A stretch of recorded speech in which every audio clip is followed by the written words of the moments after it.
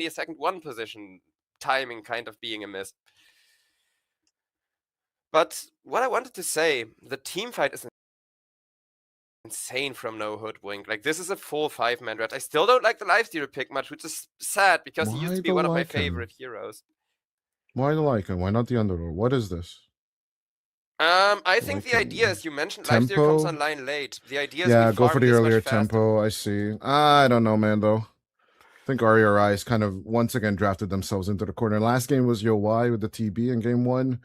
This time it's going to be Anku on the Lycan. Can they use that nighttime, though? I mean, Howl, that negative armor, and a little bit of a setup coming out from RERI's.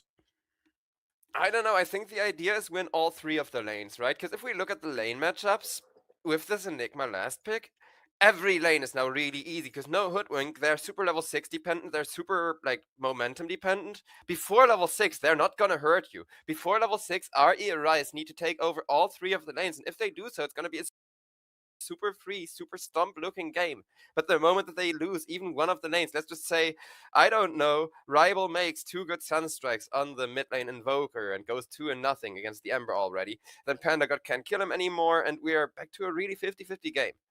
There is a win strat here.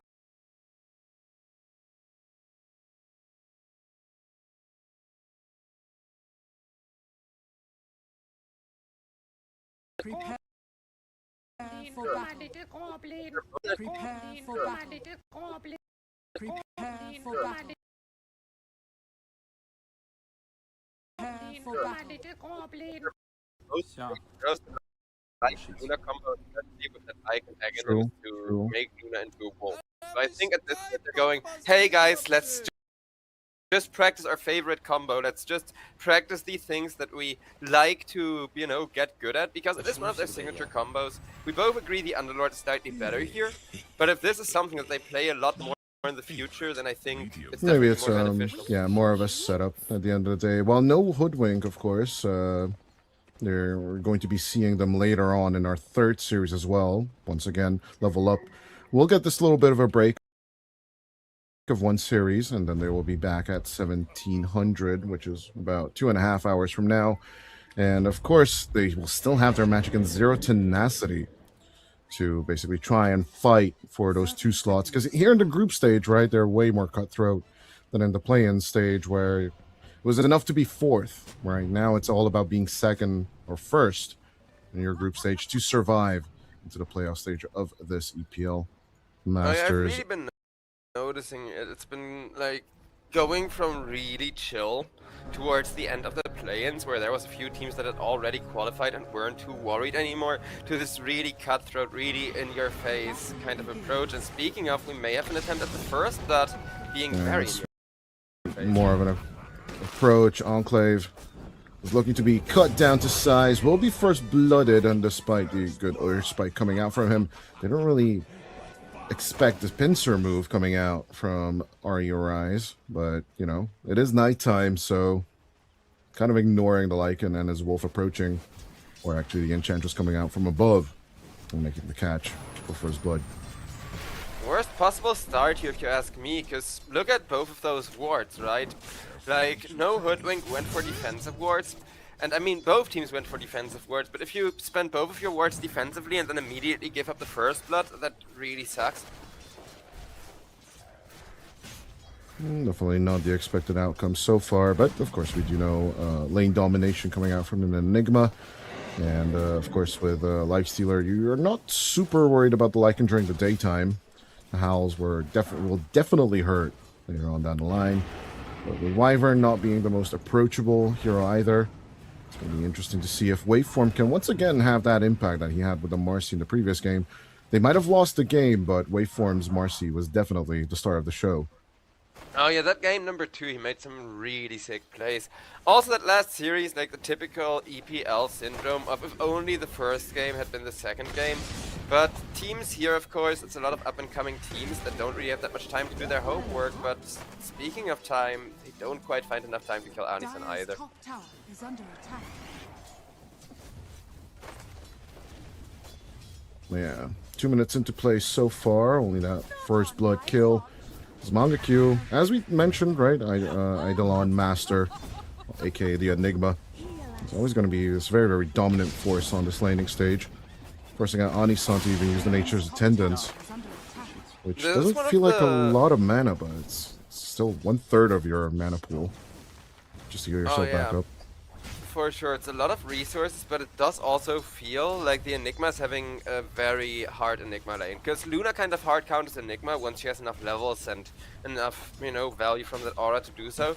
But having an Enchantress that can just enchant one of the Eidolons away and heal up really well, it's still good. Like, RE Arise, I don't think they're too worried about this laning stage right now. The real question is, what do you think No Hoodwink are really gonna do about it? Like, how is the action gonna come into this game from No Hoodwink's side? Will it be those Sunstrikes? Will they be waiting for the first black hole? Or I think it's going to be more defensive gameplay that we mentioned, right? As the core is hard to approach. Potentially catching the lion. This is what I'd be really looking for with one of those Eidolons. You can, Anisan could enchant potentially, but overall, every spell used, waveform coming around the bend, the rebound catch. It's not even going to be on Enclave as the reach is just not there. Enclave even has the Healing Lotus just to shake them off if necessary. A very weird rotation coming out from waveform. Not really resulting in much. yeah, Rune Eaters, you can see that. I think you're completely right. They're currently trying to just buy time for those level 6s on No Hoodwink.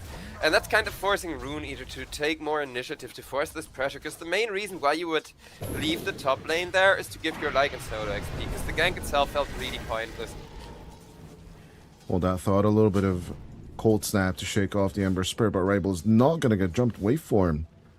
These rotations, I expected a bit more, is all I'm going to say. He's giving Lycan solo XP before the first night, so the main idea isn't for him to get something done. The main idea is for the Lycan to be left alone. But I will agree that this is not one but two kind of wasted rotations. He's gonna try for a third towards the bottom now, saying third time's the charm, guys. But yeah, you're not playing a Spur Breaker with this Marcy right now, and it's showing really, really hard for them. Waveform showing that he wants to go. The grenade will hit. There is another rebound to be played here. Dispose on for the play, but gets Earth Spiked instead. Waveform is gone. So Enclave will die for a second time. But it did cost them a lot of time and effort just to get a support exchange at the end of the day. Come on, sprites. Yeah, the good news is if we look at the Lycan's XP, like, the timing is getting better, for him at least. But Marcy definitely learned her lesson and is just gonna teleport back into the top lane after that. Whereas over on the bottom lane, Anisan is now gonna be the one paying the price. Should be. Sunstrike will be off the mark though. And Anisan needs 9 more seconds and a little bit more mana to actually recover here. But yeah, the Eidolons are expiring. He should be okay with your Y. Okay for now, cause if we look at the farm, like, Luna is Yo, not why? being lasted. Radiant Oh, structures are close fortified. grab from Enclave, but Dire the structures Wyvern.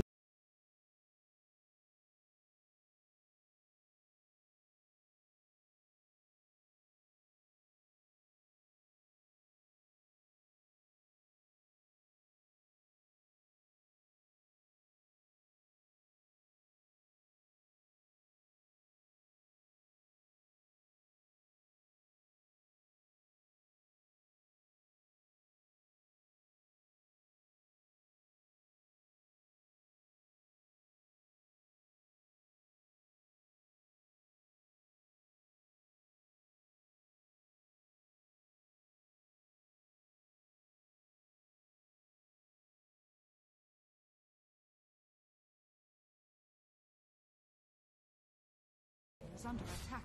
I think the fans deserve an answer. As good catch onto the Enchantress. Once again, the good defense is paying off massively. Both supports just die on the bottom lane. Bottom tower is under attack. And I don't know. Maybe it's the 15,000 hours of Dota, Joe. Maybe it's just, teaching so many teams, but we read this like a book. Oh yeah, it comes with the territory. Let's be real, not to pat ourselves too much on the shoulder, but we would not be here if we didn't have like really good takes on Dota. Cause sure, we Or just disagree a lot and we argue a lot. watch Dota. Too much Dota. No such thing as too much Dota. I'm like almost 30 years old, and only 2 of those years have been spent playing Dota. Like 2 years of consecutive time, that is. No, not this guy. I think I played Dota more than half my life, but honestly, I would say that time is majority spent on watching the game instead of playing it. Like I have 15,000 hours of Dota. I think like 12,000 of that is definitely just watching the game, or at least Yeah, playing and an, casting. or playing arcade while watching the game, right? I'm so mad that you have more hours than me, but yeah, you play Dota arcade and bot matches a lot while watching. A I lot. don't. I have like idle games for that. Nah, I have my idle games as well. Gems of War. What do you think that's for? What do you think Helldivers is for? Oh, hold on. Good grab on the rune. At the same time, Panda is in a massive trouble here. Enclave will get the cold embrace, and it will heal him back up. But Waveform diving in with a little bit of a coconut. Waveform going to try and dispose the Invoker as well. TP away as well as the Sentry Ward arrives way too late. Not going to go for the Infest play with Lifestealer either. Good dive on the mid lane and good save on Panda. At the end of the day, nice efforts coming through from No Hoodwink, but at the same time, they will be losing their tier 1 tower for this. I don't think the ward would have mattered if it was earlier, because yeah, it could have been like half a second earlier, but they didn't have a stun or a good answer anyways. And I feel like this is one of the things that's really broken with the current invo. Oh wait, we may have another Good fight approach breaking. back onto Aku. Here comes the black hole. Straight onto the Lycan. Kill the Wolfie. And with Anku gone, the plan is just Jover. The tier 1 tower mitigated away from the enemy just in time. Even though they don't have their level, I think there's no level advantage in either side for the supports. This overextension or sitting under the tier 1 tower thinking that it's a done deal as well. Your eyes overstayed their welcome. For sure, and again, Arya Rise. You said they drafted themselves in a corner. I said as long as they win all 3 of the lanes, it's gonna be fine. And I think, you know, the moment that they stop winning all 3 of the lanes, they're now panicking. They're now feeling that pressure that they need to put on the map as to not lose their timing and not lose this game. And that's why they're kind of taking these rushed fights. That's why they're kind of trying to force initiations, even though they're giving the supports time to teleport in. But as I was saying, I feel like it's really broken with the Invoker that activating Ghost Walk no longer breaks channels. It's one of the large reasons why Meteor Hammer became popular on him, but he kind of made sure to abuse that for that last teleport that we saw, as oh boy, this fighting on the mid lane is just gonna keep going. Enclave down at half HP, but Anisan is truly the one in trouble. The percentage-based damage coming out from the Wyvern will be enough. At the end of the Arctic Burn, Panda will be forced to just TP back up to the high ground with his remnants. And out he goes. 2k net worthy for No Hoodwink, as the pressure is definitely on them. And even though they didn't touch the mid tower at all yet on the No Hoodwink side, and they do lose their own tower for this, I think the threat on the Luna's farm is what you're massively concerned about right now on the Radiant side. Yeah, because Luna, even if she does keep farming up, it's not like you have the option to go for that Aghanims build when you're behind here at all. I really hope it's gonna be a Blink Dagger Glaives build, because you need a good answer to the Lifestealer already. Onisan trying to shake off Manga Q, but the Enigma is not gonna survive. Or is actually gonna easily survive the Enchantress. Wolfie's coming through, but they don't really do much. And even with the Lifestealer, right, we did say slower timings, that good old play is gonna come out pretty slow. Enclave, and of course, an easy catch. Coming out from Mazdakor as well. Once again, the captain ensuring that Yoai's death. This pressure relief of the fact that, you know, Anisan dies to the Enigma and thinking that you're absolutely okay since, you know, the pause 1 and pause 2 of the enemy is showing is feeling like a bit of a mistake that Yoai once again will do. Well, I think the main mistake for Yoai is that, again, it was supposed to be a really one lane, and we've talked about those Marcy rotations, like, they just didn't come up with a plan when there was 3 of them. Like, we had 2 Marcy rotations to the bottom lane, and it looked like neither of them really got anything done other than cost more XP from the Luna. And then the first time that Luna really got treasured, she could have had an ultimate if it wasn't for sharing that XP.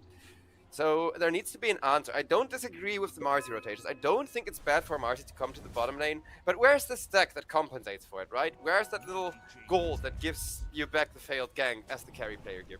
Yeah, give me the results. Show me the results. And right now, the results are 10 and 3 for the enemy. His rival. Sorry, Panda will be going for the grab. Onto Enclave. There is a BKB or black hole to be had here. It's black, but it's not a bar. It's actually a hole that Mangekyou can do. He will try and commit it on to the Ember Spirit, and with the help of the Sunstrike, he will get the kill as Azdakor does have Winter's Curse in about 3 seconds. In he goes with a little bit of help from the Cold Embrace, and with the Winter's Curse, the Wolfies are attacking the Luna. Waveform going for the Dispose, will not join in on his carry, but the right clicks will take out the Marcy. And as Ruai is getting chased, Ani-san is desperate, trying to get a little bit of contact, but the Sunstrike will be enough to take out Ruai once again. Now 13 kills deep, 1 kill per minute, and Rival will look to continue that streak with the Meme Hammer and, of course, the Ice Path as well. Ice Wall. But, yeah. Yeah, no, now it's almost GG. Like, we need Luna to get some kind of set of items that allows her to fight, and I'm not sure what that's gonna be, because again, the right build is definitely the Blink Dagger Glaives build, but how do you even, you know, build work right now? Mandasdal, okay, I can see that, but she already has some madness, and I don't know, it feels so weird. It feels like you can't really itemize this build into something that works for being this far behind so easily. Because Ember Spirit, he's been having a very rough laning stage, but he's finally recovering at least. Still, until that vessel is not finished, things are not going to look on the up and up. And at the same time, with only one tier 1 tower standing, they need to try and look for invasions. Need to try and either catch the Lifestealer or the Invoker, and neither plan is seeming to be feasible right now. Yeah, gotta finish the vessel first, at the very least. With the vessel and like a 3 or 4 man smoke, you can try and catch the Lifestealer. And then if you whiff the gank, like the Marcy gank was whiffed, it's still gonna be GG's. Yeah, rough to be in that 5k hole here in the mid game, and now you suddenly find yourself on the defensive yourself, but the enemy has already outfarmed you or outplayed you in that sense. Although the Lifestealer will try and go for the Infest escape and will be more than successful. The classic. It feels so good to do that. Just walk away. Run away! My I planet usually put a needs me. beep, I'm a creep in the all chat, right? But yeah, that Radiance we talked about, done at 15 minutes in, which is definitely way faster than what we expected from Rubicon. But he's effectively had a free laning stage, and as the third or second tier 1 tower is being approached, here comes the Unleash. No Enrage yet, although it just came off cooldown, I believe. Panda. It will be an easy approach from the Ember Spirit, but it has to be an easy escape as well, as he's losing his backline immediately. Good with the approach. Finger of Death Enclave sets up the kill for Rival. Just easy spike, easy finger, easy kills. The game doesn't feel hard at all for Hoodwink. Yeah, like, no, Hoodwink are absolutely stomping, but honestly, this game the supports are definitely the MVP. Like, because again, I agree with you as a one position main, as a carry player, up until you get to that high level, up until it's every teeny tiny bit of skill difference that matters, the supports are so much more important. And this game as well, I was gonna talk about how Azdakor deserves the MVP, because the first Luna ultimate, he walked into it to make sure that everybody would survive it, right? Just kind of face tank for his teammates. Now the same thing, where he holds the ultimate exactly long enough to not just guarantee the kill, but also his teammates get away. But then Lion comes in and also goes for these amazing plays. So easy both black of these hole play supports bottom, as Mangekyou and Enclave will just ensure the OI death. Number 4 at this point. Hex up, straight onto the Ember Spirit, Mangekyou. No more black hole, no midnight pulse, but here comes Rival from behind, TPing onto an Eidolon just to kill off Panda. As Azdakor, easiest body blocks of his life. The Enchantress isn't going nowhere. If you're a Bambi fan, please avert your eyes. Oof. Yeah, This should that's be what I was censored. saying. This is illegal. Both of these supports are just too good. You can't deal with both of these supports because you zone out the Wind Wyvern perfectly out of the fight, right? Make sure that she can't ultimate, she can't heal. Well, guess what? Here's the finger stun Sunstrike and you're dead anyways. The same with, yeah, you were thinking that, oh, they were just up top, I must be safe, right? TP, blink, straight into your black hole, and then you're just gone. Right? I mean, they even saw one of the supports. Like, again, what you said, they saw one top, they saw the other support. They think like, okay, we know where both of the supports are. Let's go. Hold And then on, it's flag Joe. wall. Vessel is done. They might just attempt to do something. If they can kill Ozdakor here, or even Panda, anything would be valuable here. Good dispose, and finally an easy kill. But the Winter's Curse will still take the lives of the Marcy, as Mangaku will kill off Yowai once again on the bottom lane. While all Not of sure this is how going worth it on. that was. Other Well, one in. Definitely not, right? You lose your Luna and another person. You still get 2 kills, but your carry is just not carrying at all. Radiant's bottom tower. But is looking under at the Radiant's top gold, tower like, has it was fallen. kind of okay.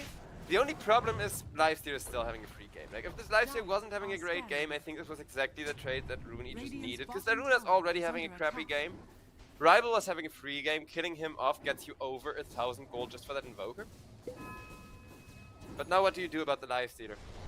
Like, how do you answer this hero? That's the one thing that they need to figure out. A 5-man smoke with all the ultimates will probably still not cut it from Rooney. Panda, good with the escape. At least there's that. But Enclave, finally, what Lycan players dream of, just constant chasing supports, finally happens to Enclave. At the same time, the Black Dragon will be Malphist. Yeah, overall, Enclave is having a hard time shaking off the lycanthrope creeps. Dire's top tower is under attack. It will be an eventual find, but of course, Anku will give up on this chase. Yeah, Enclave, he's had a way rougher game than the Winter Wyvern. As you've talked about, the Roar is really powerful, especially against low armor supports, but another fight. Or more like an execution, I guess.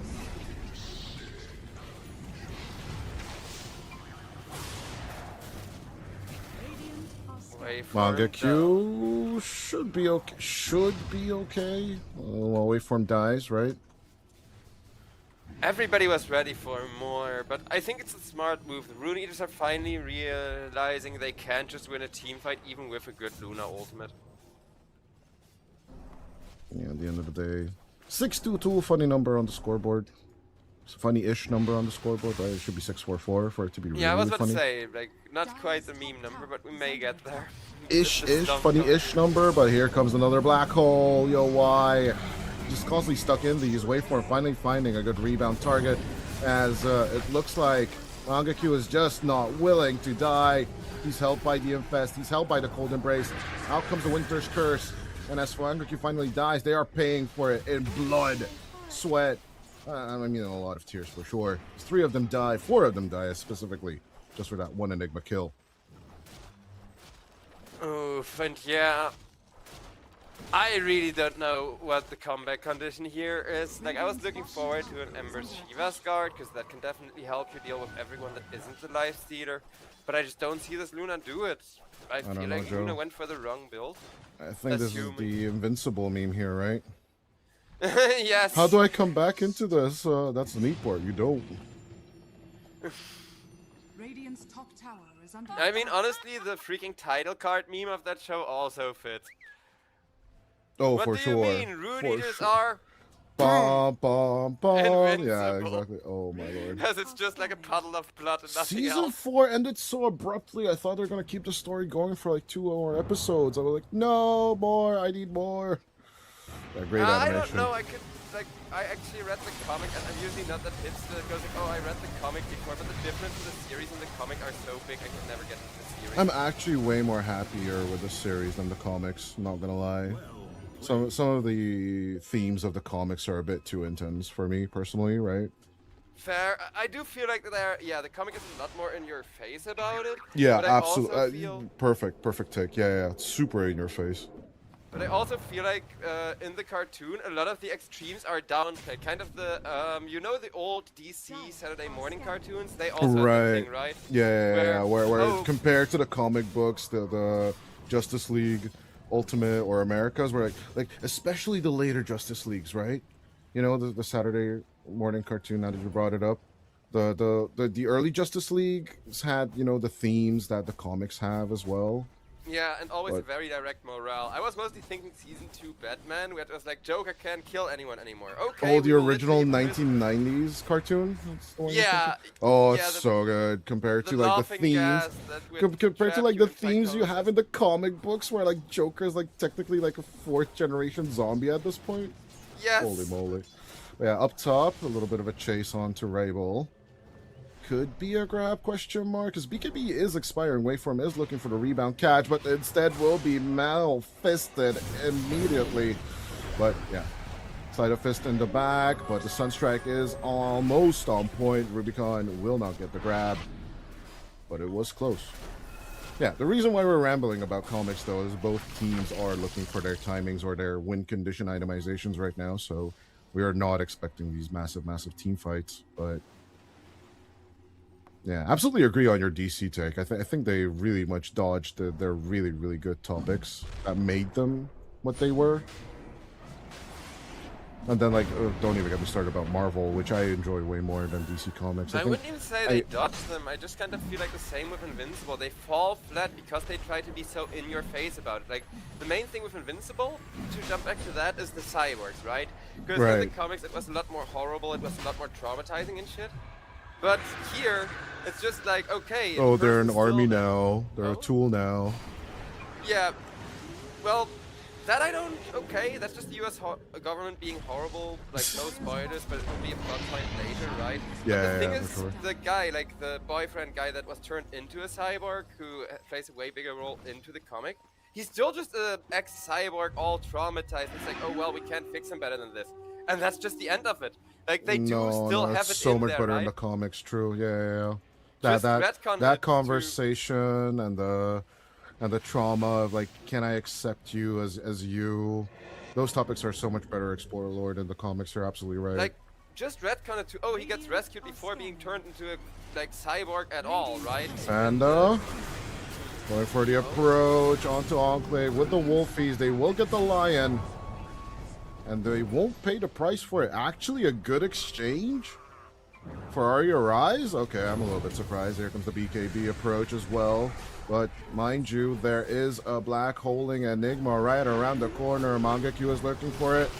But they will throw in Aztakor first. At the same time, here comes Mangekyu. Goes in for the grab. Gets 2 cores inside the black hole. And shoves them back into the fountain. And yeah, just like the Invincible comics, because the main protagonist of those comics is famous for getting his ass kicked. Blue needs to also just, well, Eat it. getting turned into a bloody puddle. Just eat it. Straight up, for sure. As the second tier 2 tower is going to be taken for free. I think so, although there's no creep wave, because, mind you, Anisan did a great job at pulling back this wave as quickly as possible. The back door will kick in, as it looks like it will be just a pivot coming out from No Hoodwink onto the mid lane. It's not like towers matter right now. The one thing that matters, and the one thing that's good about taking towers, is don't give a comeback to like the Luna Lycan combo. But again, I don't think Luna has any kind of comeback timing until she's basically 6 us. Because with the Manta style Mask of Madness and now BKB build, I know it's very meta, I know it's very mainstream, but it does assume that you're out farming, and she's currently not. No, they need to win the fights, and without the Eclipse, I just don't know how you do that. It was waveform. Just for poking and prodding will get punished.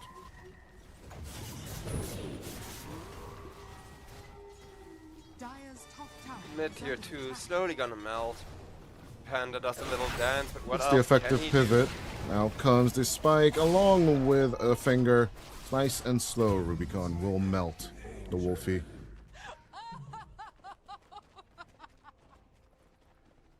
Yeah, Radiant's Yo middle Wipe, tower I think is it's under smart of attack. him to know to like not be anywhere near there, just kind of hide out, make sure you farm for another 2 minutes while this Aegis is being reclaimed, but it's probably gonna result in a lot of damage to this Radiant base, if not like all the tier 2s being cleaned up before that at least.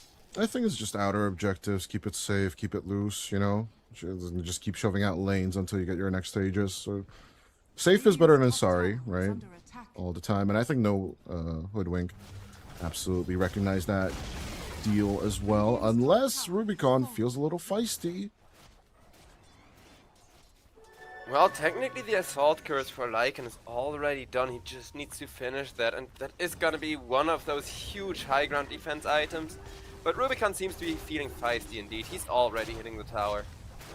BKB finished now on the life stealer, so more than one escape mechanism is available for Rubicon. Gets the alacrity as well, takes the tier 3 for free. There's one more full minute of the Aegis still remains. Rubicon's absolutely fine with this. We'll even turn off the armlet. Like, yeah, hit me. See if I care. There's no Eclipse. Nothing will be dropped on this. Nice curse set up onto the Enchantress as Rubicon looking to grab out the Grand Bambi. We'll take that kill. Panda diving deep with Waveform. Will not get caught in the black hole at least. Two supports down on the side of the Radiant as Rubicon will just turn back around onto the shape-shifted Lycan and will eat him for breakfast at this point. Manga Q takes the double kill. I'm genuinely surprised that there's no GGs in chat just yet, because it's not like this game gets better going into the late game or anything. Lifestealer... Rubicon is just going to go back again. You know what? High ground round 2, baby. We've talked about him not really, like Lifestealer not really having that much damage, feeling like he's not good enough a lot of the time. And I still stand by those words, but when you have a Winter Wyvern ult and Black Hole and a Invoker, everybody else scales so well into the late game that with this 15-minute Radiance timing, I don't think it's possible to lose that. Rabel standing behind Rubicon, helping him out, or just setting up kills all for themselves. Infest play into Manga Q as Yowai is looking to turn around with the BKB. No more Eclipse as he's just used it, but Ozdakor will still not die to the Luna ultimate. Waveform diving in with the rebound. We'll get the rebound kill. Yowai attempting to Manta dodge out the Finger of Death, but will still eat the damage fully as Enclave will be paid for.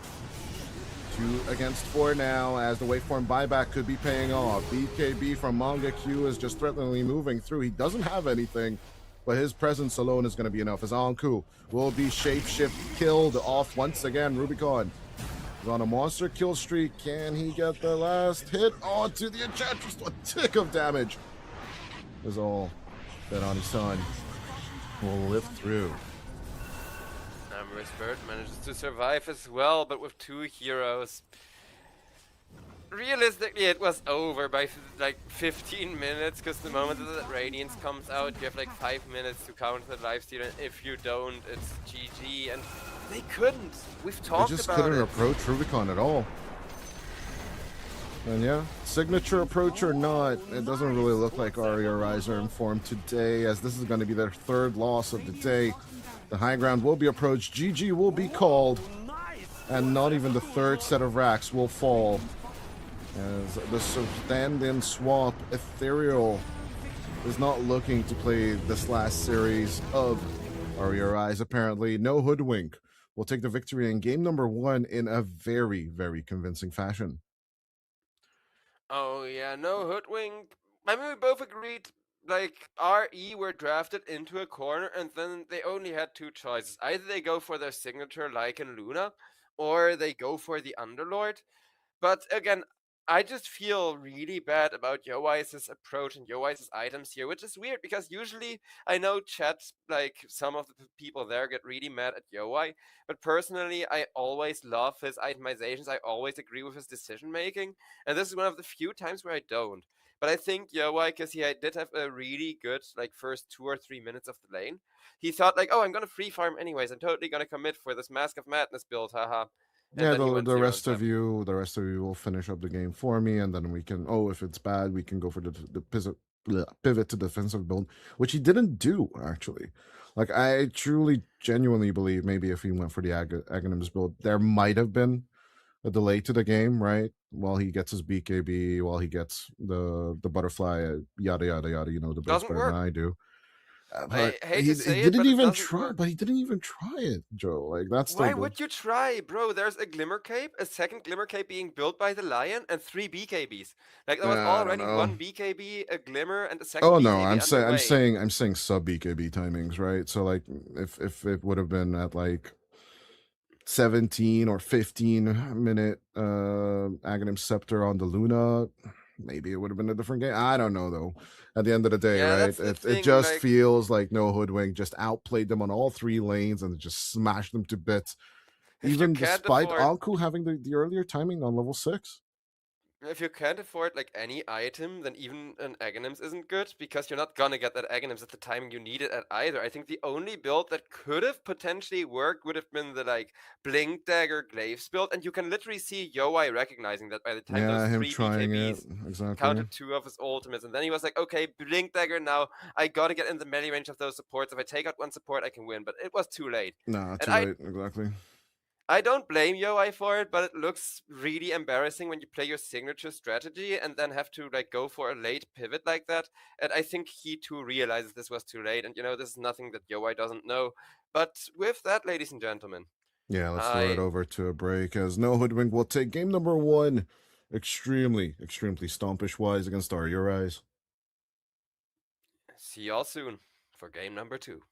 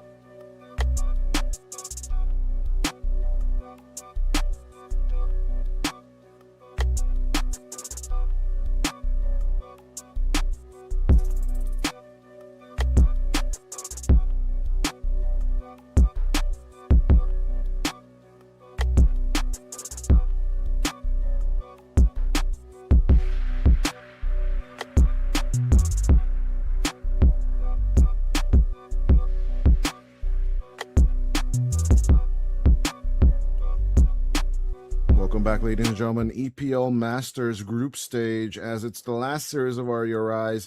Ethereal has finally graced us with his presence, but I think it's a little bit too late. Even if they win the series, there's that little bit of glimmer of hope. Gandalf finally has arrived with the army of Rohan. Yeah, you're kind of dead. At the same time, Yeah, one last stride of the Rohirrim, or RERIs in this case, could still be witnessed here. in a 2-1 would still be cool, or at least a third game to this, because that proves that Sure. RE Rise, when they have their full squad, can deliver on this level. Because no Hoodwink, I think they're a pretty middling team, right? Like, they're very good for the level that they're currently playing at, but they also do have some limited strategies, and if it ain't broken, don't fix it, I guess, because they're gonna pick this Rival Invoker again, Enchantress is gonna have another game. I think no Hoodwink, they're comfortable right now, and maybe it's Ethereal that's gonna take them out of their comfort zone a little. Because I don't like this draft that much from RE Rise. It looks like what No Hoodwink were playing in the last game. But No Hoodwink in the last game, they picked the big team fighty draft because they had the super late game, because they had that really good lifestealer timing. And even if you go for that super late game carry here, I think it's already obvious, right? Like, I think it's already kind of being shown with the Terrorblade being banned out here.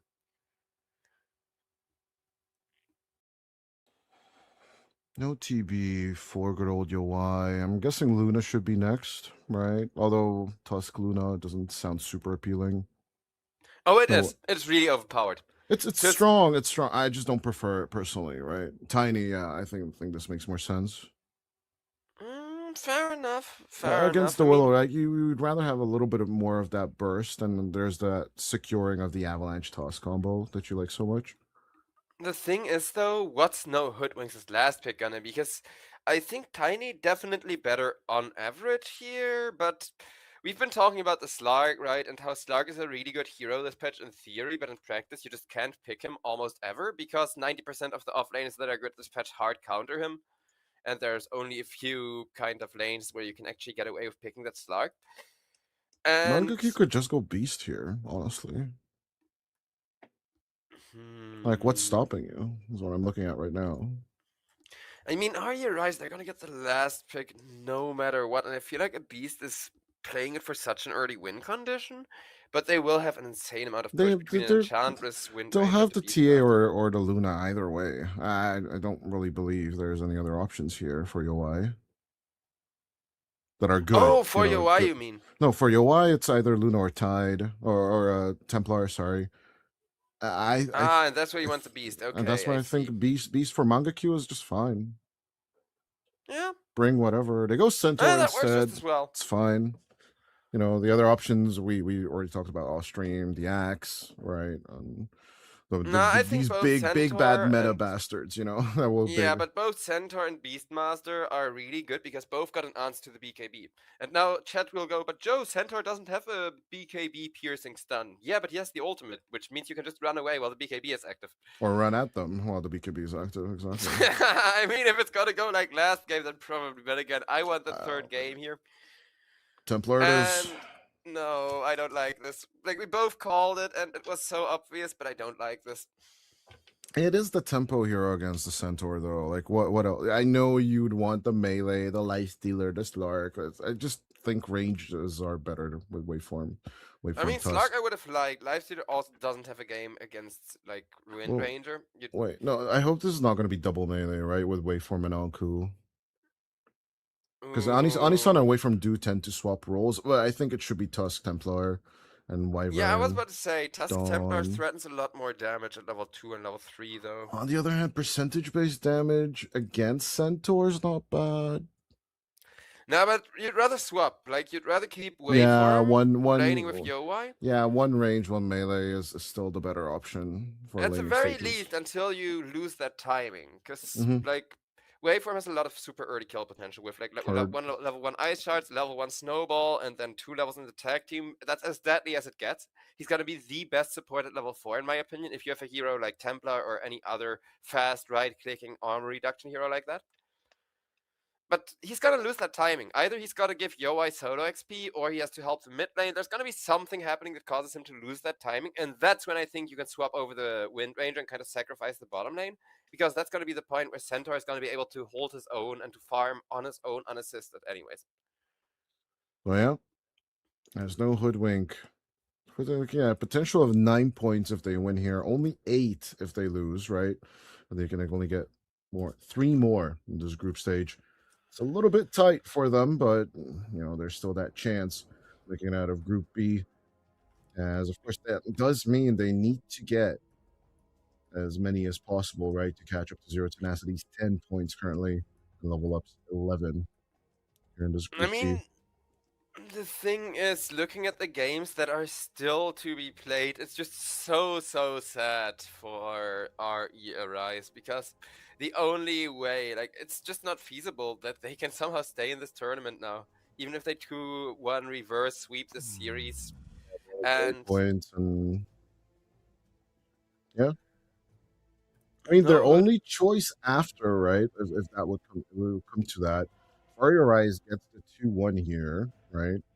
They would get 8 points. No Hoodwink would be at 7. And if they beat Zero Tenacity, I do believe by the passage of, the head-to-head matchup, they would be the second place ipso facto on the board. yeah, so that's the one scenario that's still potentially feasible. Yeah, Potentially. if Aria Rise get the 2-1. If Aria Rise get the 2-1, right? Yep. And it still depends on the other no Hoodwink game as well. Like, that's kind of the thing. Yeah, sure. Like, they'll have to secure that victory, of course. But like, this group stage, as we talked about, is way more cutthroat than the previous play-in one. Oh yeah, but that's the thing. Level Up, they looked really strong and really clean all tournament. I think anyone who faces them is gonna be in for a ride, and that's a team that no Hoodwink are still gonna be faced with. Where even if they can beat RE now at full strength with Ethereal back, is it gonna matter? Like, 30 seconds to battle. We'll see. At the end of the day, we did say that we did not like the Templar Assassin approach. There's still that global play. And of course, Ethereal's Coddle is pretty strong. Let's not kid ourselves. At the end of the day, we're not gonna. But I don't know. Last patch, I talked a lot about RE just being super limited by the draft option, where a lot of the good Yowai heroes are gone. A lot of their go-to off-meta mid options have not been good in a while, and how frustrating that must be to play. And now it's a new patch. And once again, they lose 3 runes out. But can they grab that first blood that they managed to successfully get in the previous game? As Manga Q getting low, but the Arctic Burn expires, and there's no more range anymore as the core. Still offering his Heine, but I think good old Enchantress will just walk away from this. It looks Good like try for first blood, but Enclave position 5 Willow here. And it looks like Enchantress 4.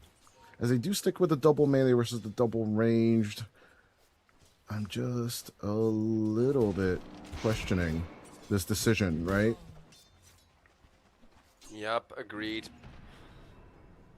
Because while it does threaten a lot of punishment on the top lane, if you can get like a tag team plus hammer spin on somebody with Anku, it's insane damage.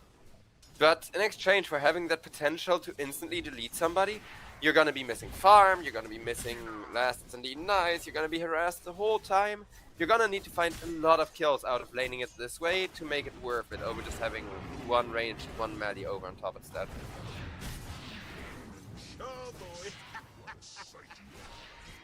So far, so good on the laning stage approach, though. The Centaur, Manga Q, is doing his very, very best to just keep the distance. As you do against the Templar, or Luna, or whatever range damaging hero, right? Yep. Keep your distance, farm up, but Aztekor is also really helpful, because he can kind of run in every now and then when he realizes, like, oh, the resources have been used, and just kind of get poked low. Like You just need level 2 here. They need to kill one more creep for Manga Q and Aztekor. It's Yowai and Anisan are doing their very best to just delay that for as long as possible. Yeah, that level 2 is done on the bottom lane as well. It's just about distance keeping. I'm a He's big still hater of the holding Wind Ranger, but apparently, like, Rubicon is not having the worst of times. Same. I don't like Wind Ranger 1, but I do think against the Templar it's such a good matchup. Because It's of the way fine, yeah, it's refraction absolutely works. fine against Templar, as the Centaur will go down for First Blood. I said will go down for First Blood, as the Chorus does defies me, as the Sunstrike turnaround onto UI will not be successful either because of the refraction. Such good healing from the creep though. Because that was the last second Lotus and 2 creep heals, and all of that came out from Aztec Core while Mangeki was just poking us in position. What are you for talking staying about? alive. What Lotus? There was no Lotus yet. Wait, yeah, It you're was right. just What was it was just a burst of heal, as First Blood will actually happen up top. Waveform will be overextending himself just to set up onto Rubicon, but it will not be successful. Anku looking to pick up the first Lotus on the top lane. We'll get that with ease as Rubicon trying to pull or bait Anku into a bit of a mistake. Waveform just bobbing and weaving, dodging and leaning, just to try and get closer and closer to that potential Wind Ranger kill, but they will be unsuccessful on that. Yeah, potential Fairy Fire could have been another option. No, because I don't saw know. something blue, so then it must have been a mango, because it was like green and then green and blue at the same time. So I think it was like creep heal into creep heal plus mango then. Yeah, possible that there was a troll heal as well, but I'm pretty sure most of the heal came out from Nature's Attendance at the end of the day. Yep, like Waveform. both the natures and 3 troll heals, like all of the troll heals were used off of cooldown perfectly to both. Really impressive play as a whole. Though Templar is still having an okay time, I will say. Like, not farming the best Centaur is always a pain, of course, to lane against. Even as the Slark, same thing, where you force Centaur to keep his distance. He's still gonna come in, give you a double edge every time that his support has healing to spare, and then just kind of walk back and chill. Hold on, Anisan looking for the wrap. There's Wind Run though on Rubicon. As a power shot comes through, Enclave. We'll set up the Bramble. We'll try and hide in the Shadow Realm, but the Saucy Hammer still went through him. Enclave will still just right-click back onto Anisan. Arctic Burn was used for nada. And as Enclave is healing back and going in for the chase, it looks like, yeah, Waveform will just casually, or Anisan will just casually to be back onto the bottom lane. Nice escape, though. I will say with Ethereal, the gameplay as a whole and Rune Eater Arise as a whole are looking a lot stronger and are looking a lot more defensible, right? Because their responses are almost instantaneous and they're really good at reacting suddenly compared to the last game. Yeah, no, it's like they right now the plan that they are planning to execute is just way better, right? Now they have their main mid backup. And this is nothing against Panda or... No, I was about to say, like, I'm not pointing any blame at him either, but I think, like, having a stand-in in the last game and then going for such a, like, high-risk signature draft as they did may also have really made things, like, worse than they should have been. Nothing against Nyx or Panda for Nyx's previous series and then Panda in the game number 1 of this series, where we're not shaming them or at all. It's just, you know, you're not on your usual team or your usual component. Stand-in situations are just not something you want to face, right? You don't... However, yeah, like, you even on the don't- highest of levels it matters. Yeah. Obviously, though, there are miracle runs, such as Toby pushing Tundra in the previous DI, but Manga Q, easiest grab, and it looks like Anisan will still take the kill away from his Nice cores. cleanup. 1-1. Yeah, and of course, with nice little catapult, the Siege Wagon helping out. But should be an also, easy tower for what take. you're saying, like the miracle ones, I've runs with stand-in, I feel like most of those miracle runs with a stand-in are stand-ins that, you know, they have history with the team, they have played their thousands of hours with this team before switching. Because we saw something similar in this season of the EPL, or well, this Masters, I guess, where the old Navi Junior squad also ended up splitting up and then taking their old, like, Navi stand-in back and being like, hey, we know this guy's played with us for like 1,000 hours. And it really matters, like those 1,000 hours of history that you have with a stand-in make the difference between it being just a stand-in and, you know, basically a replacement player. Yeah, got the juice, stood in for PuckChamp, of course, and Radiant are scanning. It didn't really Yeah, get that's the the bestest of results, but at the very same time, though, Waveform gonna be crushed under the weight of the meatball. Despite the cold embrace coming through, good approach. The Sunstrike will give the vision, and Rubicon will get the execution. Both supports dying on the bottom lane. Against no Hoodwink. Apologies. That's 100% on me. I should not have complimented how well they kept reacting and avoiding all of these gangs. Caster cursed. Because the moment you pointed Caster out, cursed. the gank went like as bad as it could have gone there. After every other gank attempt from no hood, it was perfectly mitigated, was perfectly dodged. This time they're like, nope, nope. Joe just said we're doing well, guys. Come on. Yeah, time to die. Let's make sure we both check around this corner of trees at the same time. One thing has to be said though, right? Yoi has not been ganked as effectively as in the previous games. Losing 2 support, I'd rather lose 2 supports than lose my carry sub minute 10, right? Any day of the week. That's true, but he's also not farming as well as last Exactly. game, 'cause well, no, he is. He is top of net worth. Oh. So I mean, he is farming a little bit better than last game. Well, not in terms of actual last hits. It's more that Rival is Money. not having like 4 It's or all 5 about kills the with money, Sunstrike. Joe. It's the money. Yeah, but it's like relative, right? Like if the Invoker has 2,000 less at this point, then Templar having 500 less still puts her atop of the net worth. But it's all about the money. Doesn't really care about the KDA. It's just the money. I mean, yes, I agree, but Invoker also really cares about money, and if Invoker overtakes Yoi is gonna die so much easier, Reflection or not. Great stampede one way or the other, but it's not going to be enough for Rubicon. This should be a death on the red-headed Wind Ranger as they pivot to the top lane aggression instead of anything else. Dyer's top tower is Now under that was attack. nice. No, our Because guys every are time definitely you going to press be that happy about Centaur it. ultimate, you need to get something out of it, and RE getting a kill right as that Centaur ultimate is pressed means no Hoodwink just lost the 2 biggest resources they could have in the Dyer's Centaur ultimate structures and the are carry. fortified. Dyer's top tower is under attack. And with that, pressure opportunity for our Rise. Immediately, of course. Picking up this tier 1 tower on the top lane and then shoving the mid. Dyer's top tower Just to drive more of that early game timing that you usually enjoy if you're all Templar Assassin lineup. Yep, good use being made of it. I really don't like Templar, I really don't like Wind Ranger. Honestly, I'm just enjoying neither of the carries this game, but I will say that this really strong ethereal Keeper of the Light is making so much difference against the Invoker matchup. Because last game, it was like Invoker having a super free game. And this game, yeah, he's a little bit ahead of the Keeper of the Light, but he's got to defend his tower, he's constantly responding to stuff instead of dictating tempo right now. Alright then.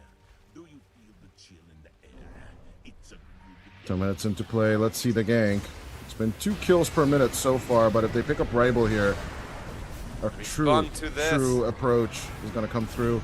Solar Guardian will be a miss though, as in the Ghost Walk Rival with the regen from the tier 2 tower. It will Does be in fact enough respond to it. along with Asdakor. Oh, dude, that was so beautiful by Rival, though. Like, he may not have the kills, he may not have the tempo yet that he's, like, currently looking for, but he's also still untouchable. Has the Meme Hammer, had the raindrops as well, right? I think those definitely saved his ass right now. Yeah. But Speaking... Boots of Travel is going to be finished pretty soon on him as well. Yeah, but good Meme Hammer timing against losing your tower this early. Do you think that's worthwhile? Like, do you think that's part of the plan for Rival here? Or do you think it's kind of like, ah, damn, I really wish I had my tower for another 5 minutes? 5 is a bit too long, especially against the Coddle lineup. It's pretty much expected that a Keeper of the Light lineup will constantly shove in your mid wave, eventually you losing the tower. At like minute 12. Minute 12 is fine. Not my kind of tempo, right? I do prefer like 15 minutes for all the tier 1 line lost, while the enemy has all of their tier 1s. This is definitely a situation I always called people to avoid, per se. But, Yep. you know, like if you are not an early game team or you're not an early game lineup, which no Hoodwink are clearly, not an early game lineup. They are looking for that power spike with your first item, which Rubicon not even gonna wait for that first item to be finished, and immediately he's eating the dust. Gets the right hook from the Tusk, and as the Sustain Hammer almost makes contact, the Wind Ranger is looking closer and closer to that. The good power shot turnaround to at least secure the waveform kill. We'll give him a little bit of compensation, but losing almost 1,000 HP just from that one fight is definitely not a good. It's not foreboding well for Rubicon right now. I mean, the fact that they win that is so important, because the snowball from the Keeper of the Light and the Templar Assassin is now really starting to roll.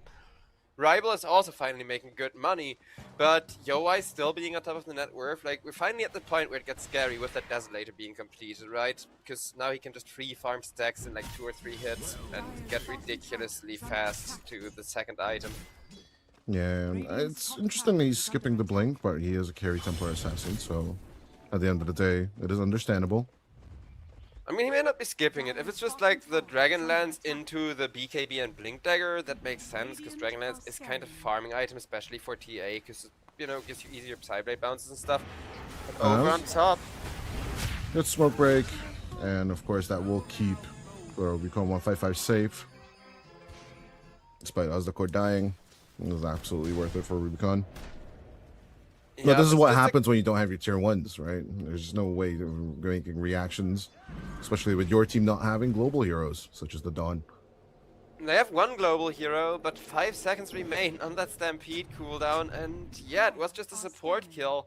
But these support kills, they're still costing Rubicon space, they're still costing breathing room every single time. And there's, of course, many solutions here, but all of them seem kind of iffy, because you could smoke gank the Templar. Now that the Desolator is done, she has enough gold net worth that you're actually going to lose a lot by dying. Goes in for the Dragonlance and is pivoting immediately towards the BKB, as you mentioned. Yeah, that was to be expected. And then Blink Dagger after, because you don't want to join the fights right now, right? Yoa, he's farming so well, he can just get like 4 items before he joins team fights. And having the BKB so that if he gets at all attempted to be killed, he can just BKB teleport out, means that he may very well be untouchable, and they need to smoke gank him right now, but Rune Eaters, they know that. That's why they kept the Winter Wyvern sitting behind Templar for the last 2 minutes, and now Winter Wyvern is finally gonna teleport out, but Templar kept safe. Just, I just don't know who is initiating here right now, Joe.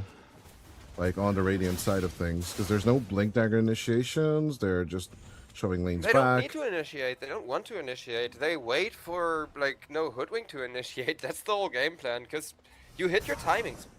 Your timings aren't going to be delayed if the enemy can't take the initiative and can't go for you, and if the enemy tries to go for you, it'll be like, bam, Winter Wyvern ultimate, bam, Dawnbreaker ultimate. And that is exactly what the situation where I don't like losing my tier 1s personally, right? Because in that buffer zone where I could farm a bit more, as you mentioned, Rubicon spaces being choked to death. All this territory that I usually enjoy is just not there because of mere tier 1 towers, one side or the other. As Rubicon, they finally look to react, this time into waveform, but Ethereal's right around the corner, and they are aware of that as, with the power shot, Rubicon will at least still execute the Tusk. Yeah, Rune Eaters not playing on their half of the map is a huge risk right now, because that's the only way that they're gonna die, and especially with the Wind Ranger's insane damage output, it's gonna happen very, very quickly. But I do want to reiterate what you said before, because even a single tier 1 tower on the off lane or on the safe lane, like just one side lane tower, goes such a long way as this Wind Ranger carry for Rubicon, because that means you can make stacks, you can farm those stacks with the power shot, you can get that little bit of tempo. Because of course this patch and the patch before this one, stacks have been the name of the game for 1 positions, right? They are the big difference maker in a carry versus carry matchup a lot of the time, where both of the carries are kind of having good farm, like is the case here. And you see that difference right now. Because Templar, she has like a deathless, but also a lot more stacks and a lot faster of a time in the jungle thanks to that Desolator. So Pivots back into the blink, actually, instead of the BKB finish. I was looking for the Hurricane Pike as well. Yeah, well, like, it seems a little bit ambitious, and thinking that, oh, the enemy's not going to come at us anyway. This does seem, I think cocky is absolutely, you got the finger on the pulse with that expression. But as Rabel, full touch with the meme hammer, Rubicon coming over. As with the Stampede, good connection onto the Templar Assassin on the bottom of the fight, but meanwhile on the top, a curse is still available here to shake off No Hoodwink. As Rubicon 155 did not manage to get the kill onto the Templar Assassin. The tornado rolling through. They will get Rubicon out of commission. Radiant's bottom tower Very ambitious approach from the Wind Ranger, and it will be punished immediately. There's not even the Winter's Curse was necessary for this. Yeah, that was huge, and that was so many mistakes being made. I'm not even sure where to start, because I don't think Wind Ranger, like, going in was that big of a problem. But the moment that you see Templar melt away and lose your vision, you need to run south immediately. And from there, everything went wrong, because, like, we've all been there, right? When playing Dota, you make one mistake, and then you don't know what to do, because you didn't expect to make a mistake here. No, the fight absolutely falling apart, where Terrorizes misses, curses don't go out from the enemy. And Waveform just doing so much work with this Tusk. Without Blink, I might add you, as Rubicon will not be reached. Good Shackle Shot reaction, drinking buddies to get himself out of danger, but Waveform will still die. As with this death, they do secure Aegis. And it looks like Waveform's calling the game plan. They need to secure the bottom area of the map for themselves, as of course it will also set them up for the Tormentor later on down the line. Yep, 90 seconds till we're gonna see that brawl for the Tormentor in all likelihood, or at least around the 20-minute mark, because currently neither team has good vision there, and you can already see a bit of, like, bottom aggression. Hold on, Anku. Gonna be terrorized. He did go for the Starstormer shake around. Deafening Blast out of play as Enclave will eat the stun. But with the Sunstrike and a good grab, Anku is still going to survive thanks to the Cold Embrace. Cold Embrace, Keeper, Heal, the entire team perfectly responding. This time around it's Rune Eater. That now that they have that lead, now that they have those Blink Daggers and the map mobility, they're the ones that say, nope, we determine when you can and cannot take a team fight. They've been doing a good job of that from here on out. As long as they have that Aegis, it's a pretty free game anyways. It's after the Aegis that timing gets really scary again. But I think it's also worth mentioning that that last kill in the mid lane showcased another really terrifying late game combo from No Hoodwink, and that's Alacrity plus Focus Fire.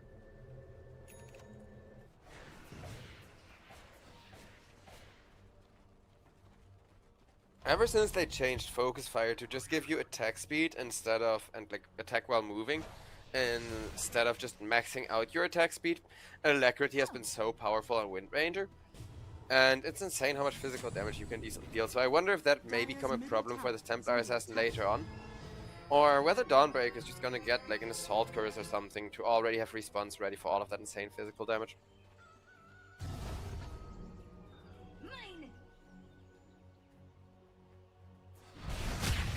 As the Tormentor setup is successful, so the Templar is going to be a fast tick off as well. Now at 8,000 in the net worth lead, as the shard goes to the Ethereal, meaning that everyone else below him already had it. Except for Anisan, yeah, okay, it was unlucky. It was either Ethereal or Anisan that would get the shard. Well, you say unlucky. I don't think that's that unlucky, because Ethereal, he's been doing work every single fight. Yeah, but you won it on Anisan. That was so good.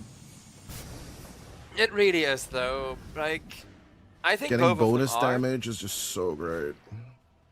Yeah, fair. Like, I see what you mean, though I also think for the Keeper of the Light mid lane especially, getting the shard for free and not having to buy it this early on is huge. Because you carry teamfights right now. Like, Ethereal is gonna keep everybody sustained. Nobody can die as long as Ethereal's in the fight and able to keep spamming those Illuminates out.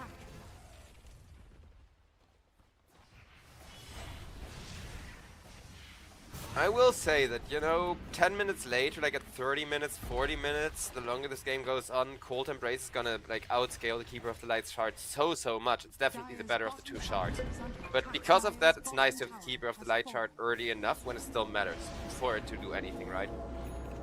Yeah, well, this will definitely matter in the long run. The double charges on that good old Solar Bind. And of course, the increased heal. Yep. Dire's middle tower is under attack. Well, the increased heal is the one thing that you really need right now. Because, again, losing the Templar, losing the backlines, like Keeper of the Light especially, is really terrifying right now. And being able to keep those people alive with the heal, just way too huge. Templar easily pushes down the mid tier too, like it's nothing right now. Made out of butter. That the Desolator is the hot knife cutting through it, basically. It's nothing special, honestly. But Why once again skipping BKB. She's going for the MKB this time. This risk is so far looking to pay off for them. Dire are scanning. Yep. And yeah, you're right, it's nothing special, but it's gonna be special if in 30 seconds when that Aegis is no longer there, Y is still gonna be looking this strong and they still can't prevent him from melting through towers. Because they've used the Aegis timing really well, Templar is making sure to hit all of her crucial timings, of course, until the high ground gets breached. We can't say, like, oh, Ruin is guaranteed to win this or whatever. Because there's always a comeback potential until you can actually get the Templar to push the high ground. But right now, I don't think Templar is ever gonna die either.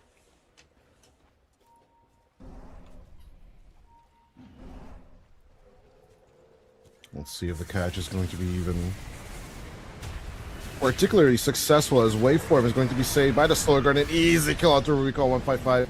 Sure to get Ethereal, but at what cost? As Rabel will be lost here as well. Anku is just giving vision to Yo-Y as they just easy execute the rest of No Hoodwink. The joys of a free-spirited round against Zero Tenacity is slowly fading away for No Hoodwink here. Do you know As that Yo-Y, meme, like that Simpson meme, where it's like, oh no, the goggles, they do the nothing. core goes down as well. That's a team wipe for RERIs. This in general, this is just a slap in the face from Yo-Y. This is the team that won the last season of European Pro League. Yep, with Ethereal, they are back in full form. Though that last team fight, it felt really awkward, because, like, do you know that Simpsons meme where it's like, oh no, the goggles, they do nothing? Yeah. It kind of felt like that with the Lotus Orb, right? Centaur was like, haha, I go in, haha, I hit my stun, haha, and now the Lotus Orb to finish the job. Oh no, nope. the Lotus Orb, it does nothing, and then he died. He's just Literally easily what getting happened. right-clicked, but it's just a good question if Mangaku puts it on himself or if he is, trying to help out one of his teammates. Neither solution currently helping him out in the long run. But Yo-Y finally going for the BKB that we expect him to actually build.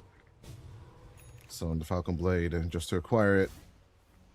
Yo-Y is definitely, even though he's 3-0-4, doesn't seem like super massively juicy target. Trust me. There's at least about 1,000 gold to be gained if they could even get the Templar Assassin in this game. Yeah, but good luck killing him. Like, right now, Y, he's almost 6-slotted. He is gonna get 6-slotted. And from there, I have at least one good news for the No Hoodwink fans in chat. And that is that, TA can get that much stronger once you have all of your items, but she will 1 or 2 shot all of the backlines and supports.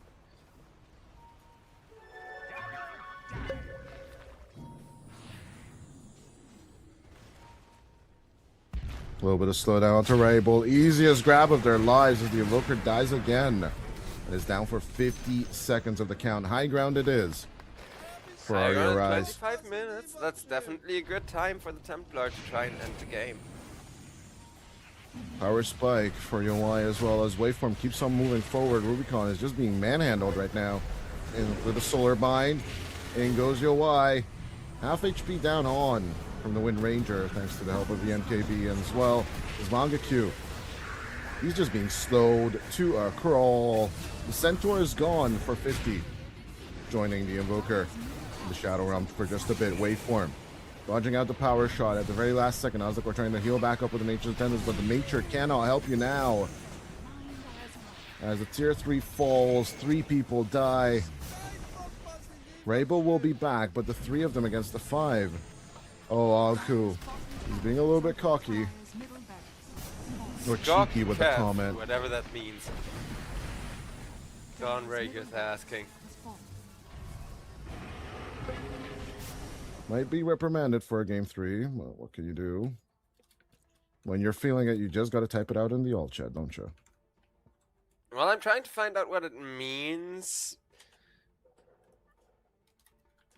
Let me see. Let me see if since we're in a. Anku is a little goblin for sure. Uncharted territory. The question.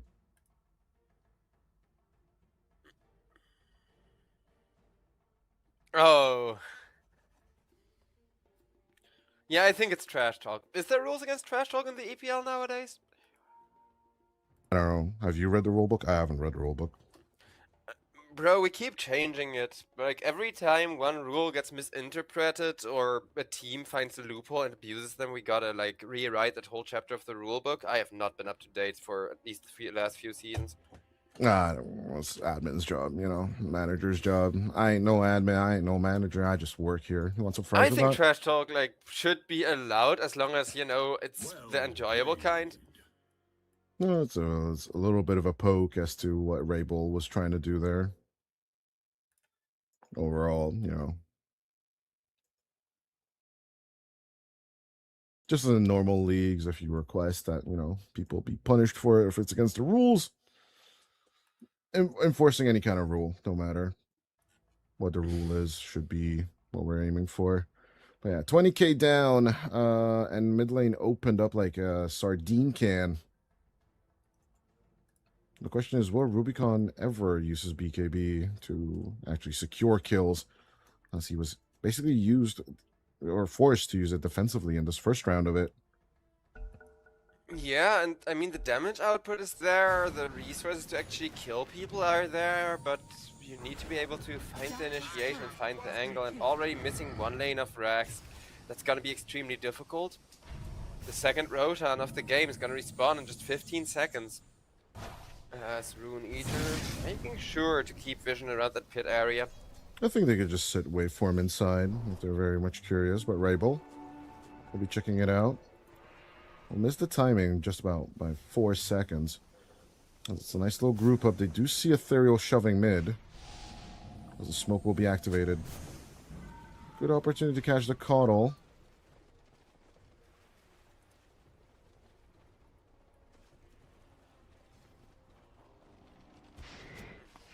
But with the Roshan up, time is of the essence.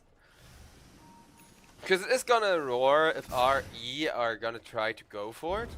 And everybody knows. I actually don't think so. No, RE were not the ones who touched it. It was... Oh wait, RE was the one who touched it. You're right. Yeah, it's kind of confusing. If no hoodwink touches it, yeah. Because now they just switched sides for just this little play, didn't they? Yep. And both teams know exactly where the opposite opponents are. Like, both are being perfectly scanned / drawn out on the map, so it's not like either team can initiate. But that's why I think causing the Roche to roar and then backing off is the perfect move here. Because again, you just scanned your opponents, you know 100% where they are. You can safely assume they scanned you because you've been camping in this triangle for almost a minute now. What else can you do to break this kind of awkward stalemate? Well, send the Templar to push tier 3s, I guess. That also works. You know why? Shoving in that second lane. Both teams ignoring Roche for now, but of course it's a psionic trap. Arya Rise would know if it gets approached. Well, easy ring around the rosy play coming out from Arya Rise, as even with the Essence Distiller, they will see Yoi for a little bit. But the approach, it's extremely slow. Anisan breaking the smokes, but can they break ankles? Yoi faster on the trigger. Will press the BKB as Mangaku is looking to slowly die. It's more of a reach of a snowball than anything else. And as Mangaku buys back, the Stampede is gone. Can they pick up the strangling heroes here as Rubicon 155 will get cursed. In comes the spin, and it's a triple kill for Yoi. Yep. As Ozdakor types out the GG, they immediately disconnect on no hoodwink. They were just all over the place in this last fight here. And Arya Rise getting that timing, getting back their regular mid lane will even up the series 1-on-1. Now, this was the worst Centaur game I have seen in basically a long season time of EPL. Yeah. It's not even just EPL, this regular season of any kind of Dota you've been watching. Mangaku kind of looked lost on the map. And despite the fact I think Lotus could be the better item. Some people might make the argument for Shivas. At this stage, it didn't look like it did much for Mangakyu's reprisal. And yeah, like despite Rubicon and Rabel hitting decent item timings, right? At the end of the day, no Hoodwink just never got those good smoke ganks, right? Like even this last one where they went for the cutoff and just, camped out next to the Roche pit. Ari or Eyes just take the logical move of, oh, guys, your lane is shoved. Let me take your high ground. Honestly, it also kind of feels like the Centaur just couldn't get any support, because I agree with Enclave rushing that Spirit Vessel. It's definitely a must-have item, but when you have both of those versions of the urn, and nothing that helps the Centaur gain armor, not even a buckler, like I think a single buckler would have mattered so much. Because if you look at Mangekyou's inventory, he was literally so desperate for armor. He was literally just trying to stack cheap armor so that he could, well, literally just that last fight kind of summarized it really well. You want to go in, you want to stun, you want to press the ultimate, and you want to be able to walk away outside of the range of the Templar Assassin. And he never had enough armor for that last part. Every time he tried to walk away, the Desolator hits, the Blink Daggers, the traps would just tear him to shreds. So no matter how much armor Mangekyu built, it just ended up not being enough. And I feel like the supports could have helped with that maybe, but it's a rough game where you are just lacking so many items from the moment Templar comes online. And it's not like they ever managed to gank Yoa and kill him off early, which is usually what you're supposed to do against the Yeah. Templar. And even with Ethereal only dying once, the Keeper of the Light managed to accumulate such a high scoreboard or score count, along with Anku, who died 0 times in the total of this game. No Hoodwink messing up in game number 2 and their execution of a plan. Let's see what will happen in game number 3 right after this break.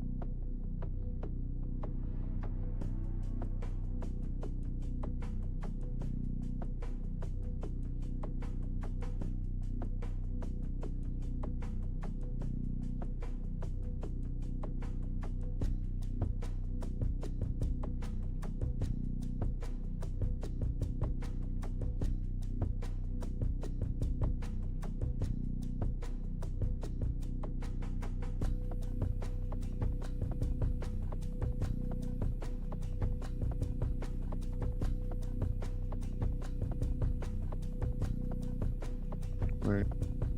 Ready?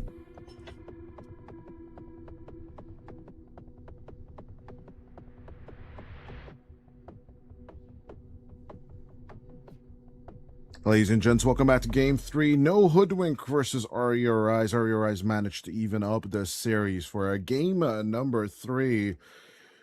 Interesting approaches to the game. Definitely not what you and I expected. But here comes the Viper from Ethereal here, as the Coddle will be stolen by No Hoodwink.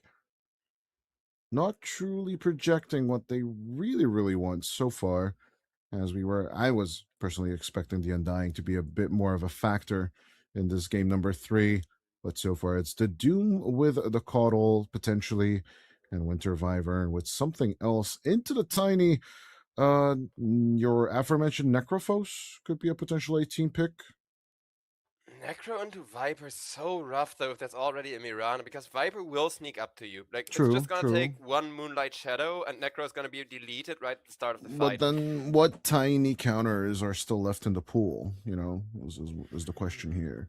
Because potentially with the Viper, I'd rather have like a Bristleback on top of everything, or the Centaur itself, which once again is countered by the Necro I mean, we've just been overall. talking about the lifesteal. I wouldn't mind him either, or something like that, because the built-in magic immunity is gonna counter 3 out of the 4 Rune Eater heroes right now, so it's decent against the Tiny. It's definitely great against a super magic, super burst-based draft, and I'm not sure about this Nature's Prophet for that very same reason, because while the map presence and the global presence that he offers is definitely what No Hoodwink need, I feel like he too is super susceptible to, oh, you come in, avalanche, toss up into the air, and bam, with one of those trees slapping him down. Out comes the snowball, out comes the arrow, and you're just stuck there for 5 seconds while you're reading a magazine and you're dying. Yeah, like everybody sure. got an answer to the Nature's Prophet. I'm really not sure where they're going with this pick, unless it's some kind of crazy synergy for the last pick here. But what is that hero? As the Enigma gets banned, the question does arise. Does No Hoodwink actually look for a core or support They here? got it. Nah, no way they play Winter Wyvern as a core. Keeper of the No, Night Keeper of core the against Light Viper mid is looks the terrible question. though. Like, You just shove the lane and dodge it, no? I mean, yes, but what are you gonna do? Like, it's not like by shoving the lane, getting the tower first. You're actually gonna get an answer to Viper. So Viper is gonna be like, oh no, I lost my tower. I'm gonna go jungle for 10 minutes, and then he comes back. And Viper has natural built-in magic resistance. He has such a good matchup against the Keeper of the Light in every way. He just needs something to deal with the mischance, and Keeper of the Light does nothing to him. But Nature's Prophet won here almost certainly, and that I don't like either, because again, Nature's Prophet just has such a rough game. We'll see. Of course, the question is if Rubicon can get out of control as he did in game number 1. In game number 2, that Wind Ranger didn't really work out, and we were trash talking it, of course, during the break as well. For different reasons, of course, from both of our sides. But at the end of the day, I truly don't believe Nature's Prophet should go mid against the Viper. So we are both leaning towards Rubicon playing the MP. As Arya Rise, they will take their last set of reserve time here for this very last pick. They still ban out the Necrophos, as it, even just the potential threat of the Reaper's Scythe is going to be enough for them. Yeah, no Hoodwink. Like, I need to know what this last pick is. Because Necrophos mid with a Nature's Prophet 1 could have worked. Like, that I can actually kind of see working. I don't like the Nature's Prophet 1 in that constellation either, but at least you have that really good... I don't like the Earth Spirit here. Yeah, it's iffy. I don't think Earth Spirit's the issue. I think Nature's Prophet is the issue. Like, Earth Spirit with a different core would be looking really good as well because of momentum, because of having 2 super tanky cores. I don't think the powers align. Like, if this is an Earth Spirit 4 and the Keeper of the Light 2, I'm still on board. Really, But for me, it's the opposite. What? Well, hold the phone here. As the picks come out, Ribel's taking Nature's Prophet mid. Rubicon is going for the Doom carry as Mangaku keeps the Coddle. What is this approach, Joe? I love it. I genuinely love it. This is what I was talking about. Okay, like, but as soon as the Dark Seer comes through, But no, was as soon as the Darkseer comes through, immediately the Nature's Prophet looks atrocious, right? As I that mean, now last he's a pick. 2 instead of a 1 at least. So your 1 position is less hard counted than it was before. Because, yeah, one way or another, like, the last 2 picks just don't match. That's the issue with No Hoodwinks' draft. Because, again, I think Nature's Prophet with, like, a lot of pressure, like the Necrophos would have been great. So you can make that 5-man death ball where Necrophos keeps everybody at full health. I think the other way around, it could have been great too, to have the Earth Spirit and that Lifestealer I mentioned, just for the really good Infest Bomb plus Silence right on top of this Tusk, right on top of this Mirana. Prevent any kind of response when the Lifestealer Infest taxis on top of them. But together, they feel so bad because they don't synergize that well. Yeah, you have a lot of catch and pick up potential between those 2 heroes, but it's just not But good enough in my then opinion. the eternal question: which team is going to be? Which is the better draft? Which is going to win? I mean, obviously Rune Eaters have the better draft, but I do think No Hoodwink, at the very least, swapping the roles around, like changing the laning like they have, is the perfect response. So at least they're super aware of, crap guys, we've lost this draft, crap guys, we've been drafted into a corner, we need to stay calm and not mess up. And that's why they lock in the roles like that. Whether it's gonna be enough, I don't think so. Remains to be seen. But it is the proper way of, selecting the roles here. I definitely think this is the best way to salvage the situation. But I gotta be clear that it's just that. It's salvaging a bad situation, right? It's not like, oh, they swapped the roles and now their draft is suddenly so favored or anything like that. Honestly, I am actually on board way more on the no hoodwink draft than anything else. It's just the fact that the coddle's not going mid potentially is what I'm truly scared of. Because I'd much rather have the carry Nature's Prophet, even in the bad Darkseer situation, and then you can always react to the other lanes with a teleport. We start off with a pause, what the audience thinks about that all the time. But Well, obviously, we gotta rig the games right now. I'll get on the phone with these players real quick to negotiate how much we'll pay whoever loses this series. Oh, they're calling go already. Guess add the beat to it. yeah, it's always fun. Think about the fact that the reason why the play-by-play talks so much is that the other caster is the one discussing it with the players, and that's how they know the information. I read some kind of unhinged Reddit thread at like 3 a.m. in previous days. It's really really fun to think like people that are not in the industry what they think about the industry, but some of the takes are truly truly unhinged. As yeah, on the other hand, tiny, tiny, tiny. Every time I'm faced with this tiny, either as an enemy or as a friend, or if I draft it out for a team, whatever, right? It's such a hit or miss. I think thinking the tiny is weak or strong, or I'm questioning tiny's strength. Just look at the Team Liquid season this year, right? Tiny is just such a massive impact on mid It's just such a massive curse on your end. Same thing a little bit with the Viper, right? If you do not stomp that mid lane one way or the other, things can just go crazy pretty much. Yep. No, we do have a pause. And it's funny because that was calling me out in that second draft when we were on camera, like, "Oh, Joe looks sick. Is Joe okay?" And no, I'm not okay because I'm not sure what the weather is like where you live, but here's a massive heat wave going on.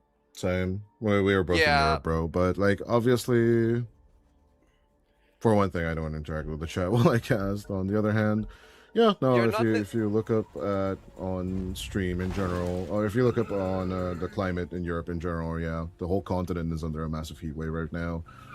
As phone lines are literally melting in some areas. Yeah. I was about to say, like, the same thing is happening both to me. Like, I'm physically melting, but also I think a lot of pauses may have something to do with that, right? Because today has been kind of pause heavy. And I wonder how it affects the players, because personally, I am feeling like really lazy and really under the weather, literally, because I'm not used to the heat and I'm not built for this. So I wonder if some of these players are also having an off day because they wake up and it's like, oh no, I'm already dying of the heat. Yeah, personally, I just overhydrate. That's the best solution, of Same. course. Obviously, Lots with and lots of room temperature water. all the fluids I consume. Nah, though I have an ice maker in the fridge, so there's that at least. 30 seconds. Oh, bro, I really need airco because I live in a Soviet building, right? Like Soviet part of Germany that the Soviets Right. had taken over. And these buildings are made, like they're designed for having airco. but mine doesn't because Airco is really expensive to have in this part of Well, Europe. Airco in Germany in general is frowned upon, as far as I know. So I mean, it's not frowned upon. It's more so the government just taxes it to oblivion. generally frowned upon. I mean, Yes, if and the government taxes it, then it's kind of frowned upon. As the Illuminate does go through onto Waveform, and Waveform will be Waveform. illuminated into death as well.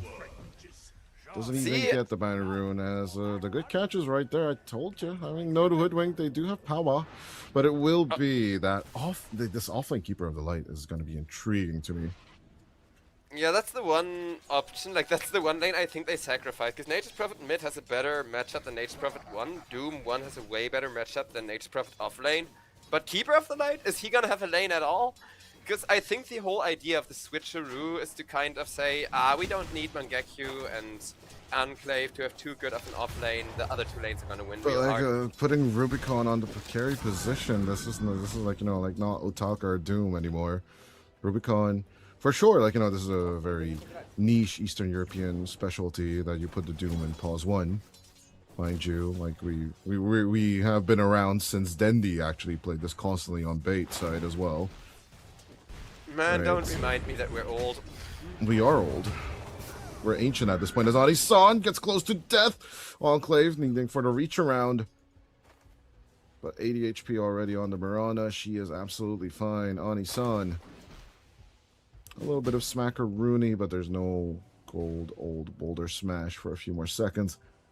And yeah, using the mango for this would just not be worth it. I kind of like this offlane constellation though, like, it's working. Look at Yowai, this is not how low health a Tiny is supposed to be throughout the laning stage, right? As immediately Manga Q getting low, but turn around onto Ani-san, the Illuminate. It's just lane power you should not be ignoring here. Because of course Anku and Waveform on the other side of the map are following their exact game plan. Just constantly cutting waves with the Darkseer.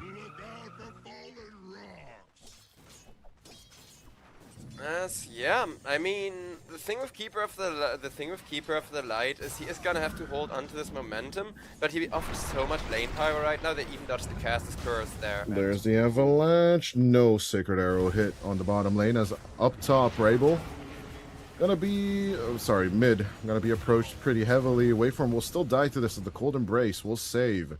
They just profit from a free TP home. Dire's top tower. No Hoodwink, they got exactly the start they needed to this. They're not really dealing with all of the cores in a clean fashion, like Ethereal is still having a really good time. But at the very least, they're making sure that nobody's gonna die to that. And kind of just hoping that the level 6s, those big times, are gonna come out once again, just in a super favorable timing for no Hoodwink here. As Rabel doing a very good job here on the mid lane. Just securing last hits all for himself, but he is losing a lot of denies as well to the Viper. They're on that line. Nice boulder smash straight onto Yowai as they get a killing spree on Mangekyu at this point. One kill for their owners, my man. Like, no Hoodwink. Sure, in mid-game they're gonna be looking a lot weaker, but right now, well, it's still the early game. Getting I there. may have to It's eat just- my words. It's getting there. I mean, sure, like a rolling boulder being reset pretty quickly with the Chakra Magic as well is something Mangekyu could be looking into. But at this point, all he needs to do is just keep shoving this lane with the Illuminate. Doesn't even need to do the full charge. As long as he just keeps it at bay, he's just more than fine.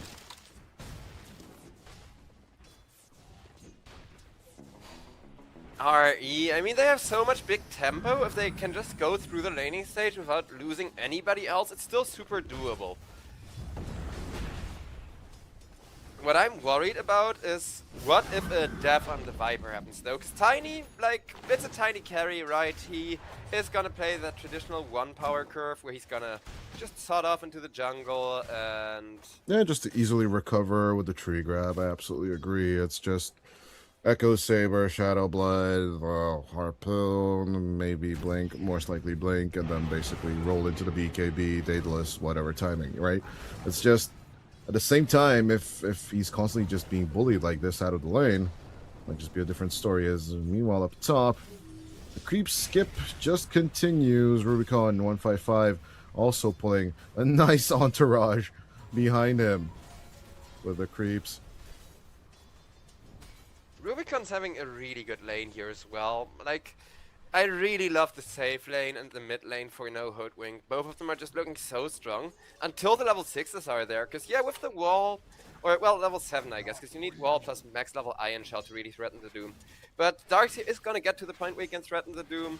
And same for Viper, right? Like, Viper is a really terrifying hero, even against Nature's Prophet. It's just that against the Nature's Prophet, you're gonna have a hard time farming, you're gonna have a hard time right-clicking enough, because he does have the better attack animation in exchange for just being harassed out of the lane, basically. 530, both support pairs actually looking at a possible mid-rotation, but deciding against it as actually the Illuminate once again gets Mirana down to half HP. Anisan will still want to try and commit to the bottom rune position, or is he actually? Whoa, hold on. Puts out Division on time. It's by the 6th minute. It looks like the Radiant supports are going to be the ones coming in with the play. Good deny coming out from Rabel. Isn't shown on camera, but he used his Summon Treant from Nature's Call to actually get it, while YoY is suffering for all of this action. Oh, if he goes down again, that's gonna be very rough, because he's already behind on timings. And it's going to be even more behind Joe as he dies for that second time, as we talked about it. Shut down in Dota during the laning stage is definitely not where you want to be on a tiny. Yeah, we've talked about how much the early game matters, like during the break, and how the early game is a lot more important than it was before the last patch. Rune Eaters, they need such a good team fight to kind of fully recover here, and I definitely think they can get it with like a 5-man smoke. YoY, round number 3, the Illuminate once again washes over the tiny. Snowball potential safe coming in as Azdakor looking to buy some time with the cold embrace, but Rabel doesn't want to rejoin once again into the fight. Illuminate will not be so lucky. Oof. And YoY will at least survive round number 3. Winter Wyvern just sacrifices her core there, saying, you know what? One of us is gonna die in the wreckage, brother. And then last second, besides nope, it's gonna be the Earth Spirit instead. You're not really gonna think I'm gonna let my core die, do you? And I'm not sure if Earth Spirit expected Wind Ranger leaving him for Winter Wyvern leaving him for death like that. But I do think it was a nice and clever play to at least bluff like you're not smash combo onto waveform. Snowball for the reaction. Should be able to get out of here. This is on should, as the Splinter Blast will not hit. Perfect. Ice Shard coming out from waveform. The boulder, rolling boulder, will not be so lucky this time, but the Geomantic Grip will be enough as the Tusk dies. A lot of space created for just the support. Very well played by the Tusk, though. Yeah, feeding support slowly is still not gonna be enough to actually cut the wave out or, you know, make any significant change. Yeah, Ribel and of course, good old Rubicon 155 off to great starts respectively in terms of net worth, but I think it's kind of time to dive on to the Doom, or maybe protect on your bottom lane as YoY once again still dies, being dived on by Manga Q and Enclave. Turn around with the Solar Bind as the core looking to buy some time to at least be part of this kill, but as Rabel rotates in onto the Viper, these are noble sacrifices coming out from No Hoodwink. Kill after kill after kill, and yeah, no Hoodwink. There is sure a few, like 2 support devs in exchange, but there's also that massive money printer on the Doom only starting to ramp up, and he is gonna rush that Radiance, but it's okay.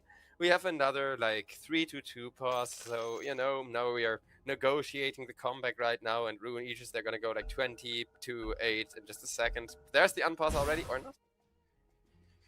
Go when ready, okay. I'm also trying to make sense of the Cyrillic being said.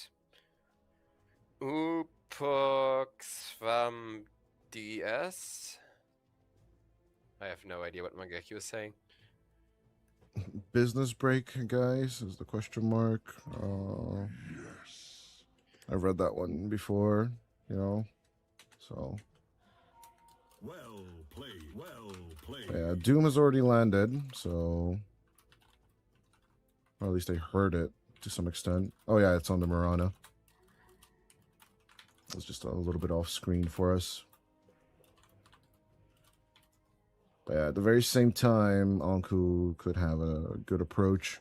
Needs 12 more mana. Oh boy. to Actually, make that execution happen. Yeah, nah, I don't think so. Just chill, just sit out this top lane, because Rubicon, again, he is too terrifying. Like, Doom or no Doom, even without that ultimate, a lot of effective health, a lot of good regen already, and if you could take his tower, it's still gonna slow down his farm pretty significantly, because Doom is quite susceptible to being ganked. Well, speaking of, here comes the snowball along with the shards. Rubicon 155 looking for the turnaround. As can dodge the Sacred Arrow, Anisan still adamant about committing to this. As the core thinking of the Cold Embrace will not throw it down this time, as he would just like to allow Rubicon to keep walking in. Will still not give him the kill though, as that is a good kill stealing support right there. Yep, beautifully done by Aztecore. So much for Doom being susceptible to ganks. I mean, yeah, he is, exactly until the Cold Embrace comes out, I guess. Radiant's bottom tower is under attack.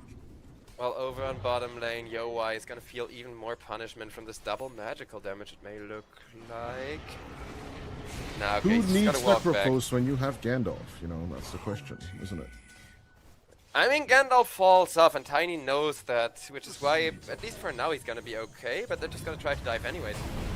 In with the Solar Bind, Geomantic Grip for the Silence, and the Magnetize on top of that. The Illuminate will connect. Down to 1/3 HP, and I think he should be okay. Question mark? Yeah, he is. Actually, I surviving mean, he at 400 is, but HP. his farm is not gonna be. Oh, what farm? Anisan. Exactly. Good courier snipe. It's only a raindrop, but you know, still significant. What farm? Well, Keeper of the Light farm, apparently.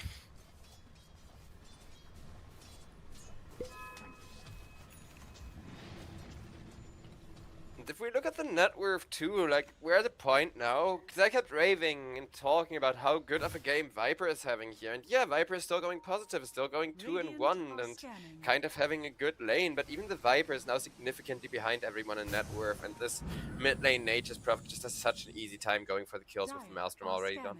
I will still say this: Viper going for Hurricane Pike is just not sitting well with me right now. I get the escape attempts, right? You know, you don't want to be in this side to sprout.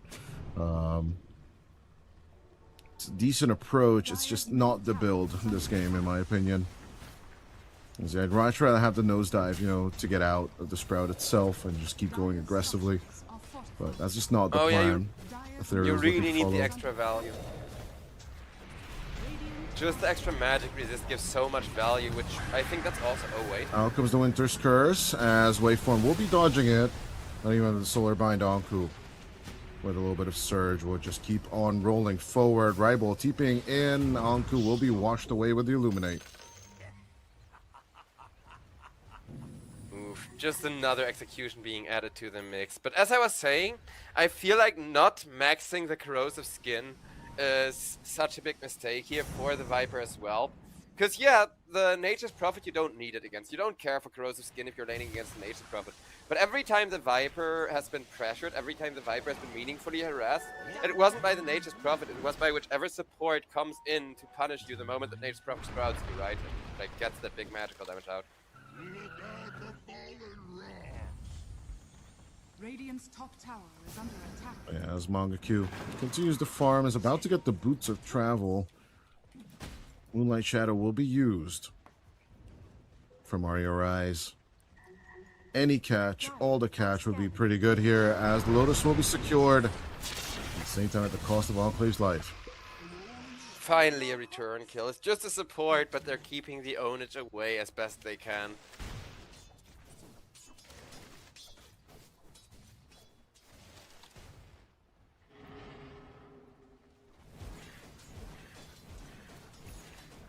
Five key network differential. Still looking to pressure on, whereas Rabel about to finish off the Mjolnir. Boots of travel done on the Keeper of the Light, so fast rotations immensely coming out for no hoodwinking now. Dire's bottom Yep, tower is and under well, attack. magical damage is not known for going well into the late game. These next 10 minutes or so are just gonna be so hard for Rune Eater to Arise. But at least they get some stacks, at least they can afford a few more core items for their troubles here by having protected their triangle for this long. Yeah, don't get me wrong, like their current deficit is not the be-all Dire's end-all of the middle world. tower has been denied. It's just, you know, a little bit painful, one way or the other. Snowball play back into the escape act, but here comes the Winter's Curse. It's just a perfect setup overall as the Doom lands. I don't think it will be enough to kill off the Dark Seer. Maybe, just maybe. Oh, 70 HP is what Anku survives by. Oof, they're just missing that little bit of damage over time. Though I don't think damage over time is their biggest worry, because no Hoodwink are still looking really Viper strong and Strike. they're trying to take these objectives. Straight out onto the Winter Vibrant Cold Embrace will help Ani-san. And for the re-approach or the counter-approach onto Rubicon. But as the Doom and his entourage will back off, looks like Manga Q and the rest of the team will look for another setup. Heal too strong, because they messed up there. They were out of position, and all it's gonna cost them is some mana to heal, and they can immediately reset and be the aggressors once again. The dusk is always ready for a fight. 3 or 4 times the kills so far. As there's the approach onto Rubicon. Let's see if this smoke gank will work out. But with the Viper Strike, even better with the right hook. And yes, they will eventually find the Doom, which is the first death on Rubicon 155 this game. But I'm more interested in Rainbow. Now that with the Mjolnir, Is under attack. any target, any approach should guarantee a kill for the Nature's Prophet. Yep. Though losing Doom is huge, because he is that money print, he is that piggy bank, so a lot of money has swung around just from one kill. And that may embolden Rune Eaters a little bit. Because again, Rune Eaters, they don't have a bad draft, they just have all of their cores being miserably poor right now. Dire's top tower is under attack. 16 minutes, 16 kills on the board at least. So at least we're entertained to some extent, but Ani-san, looking for the escape, good magnetic grip, and the Boulder Smash immediately into it. Solar Bind for the rest of the play, as once again, another kill lost. At least Arya Rise are doing their best to just constantly make it back into the fountain. Just like last game, one thing they're still doing really well is responding to ganks, answering this aggression. And like that Tusk, kiting people around as well. Now he's farming all the way over in the top lane. They're splitting the map and making sure that it feels like RE and Rise are everywhere. But they are really just playing a game of cat and mouse, and if this angry cat that hunts hoodwinks as well, it would seem, shows up, then I don't know. All the ultimates are there, right? Like Doom, Winter Wyvern 1, even Magnetize.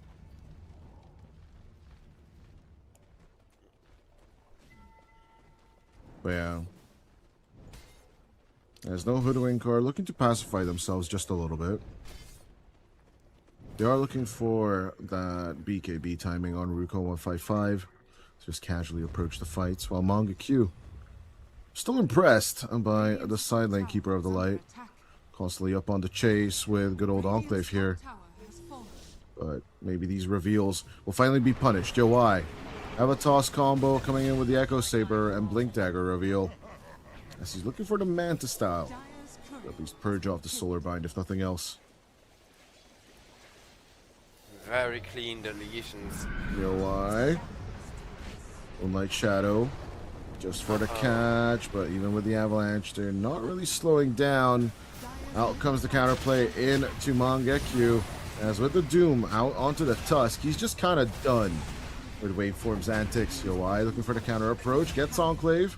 That is 2 kills for Ethereal at the end of the day. That is not a bad trade-off. Such a good initiation from Rune Eaters, actually. Because Tusk forced the Doom out there, and if you don't Doom the Tusk, then whoever else you Doom is just gonna get saved by the Snowball anyways. But now Tusk denied himself to a creep, and you don't even get a support kill for having used the biggest ultimate in the game. Whether it's gonna be enough, I don't know though, because Nature's Prophet, he has been free farming that entire time. He's still free farming, so in a 5v5, things may be looking very different.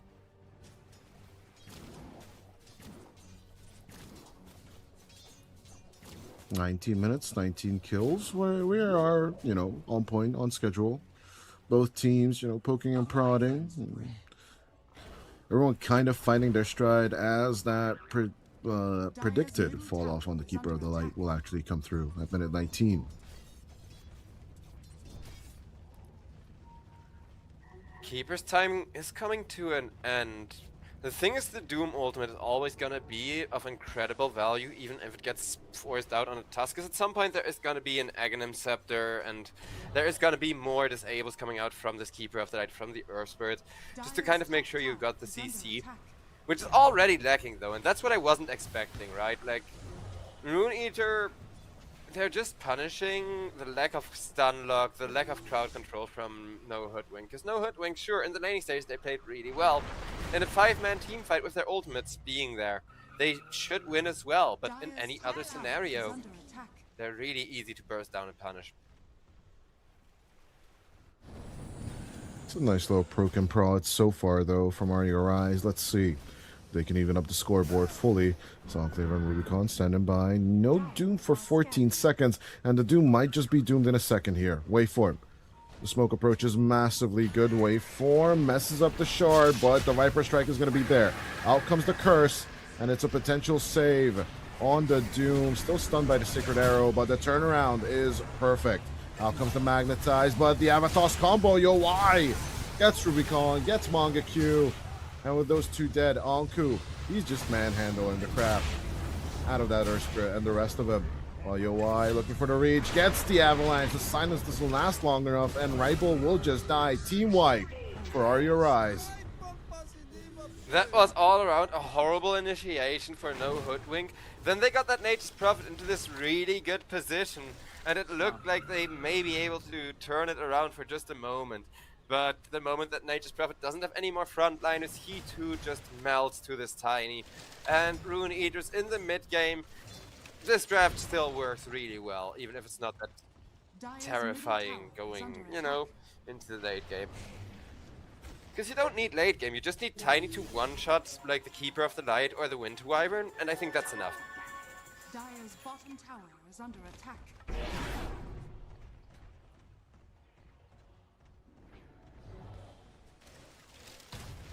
I actually like Yowise's build for the same reason. Like, it's pretty meta, I know, but he has a Manta Style just for the Dispel and then goes for as much damage as possible. Skipping After the this- Silver Edge here makes sense, right? There isn't really many breakable heroes you'd need, right? That's technically the meta build. Yep. I was about to say the exact same thing pretty much. Because it does look like a very good way of adapting to this game as the Tiny, and BKB is gonna be huge, crits is gonna be huge. But other than that, he's doing his job. And Earth Spirit will be like, nope, I do not like to feel this Tiny doing his job, I'm out of here. Yeah. As why getting deeper and deeper. The scaling matchup almost about to catch up to Ribble. If things keep going on like this, we'll queue up the Silver Edge eventually. As you do. Away for him with the approach. Snowball, Sacred Arrow, right hook. And just absolute deletion as the Illuminate counterplay will take out the Tusk, but that's just about it. Good vacuum coming through onto Rubicon. The Enclave will be sacrificed in the name of Gaben. I'm not sure if that's gonna be a worthwhile sacrifice though, because what everybody is really fighting for is the Roshan. Dire's middle tower is under attack. Numbers advantage on RURIs. I don't know if they can do it yet. I mean, I don't think so either, mostly because Winter Wyvern is now respawned with that ultimate, and Doom ult is there as well. Rubicon, even just taking out the save, even just taking out whoever is tasked with keeping the Tiny alive, can be enough of a setup if you then immediately follow it up. Like, let's say you Doom the Tusk and then immediately Winter Wyvern ult the Tiny, right?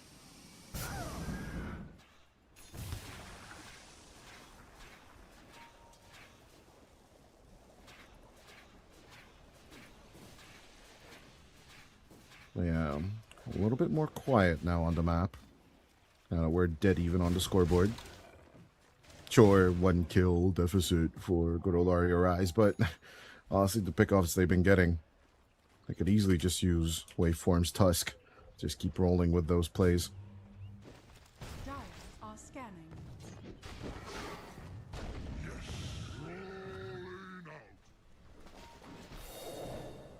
The next team fight is gonna be so important for either team because Radiant are scanning. you can see how they're both trying to get like really good defensive vision down now, which yeah, from no Hoodwink that's to be expected, right? They've kind of switched from this really aggressive, oh we win all of the lanes, to more of a slow farming game. But Rune Eater Rise, watching them ward defensively, watching them deward their own jungle, I think that's really hopeful, right? That kind of says like, oh, we can use our full jungle, we don't need to defend towers, we don't need to defend objectives anymore. And right now it looks like it'll pay off over the next 5 minutes or so. There's that Roche approach that you mentioned, but here's the counterplay. Enclave gets the right hook. Waveform will reveal the blink, and in what a fashion. Support deleted, that is just a support, but that is the support you kind of need to YOLO in, give vision into the pit, because you can't get the Illuminate there in time, and that's gonna be a free Roche for Rune Eater Rise now.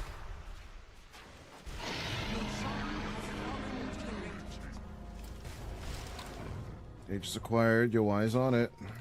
Despite the rough start, right? We did mention that he's just gonna casually recover in the jungle. And he is 1-8 and 9 on the Tiny. Oh, sorry. 4-3 and 6 on the Tiny. Yeah, he's died a couple of times, he's had a bit of a rough bottom laning stage, but those 4 kills are pretty recent. He started the game off with a lot more assists and with, you know, not all of the kills being secured by the tree or being secured by that last right click that he gets in on them. So now that the kills are worth a lot, even that first Doom kill Tiny participated in and got a lot of money, so the kills that he does have, those 4 kills, they're worth an insane amount of money. And that's kind of his reward, right? Like, oh, you stayed in the jungle back when everybody could still outfight you. Now that the kills are worth a lot more, you can try and one-shot people again. Yeah, 2 sides of the mid lane so far. Out comes the Moonlight Shadow. But also, oh no, why do you put songs in my head? Da da da da da da da da da da. Copyright strike on this stream now. And it's Enclave. Will the approach. Out comes the Winter's Curse. They will try to be passed on, but they are just grouped up by the vacuum. Beautiful stack up for Mario Rise. Another fight like that, and it's GG, because they had all the ultimates, they used one of the ultimates, and they could not get the combo out. They just could not get out of there. What did you think was going to happen with Uncle right there in the fight? Dyer's middle tower. No. Cursing up Wait. for the approach, but as soon as the wall came through, it's kind of calculatable. This is exactly what's going to happen. Rad approach coming out from Rybol as he's looking to pressure out at least one tier 2 tower on the enemy side. Dyer's middle tower. But Yeah, there was some trash talk in chat as well by Ethereal, but I'm not sure if it's trash talk or not. Radiant's bottom Because he said like, na Peachy v 1 tick or something like that, and... or Yatik, I guess. come and fight me or something like that, isn't it? I don't know, like I'm trying to find a translation, I hope chat can give me one. But it was after the fight, so maybe he said like, you know, something about the Doom ultimate. Because he was supposed to die to the Doom ultimate, and then the Doom ultimate got interrupted by a perfect vacuum wall. That Yeah, entire it fight... never came out. No, I Like- think they're just not respecting Anku and his power of just basically shutting down the fights here with the vacuum wall. Yeah, I will say they respected Ethereal really well on the Viper, and I kept talking about how terrifying this Viper is. And yeah, he's 10-1. This is like a really free Viper game still. But the fact that he only has 10 kills, it may sound weird, but that still means they did a good job of kiting him around, because Ethereal has done nothing but fight. He has always been in the side lanes when there was a fight. He would always teleport to hit heroes instead of hitting creeps. Yeah, no way around it. The Viper has been pretty much been pulled around in these fights and the approaches, but here with the smoke Dire's the observer bottom ward. tower is Oh under no, it will just be overlapping the enemy observer ward. Okay, hopefully we'll find it in time. But time to get the hell out of here. They don't know that the enemy just used Moonlight Shadow. It's definitely not the move to just keep on moving on the mid lane, because Rubicon is just going to get caught if he sticks around here. I mean, the smoke is at least going to give them some chance to, you know, maybe not get out, but at the very least only have the Tusk die after a snowball or something like that. Though, Viper, I would like to point out, he participated in every single kill that Rune Eaters have, except that one first blood during the laning stage. Tier 3 number 2 will be going down on the bottom lane, along with those barracks. In comes the cavalry, looking for the reaction. Good curse finally coming out from Azdakor. Will it be enough for anything more, though? Out comes the Doom as the follow-up, but it will not be a self-doom, will it? No, it doesn't look like it, but even with the BKB, even with the shoves, Enclave is looking to save off Rubicon. 155. They will not get their kill. Either way, Yeah, though. this game's over. Because that was both of the big ultimates. The next time they try it, they don't have the big ultimate. The Q's just gone. As Gandalf just cannot hold on. We'll look for the buyback play, but so will Waveform. Return of the Tusk coming in onto the outpost. Rubicon, the Avalanche will still reach him. It's just a Blink Radiance build on the Doom is just not working out, period. Yeah, I don't mind the build if you have cores that work with it, right? If you have like a late game damage dealer and you just need to play around your ultimate and getting value from like Aghanim Scepter Refresher and that kind of thing. But this is not that game, because he ults and then after the Doom ultimate they still got stumped. Ethereal. They want the shame on the enemy to be mega creeped. And as the Sacred Arrow almost reaches the Earth Spirit, that's a little bit too close for my liking.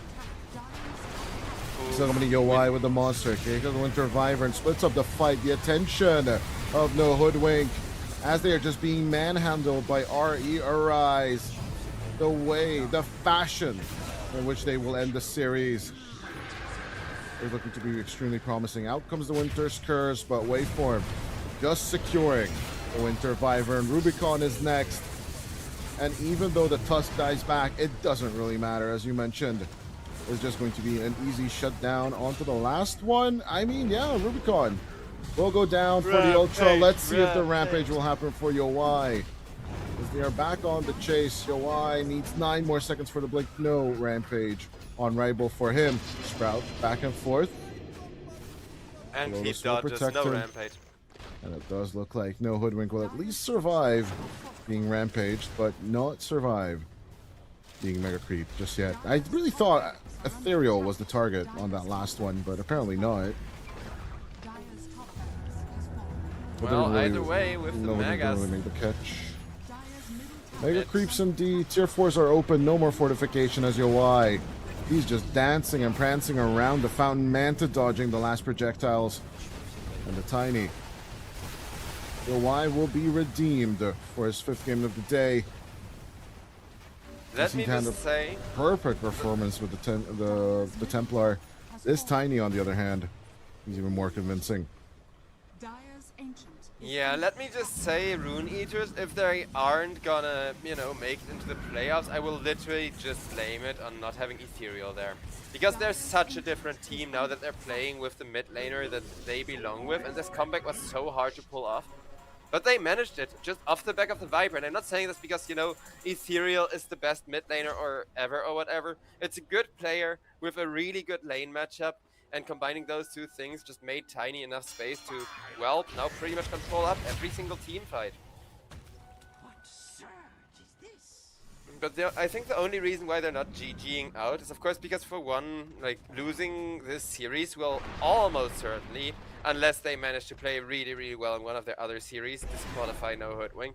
But more importantly, with Nature's Prophet and his Red Dota capabilities, you can always win against a kind of slow, kind of low map mobility draft like this. If they feed enough, if, you know, they fountain dive or they don't hit the Ancient and get comeback that way. There's a bit of hope for sure for No Hoodwink right now, but I think even Gaben is saying like 99% right now. Yeah, if you open up the graph, that is exactly where we're at on the Dota Plus numbers.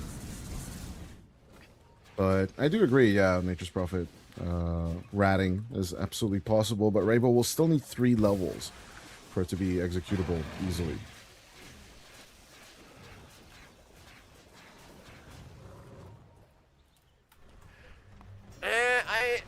Is there anything you can do to force this dive, to force this overextend is what I'm thinking, right? Because you can't force dive the enemy into your fountain. But something like that is exactly the thing they need, the thing they're hoping for. They're smoked, they're like hoping for some misstep or something. I don't think it's But going to be force staffing the enemy team. Either shoving out your lanes and just catching the enemy with their pants down is the way to go for this, or wait for them to come at your Ancient and then basically try and rip them apart. yeah, but you can't catch them, because whoever's in front always has the Viper with him, and you can't answer the Viper. Like, that's the issue. The only way that you can kill Viper right now is if he messes up really big or dives the fountain. Because I do agree, if you catch Waveform, like if you can catch the Tusk and then smoke immediately after, because you like Doom ult anyone that isn't the Tusk and know that the snowball save isn't gonna like ruin your Doom ultimate, sure, I can see that, but you can't assume you can catch anybody. You can't just smoke and run in, because you will smoke and there will be a snowball and Oh, that's your smoke. there it you is. die. Easiest dive with the Aegis now. Ethereal will keep up contact with Ribal. No more buybacks available on the Dire side, or the Radiant for that matter, but it doesn't really matter. The Dire Ancient under siege. And GG's Aztecor will finally just put in type out the chat. GG. They know that even with the number disadvantage, even if they would have the number advantage, it's just rough to defend against Megas. The shutdown, the fumble, and the drop. RURIs will win their last series of this EPL champion run for themselves, or EPL Masters run for themselves. And they will finish with 8 points on the board, which is respectable, but sadly, it's not going to be enough to pass out from the group stage. Still, they will I mean, almost certainly, right? Like, Yeah. there's still a teeny tiny chance that No, no there's zero Hoodwink... chance. There's zero chance. Like, no Hoodwink have a chance of making it out. Arya Ryzen don't have a chance of making it out. Oh yeah, because the top two already have Yeah, more. the top two They already have can't get more, enough and anymore. still though, for no Hoodwink fans, for Become 155 fans, there is that little bit of hope, right? That we were talking about, and there it's not set in stone yet, but it's looking like a rough one. As no Hoodwink, they are doubling down today as they are about to face off against no other team than, of course, Level Up. And that series is coming up soon. But before I let it go, Joe, what do they need to get together in the next series? Right, this musical chair, it worked out pretty good in the early game, didn't it? But I what think the musical super chair is went the wrong? only reason why Rune Eaters got to take this one, and the only reason why they had a game. Because neither of us was expecting it, but also we were talking about, like, oh, these musical chairs are great, but you sacrifice the offlane, right? Like, you sacrifice Mangekyu. And Mangekyu, he did so much work, he kept everybody alive. He didn't feel that sacrificed, but instead of that, it ended up being Rubicon that was struggling, because everybody on the side of Rune Eater said, oh crap, this Doom is now a really good hero. We need to worry about this Doom. We need to worry about these Doom ultimates. And they played around him really well and just ignored the Keeper of the Light, who was saying, like, I'm gonna sacrifice myself for the team. I'm gonna have a bad game so that my Doom may carry. And then Mangekyu had a free game. Doom had a horrible game, the opposite of what they needed. So I don't think the musical chairs are the issue. I think the response, when all of the pressure started shifting onto Rubicon, was just a bit lacking. And if they can learn from that, then no Hoodwink are going to go into the next series a lot stronger, I think. Yeah, let's see if they can actually do it against Level Up, who just 2-0'd RERIs. That is the more daunting question, which we will find out after the break. But until then, RERIs will finish off their last series of EPL Masters 2-1.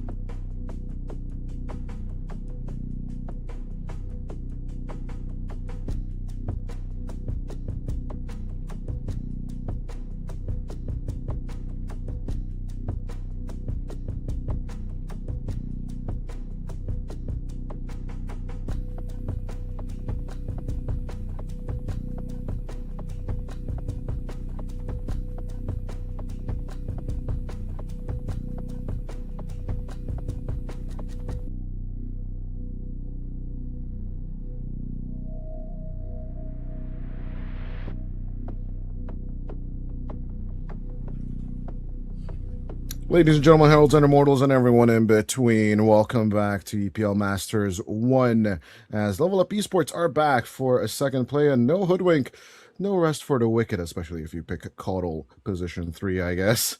Right? Is that right, Mr. Plate? Oh, wait, the naming is wrong. What? You are Mr. Plate, That's aren't you? okay. I am. Yeah, no, I am Mr. Plate. And you know, this is the thing. When you go with a Cuddle 3, you're asking to get you're either going to get clowned on if you lose, or you're going to be praised completely if you win. And no hoodwink lost. Real bad with that. I thought they were going to go with the Earth Spirit 3 or something like that, but they didn't, and they got rolled. Now they feel like they have to make up for it with a little bit of cheese. They're going for the Broodmother here.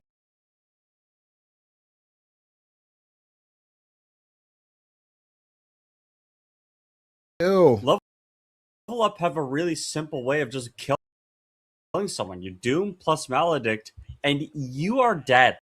Ew. I hate spiders. Bryden, get it away from me. I don't want Why to. don't you like spiders? I don't want to. Actually, spiders are kind of cool. I don't want to cast spiders, bro. I'm so scared. No, I'm just kidding. But like genuinely, think- what is it gonna do here? It's just dumb. I guess the point.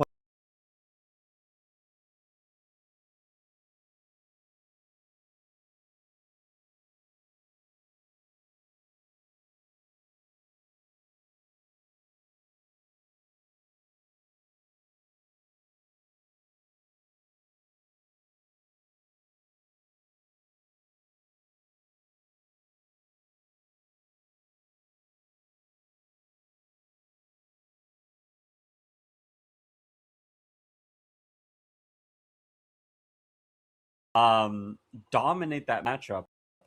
And for those that haven't been playing Dota since like it literally first released, Slark used to be a mid hero. You would put this hero mid against melee matchups, and you'd buy a Shadow Blade, and you'd buy a Diffusal Blade, and you'd run around and you'd kill anybody that you saw around You just the do map. the classic Matumba man, you know, though. Yep. And this is exactly what the matchup that you would get. So like I couldn't tell you how much better of the game is for potentially Slark carry. Again, you can stop the Marana pounces, you can stop the Ember Spear from getting away, you can stop the Broodmother from getting away. You're gonna hit your item timings, you're gonna hit the Enchantress can't interact with you at all. Marana, you actually dodge Marana Q when you're in Depth Shroud as Slark as well. A lot of really cool things about the Slark. I'm really interested to see how Level Up Esports take their next pick. It could be a Doom carry that they have on their team right now. It could be a Doom 3. Could You be know, Slark there's 2, a lot of could be options for Slark them. 1. Yeah, there's a lot of And they going have- on for them, and They have 24, yeah, for Einkrod. If Yeah, Einkrod just says, I want something different for the mid. yeah, And Huskar's still in the pool. Like, bro, like, I don't know. you could Huskar. You could Just Huskar. Just Huskar here. Just do it. Huskar into Brood is tough though. The Spiderlings do really. Yeah, really inner cause some fire. I don't issues. care. Inner fire Yeah. that shit. Inner fire Yeah. that shit out of that shit. And you can just chase through the webbing, right? Because of you have life break. I don't know. Yep. Yeah, obviously it's kind of rough because I have armlet. If I toggle at the wrong point, I'm gonna get spider infested, which is risque per se. But yeah, betting out more of the zoo seems like the right approach. They still have the Beastmaster, but then again, do you care? I think if you go Beastmaster, that's just too many. More zoo. Beastmaster opens up to so much zoo, and I think, unpopular opinion, I think if you go Beastmaster, Level Up can go Gyrocopter here. Or Shaker, And- or Sven. Yeah. I don't know. Anything is working here, in my Yeah. opinion, too. Yeah. There are just too many good options, I think, for Level Up right now, and they have their run of the litter, I guess you could say. Like they could pick the worst option, and I think it would still be good for them. I'm really heavily favoring their draft right now. I do think Slark has the best lane against Ember Spirit, so I'd say Slark mid, and then or you could just pick No, Lena's not available. If you No. could pick Lena here for Level Up Esports, I think you do that, and then you make the call. But Clink's also an option against the Beastmaster lane. You can eat the boar. I like that. Yeah, that's a good one, too. gives you tower push that you really don't have. Late game. Why would you go Interesting. Spectre here? Late game. Interesting. Okay. I mean, that's Into Zoo. it's play. Yeah, that's a little weird, but I think what the idea is that you want to if you have a Slark pounce on an Ember Spirit, Slark by himself isn't enough to get a kill. But with the Haunt So you or the can, Spectral Step. but with the yeah. haunt, you have some follow up. It gives you vision as well when you haunt on Spectre, which is really important for Doom to find whoever target he wants, including Ember Spirit. The lane is a little rough, and it's only rough because you don't get Desolate damage, really, because of the boar. So you also don't have a great way of killing the boar as well. But if this game goes beyond 25 minutes and level up haven't completely everything, like every part of their map, I think No Hoodwink are going to get rolled over. But No Hoodwink do have, like, Broodmother Beastmaster. If both of these heroes, Ember Spirit lane is a wash.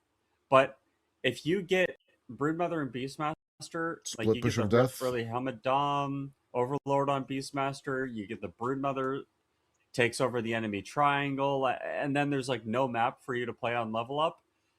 You might struggle really hard. I think it's going to be difficult. And honestly, after that game 3, I'm just a little bit jaded, of course, because of the execution problems that No Hoodwink fell into.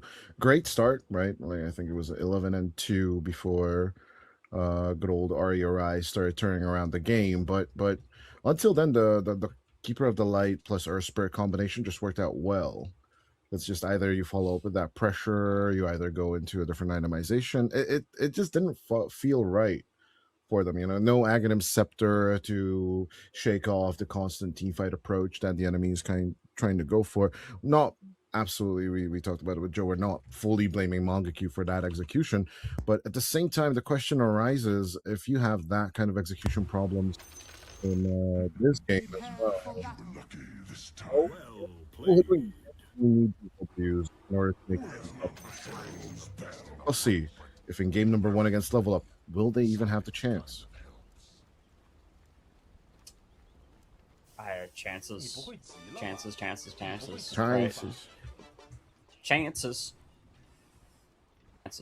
Dude, I think it really is just this mid matchup, and the problem is you're not gonna have a mid ward against a Slark because he's a Slark. So What kind of writing is Mid-matchup. that on the minimap? What the hell? I don't know. That was some weird symbolization, national treasure kind of shit. 30 seconds. I wonder if Slark, if his new role in the game is as a mid laner, because the reason why you normally don't play Slark carry anymore right now is because they did change the saltwater shiv. It doesn't stack anymore. Each stack has its own duration, which is a big deal. But you also get 2v1'd and die because you don't have a lot of health to play around with. But in a 1v1, it's a lot easier. Hold on, a little bit of Oh a my grab gosh, down bottom. Brood is dead. Brood is looking pretty dead. Will not even feed himself to the tower on time. Hatred takes up first blood with a Maledict. Yeah, Bramble makes this tough for Brood Mother without her spiders. And obviously, tri-lane versus tri-lane approach would be really, really fun, but sadly, it's not going to stick around for too long. But yeah, both of us did manage to, or did basically ended up favoring the level up lineup, I'm guessing. But it does need to mean that WoE gets into this very good chill timing of, I'm going to say Mantis style later, or first, actually Radiance first, right? And then still. I think it depends entirely on what you want to do. I don't think it really matters, but as long as you have Radiance with Maledict, obviously really nice. But we'll see. But mid lane is going really well for Ember. It's going to end now. I mean, he's about to just re-pick up the free last that he's down on Aincrad, I'm pretty sure. Yeah. As of course you did mention the saltwater shiv, and of course the pounds immediately just outpositioning or forcing out outpositions Yeah. on Rabel. And the thing about saltwater shift too is because you can't Look at these denies, believe- constantly denying everything. Sorry. Yeah, no. The thing about saltwater shiv is that it's just so much regen. Like Slark has with a tango going 16 HP regen. Is this even balanced? Ember can't do anything. No. And it was a lot worse than this. Hold on, Enclave looking a little bit low, but yeah, immediately the Shadow Realm sends Enclave into the Shadow Realm. As they pick up kill number 2 up top, we also have a little bit of a chase back and forth from Hatred, but the Maledict is just not going to be enough against Nature's Attendants. No, it's not. And this, you did know what this lane matchup was, so they do go for. I mean, this is comfort pick for low, but ultimately, they didn't pick the Spectre for the lane. I don't think there's no way that you do. So. No, absolutely no. Spectre is the best lane stomper in the game, isn't it? I heard you must be a noob to not get 10-0 in the lane with Spectre. It's an early game matchup, isn't it? Yeah. That's how OG won TI with it. Queasy. They did. A little bit of a chase as Rubicon. Bam. We will get the kill onto Enclave. I mean, they did win a few series on the Spectre. I think they lost the first game on Spectre at TI9, but then they still respec banned the shit out of it on Liquid for the next 3 games as well. But yeah, the same thing happened. The same thing happened in 2018, right? Where after game number 1, it was a win with the Spectre, and then it was just banned out. But yeah, anyone who's got any sense of Dota knows that Spectre is a late game hero. Yes. Yeah. But I don't. Or if you're new to Dota. I don't have any sense to Dota. As Einkrod looks low, but will jump to safety. Get away from that flame guard. Get away from him, you biatch. Rabel will still keep on the chase. We'll finally bottle it very late. And we'll still have cooldown on that sleight of fisting, so Slark should be fine. Should be. I mean, yeah. go. Slark has Slight? No, slight? Yeah. Yes, slight? No slight? Yeah. No. Camera pulls away. Back mid? No back mid. Okay. No, I don't think you have any Yep. kill threat on this guy. Rabel is just not trusting himself. Yeah, I think it's really just a matter of you're kind of waiting for level 6 on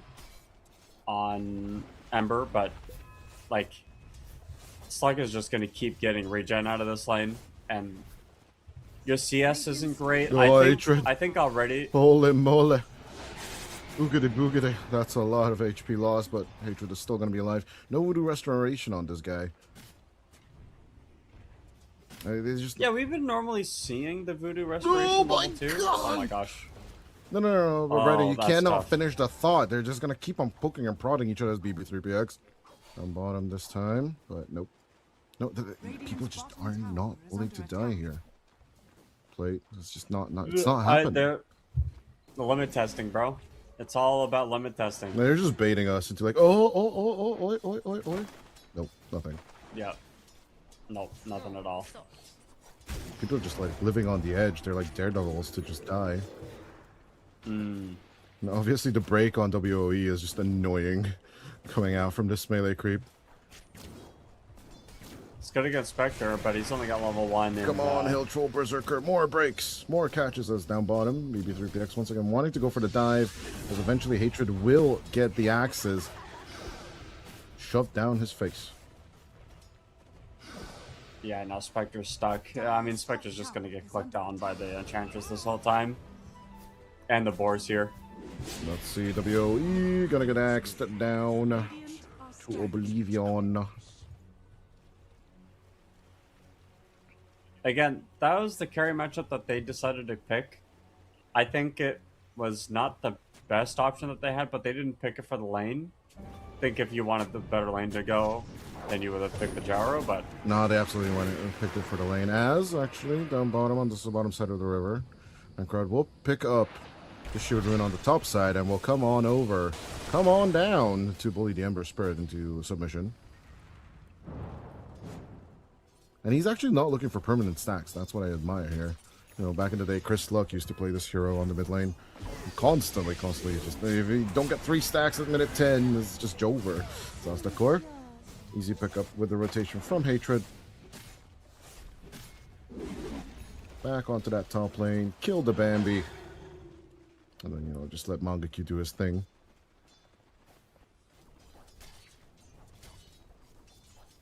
As we're 3 on 3. Mangekyu is the only one on No Hoodwink that is like having a game. Careful about complimenting He's gonna him. keep having- He will turn around with the Primal Roar and pick up the Witch Doctor kill up top. As down bottom, there's the main attraction, the action, as Rubicon will slowly burn. Insects are not so good with fire, are they? Radiant's No, middle tower no. is Especially if under it's attack. Hellfire. Gosh, Slark is just this guy down mid, dude. I mean, kind of. It looked a lot worse than it did the second that I brought it up. I promise. Well, he is level 6 now, right? Well, should have Yeah. a bit better of a time. Not super much better, but better. It just means that like he can go down to a quarter HP, a third HP, and then leave. Dire's structures are fortified. And he's always gonna win the ward matchup because he's a Slark, Dire's right? top tower is under attack. You can't ever have vision in the mid lane against this hero. It's just how it works.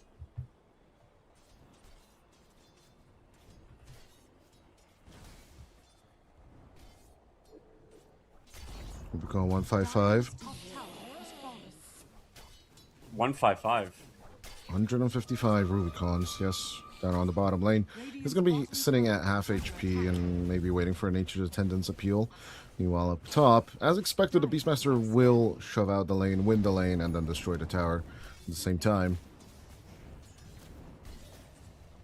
Do you think towers have insurance? I don't think, period, but overall, now that level 6 is But, like- achieved, tower insurance, if I'm the Dire or the Radiant, do I buy tower insurance? That's a good question. As WOE, Would you buy tower insurance? hold on, Primal Roar was used up top. We didn't see it on camera, but will we get the catch on the kill from Mangekyu as the axes miss?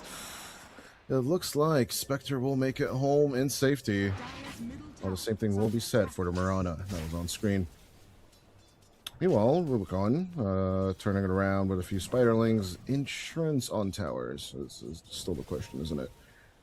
It is, yeah. I wouldn't because, buy. I wouldn't sign it if I'm the bank. You know, I just no. Is under attack. Like on the other hand, if I'm the bank, do I know about the time different change in the dimension interactions? Right, is what Dire's it boils middle tower down is to. under attack. Because I don't know I that think the time is I- being turned around. It's like a real estate investment where I have to sign off on insurance for structures that are supposed to stand for years. The Sacred Arrow will be dodged, turn around with the Doom, but the Doom is low on the HP. Out comes the Haunt. They are looking for the chase onto Mrs. Spider, but Mrs. Spider is looking to survive. Once again, another dagger coming through, but woe is just woed all over the place.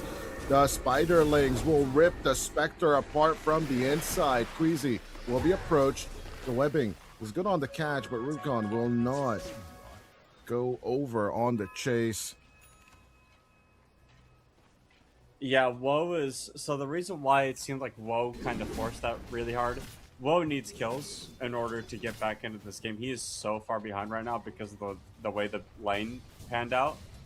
Dire's top Mid tower matchup is under going attack. okay for your Slark, but it's not like The I would have liked to Spider have seen a Lady- little bit more aggression. The Spider Lady hasn't died since Fuck. minute 0. Yeah, That's the problem. That's gonna Yeah, be an and- issue.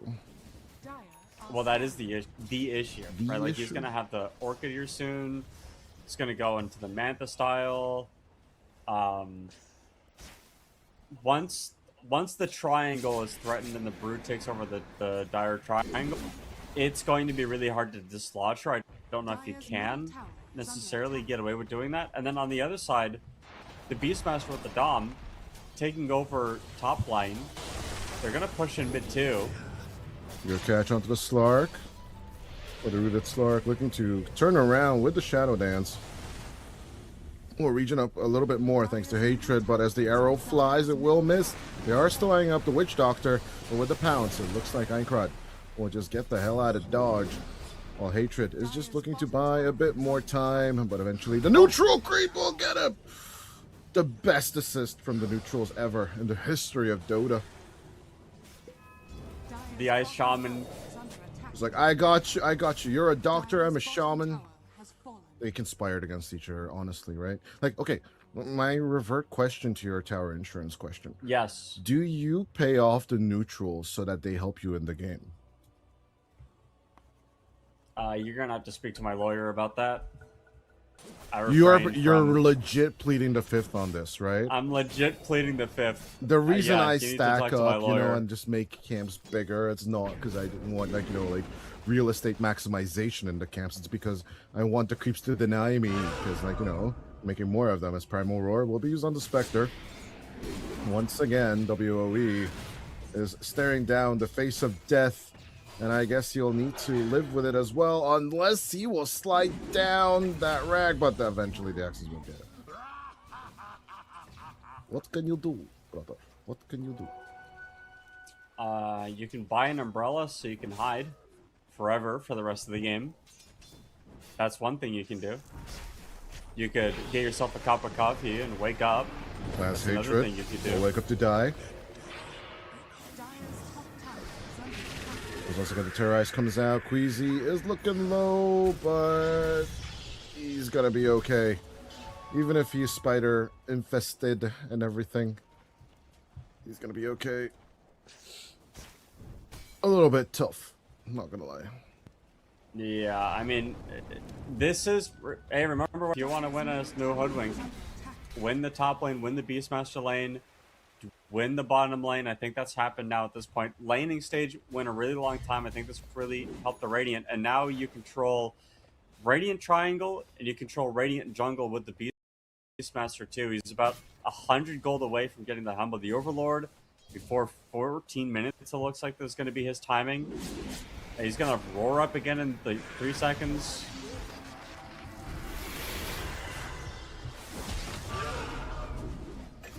Death Ward just kind of shut down. Hatred is gone.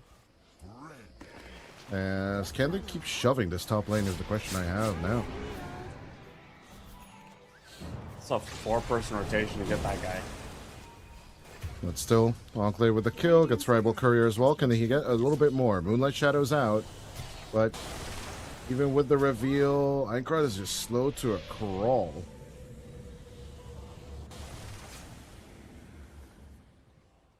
They have vision over the Enchantress with the dagger, but he's going to have the heal up soon.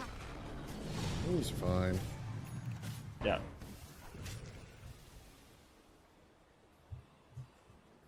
This Beastmaster is so much money, man. 14 kills in 15 minutes. Nothing special is going on now. Throw in a topic, Bryden. Give me a topic, Mr. Yeah. Plate. Give you a topic. We talked about insurance. We talked about what else was the other one? Well, Oh, hold on. Leap of faith and leap on the other, pounce on the other side. But in comes the arrow. In comes the stun. In comes the lockdown. The Slark is dead. Here, fishy. Indeed, a squeezy will be next. And of course, at least the doctor will make it home. But tier 2 pressure immediately coming out from Mrs. Spider. The reason why I brought up insurance is for this purpose exactly. When the tower dies, where does the money come from? I assumed that was tower, like the gold you get from killing a tower is tower insurance. I'm actually thinking, no, like, don't the shopkeepers bank are the ones that pay out the insurance for your team in that case? Sure. As a good shutdown onto Woe once again. We'll secure the Spectre kill. Yeah, I think you could have picked any carry that had any amount of impact early on. Would have been a better draft, Bottom? is what you're telling me? As down bottom, Yeah, Rubicon's I in think so. trouble. But Miss Spider will get the Moonlight Shadow cover. Dire's middle tower is No, but I'm going to put that song in your head as well. Moonlight Shadow. Da, da, da, da, da, da, da. Joke's on you. You can't put a song in my head that I don't even know. Damn, you don't know the Moonlight Shadow song? No. I Okay, don't it's time think to so. educate you during the break. It's like super Okay. popular in Europe for no reason. Other than that, it's catchy as fuck. Well, that would be a good reason.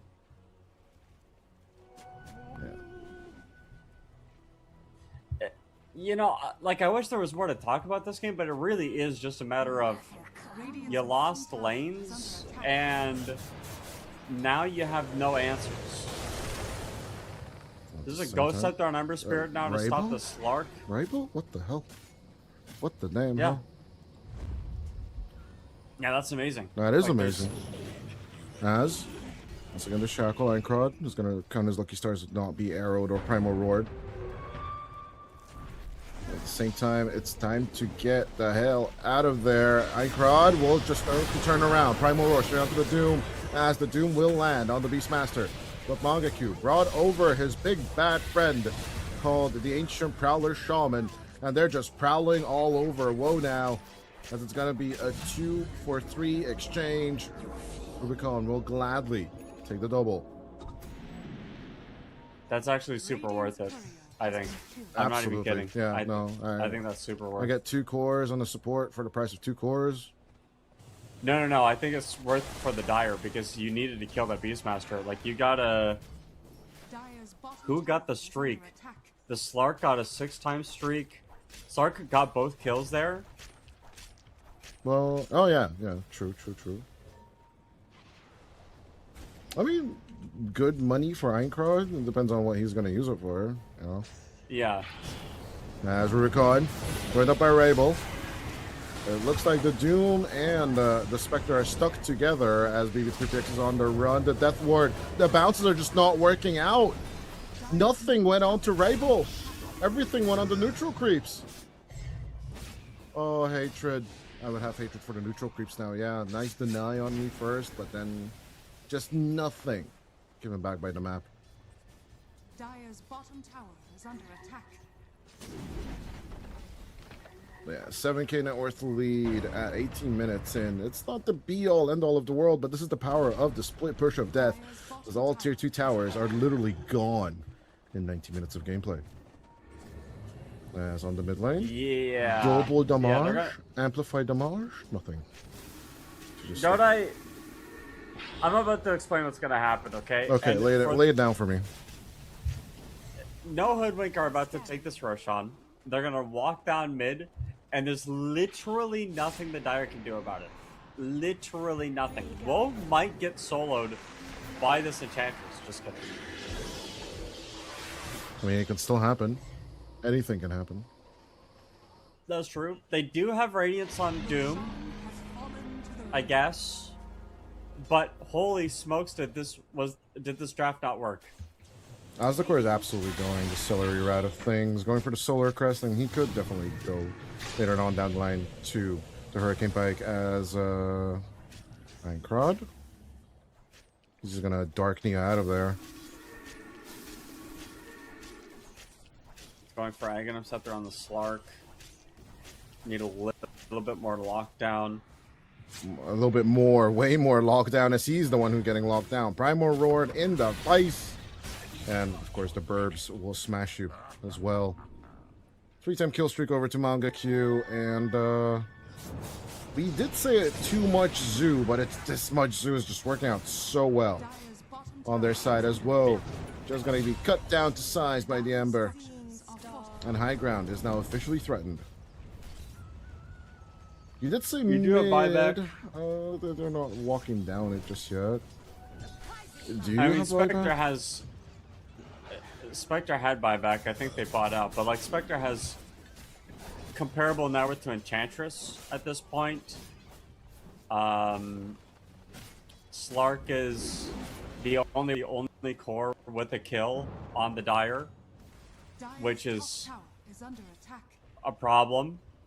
I've seen maybe 2 Dooms, both the hero on the screen in terms of in fights, and also the number of Dooms that I've seen. At some point, you have to commit this spell, and you just have to say, like, that's gonna have to be the cost of business.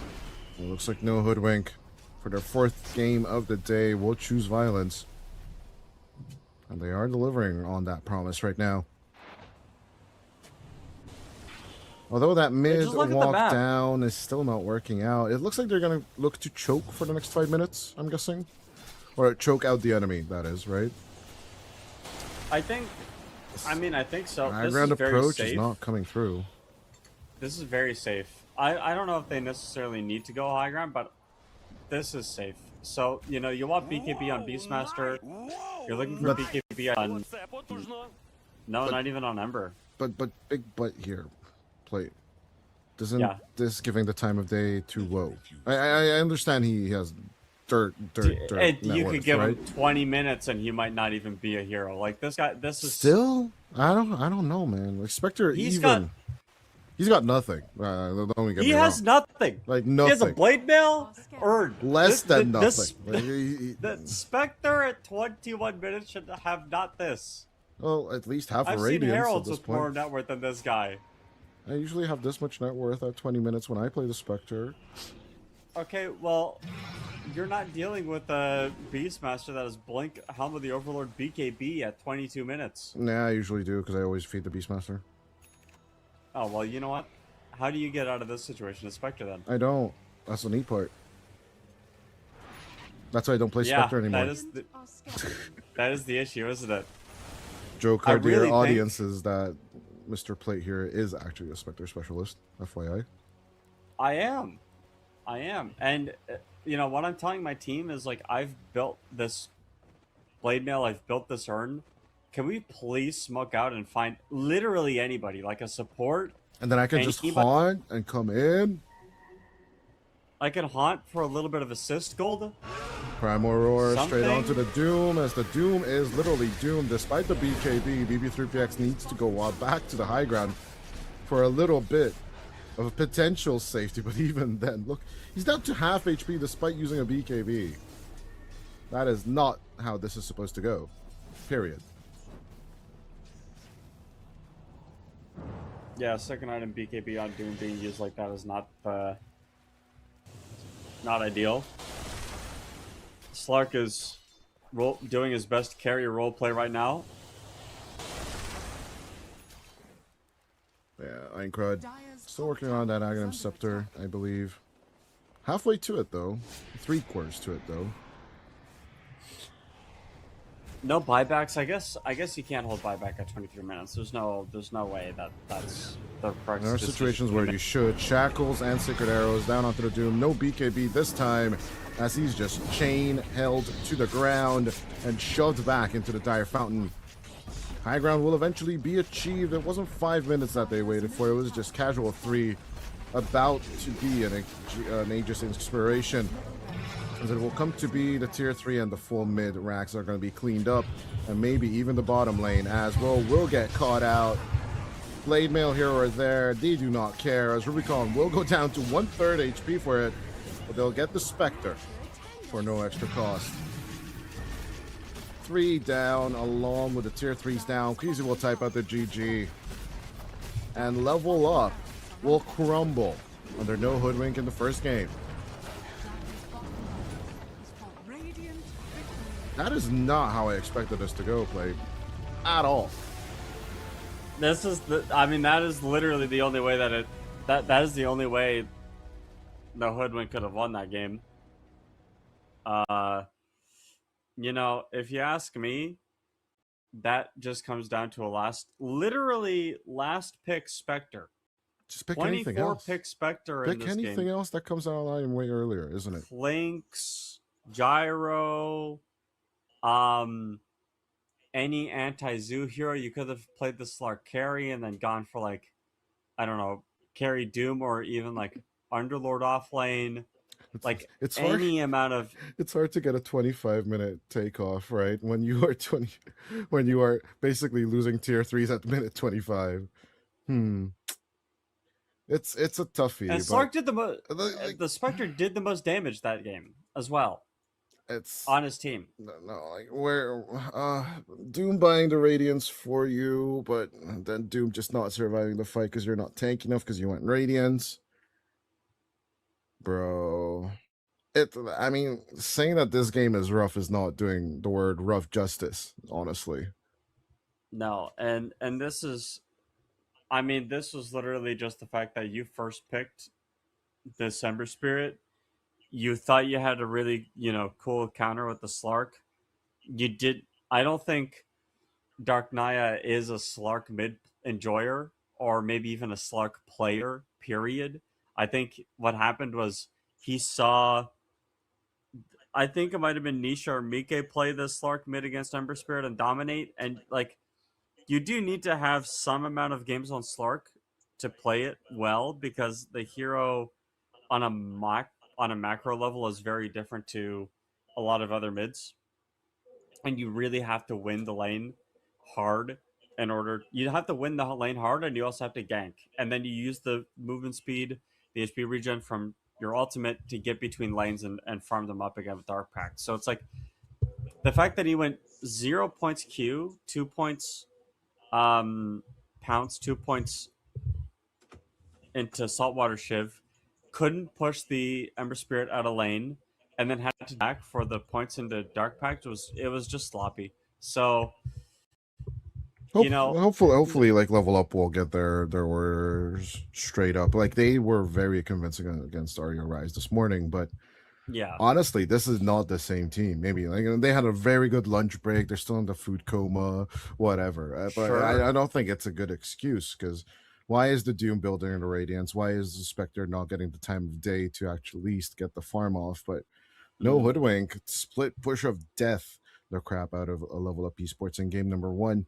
And with a small bit of break, let's see if in game number 2 will Level Up push us to game 3 for the second time today, or is no Hoodwink finally going to get that glimmer of hope of actually getting second place in their group stage? Find out after the break.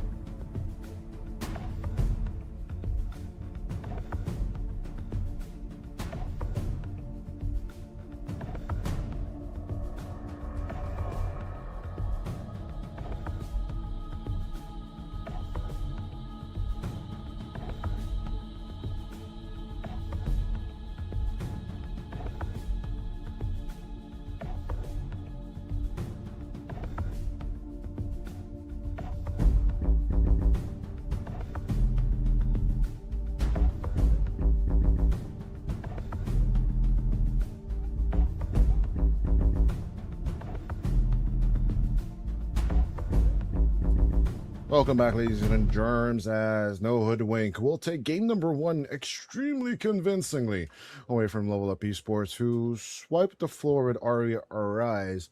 Could it be a rock, paper, scissors situation between these 3 teams, my friend? Could be. It could also be that you drafted one of the worst picks I've seen in a long time Caster as the last pick. curses. Caster curses. Yeah, I just don't understand. My caster curse is so strong, bro. Well, dear audience, like follow your instincts, but genuinely betting against me works about 45% of the time. Is what someone calculated once for my predictions. No, I think No Hoodwink this game don't have the same kind of counter like strategy to go for. To think about a little, they have to think a little bit more about what exactly like their mid game looks like. They have the Enchantress again, they have the Mirana again, so obviously they really value these 2 heroes, but the entire core lineup is a lot different. They don't have the Beastmaster Zoo anymore. They don't have the Broodmother Zoo anymore. There's Luna here on Level Up Esports. You have the Centaur. Like there's. Yeah, the Luna. I'm not gonna say the Luna kind of defies the potential of the Broodmother pick, I would say. Yes, it does. Yeah. If you get lunar, the moment you start getting lunar orbit down, Broodmother can't approach you with the Spiderlings. They're going to die. In general, the Glaives will just keep bouncing on all of them. Yeah. But Well, it's not the Glaives. It's the fact that the the orbit does physical damage, and the Broodlings don't have any resistance to physical damage at all. So that's what kills them. The Glaives are adding insult to injury. Bat Rider position 3 here. Mangoku is just having a what do I want to say? Versatile day. Sure. He's played a lot of Dota today. I mean, but what am I, Miracle? Do I want to play a different hero every freaking game? I don't know.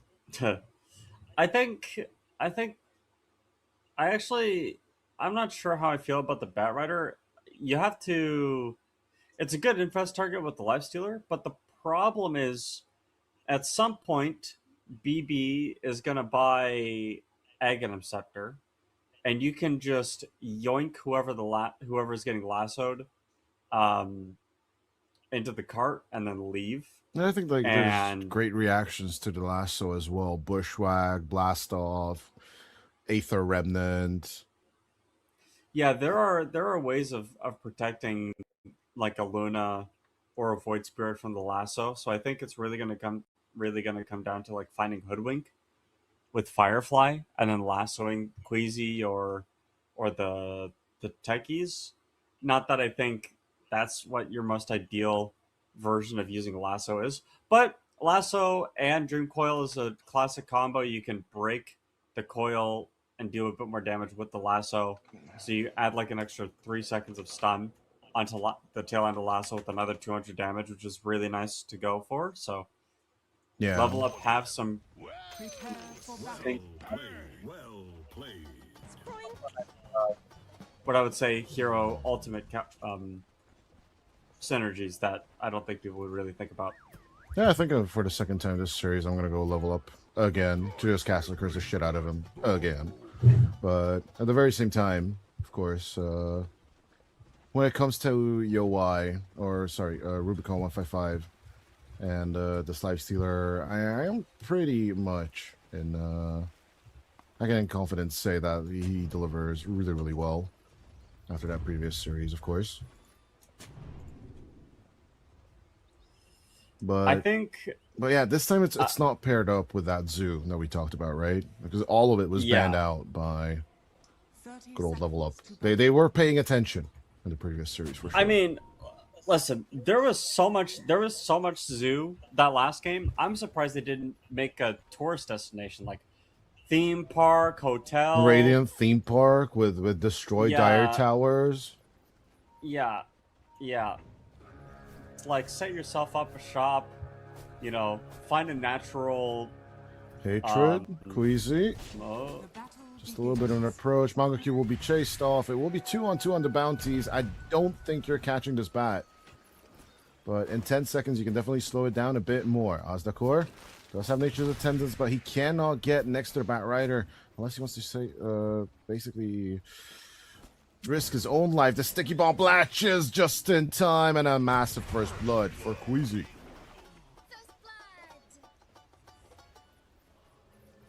Yeah, that's nice. That's what you get for not Obviously- being a true Bat Rider. He's an Owl Rider. True. Exactly. No. He's joking. Okay, if Tidehunter can have its name changed, why can we not have Bat Rider have its name changed every time you change them out? Raven Rider, That's- Owl that's Rider, true. Snot Rider, Snotty Rider, you know? It's true. It'd be so much more funnier.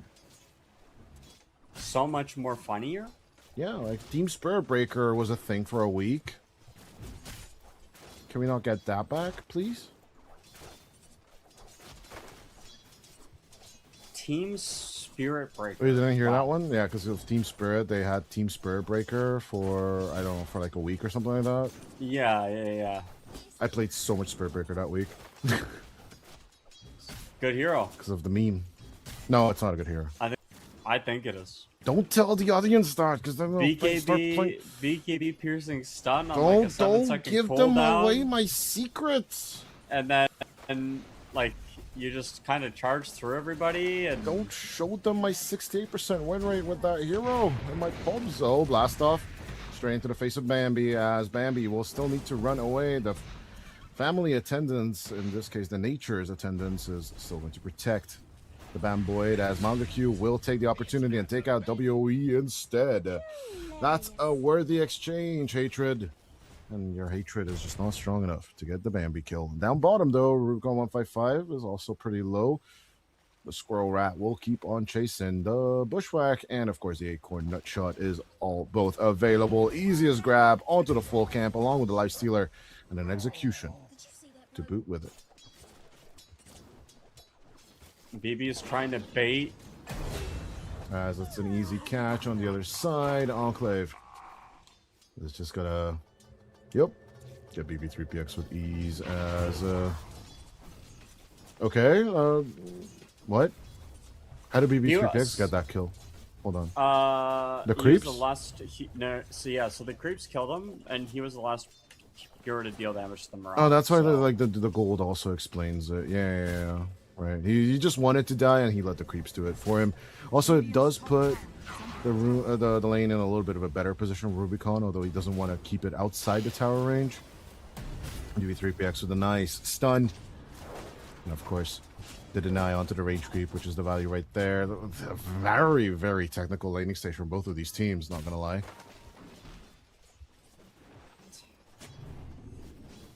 I think if you ask me, both carries struggling this game really hard. Woe's had, but Woe's mental probably a bit worse than Rubicon. Rubicon obviously the last game, big chilling as much as the slushy, just straight up just existing, vibing. Where we talk about slushies in the heat wave. Were you torturing me? Yeah. Yeah. Bro, it's like 36 degrees outside. Come on. You ever have a cranberry slushy? I hate you. I love cranberries, by the way. I love slushies. Yeah? So the two together right now sound... I bet that sounds amazing. It does. But yeah, I'm going to have like a lime slushie after this series, that's for sure. Oh, that sounds amazing. Can you make Wow. me one? Sure. I mean, I need to Great. get on a plane, go for like a 10-hour flight, and I'll be No, you could there just- after like a Jeep ride, I guess. You could probably just Venmo What? me the slushy. You No. know? Wait, what? Why not? No. No. You're saying you can't Venmo? I can't Venmo. Oh, wait. Well, on the other hand, yeah. How could I Venmo from Europe? Like, hello. Or is it even possible? Do we have Venmo here? I don't know. I don't think we do. Now that I think about it.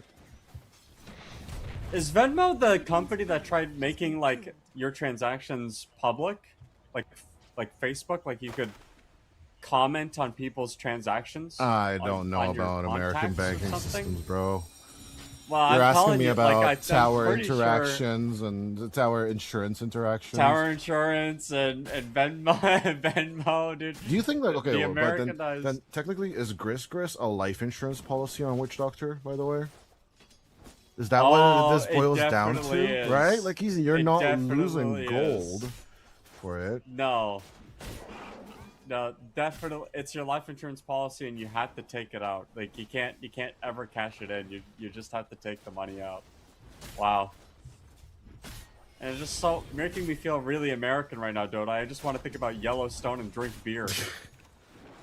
But please don't make it Bud Light. That legit tastes like piss to me. Radiant's bottom Is there- tower is under attack. Is there Bud Heavy? I think that's just Budweiser in general. As Blastoff will be used for the escape. Manga Q still on the chase with the Firefly, as you mentioned.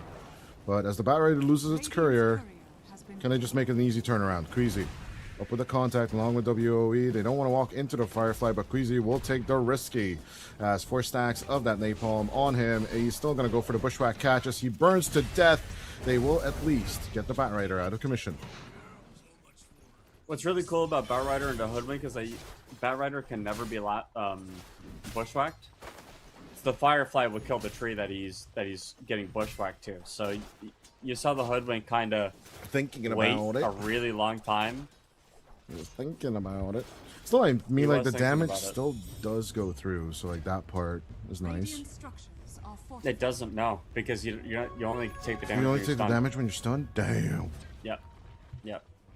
But, like, even the Yeah. tying to the tree doesn't even start, so the damage doesn't go through at all? Oh, damn. You can't. You wouldn't be able to. You wouldn't be tied to the tree because the tree would die.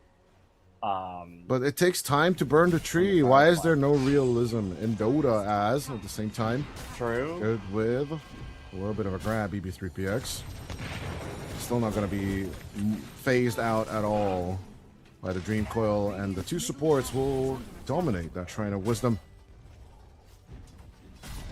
And they will take their pound of flesh against the Moon Maiden. Dire's top tower Wait, is under if attack. Radiant's middle Luna tower and is under Mirana are both servants of Salamene. I think we just recently had this discussion on a stream by 2 casters. Yeah. Does that mean Salamene has biased favorites in this match, depending on who wins? Dire's top tower is under attack. As BB3PX? Yes. Gonna be grabbed. The Sacred Arrow did hit a creep, so the Centaur is only gonna be TPing over to the Tier 1 tower, so a little bit of a pickle for BB3PX.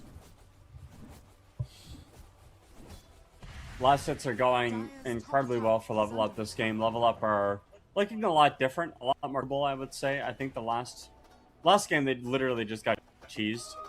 I think they're just all of the steamrolled dude. over as good Sacred Arrow catch onto Queasy. Rabel will just gladly keep up the contact, and yeah, it's just a matter of who do you want to die to. Yeah, but this will give up the stack, so As well. It does look like a double, which Rabel will be absolutely happy about. What? personal opinion, I think stacking this camp on Dire or Radiant, like the medium camp, towards the river is a bait. I think the It's just Dire so one easy to feels steal. so much worse. The Dire one feels so much worse. The Radiant one feels okay-ish.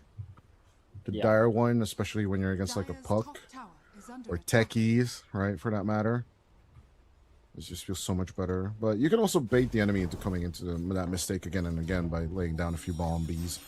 It's Enclave. It will just take Sacred Arrow creep, but gets bushwhacked in the process. Good with the blast off. Maybe they offer the kill for Aincrad. Never mind, they don't. I'd have had to kill the cat, but I can't have mass murder around. Yeah, this game is 6-4 so far, level 8 on the puck, and I believe the Bat Rider is also level 8.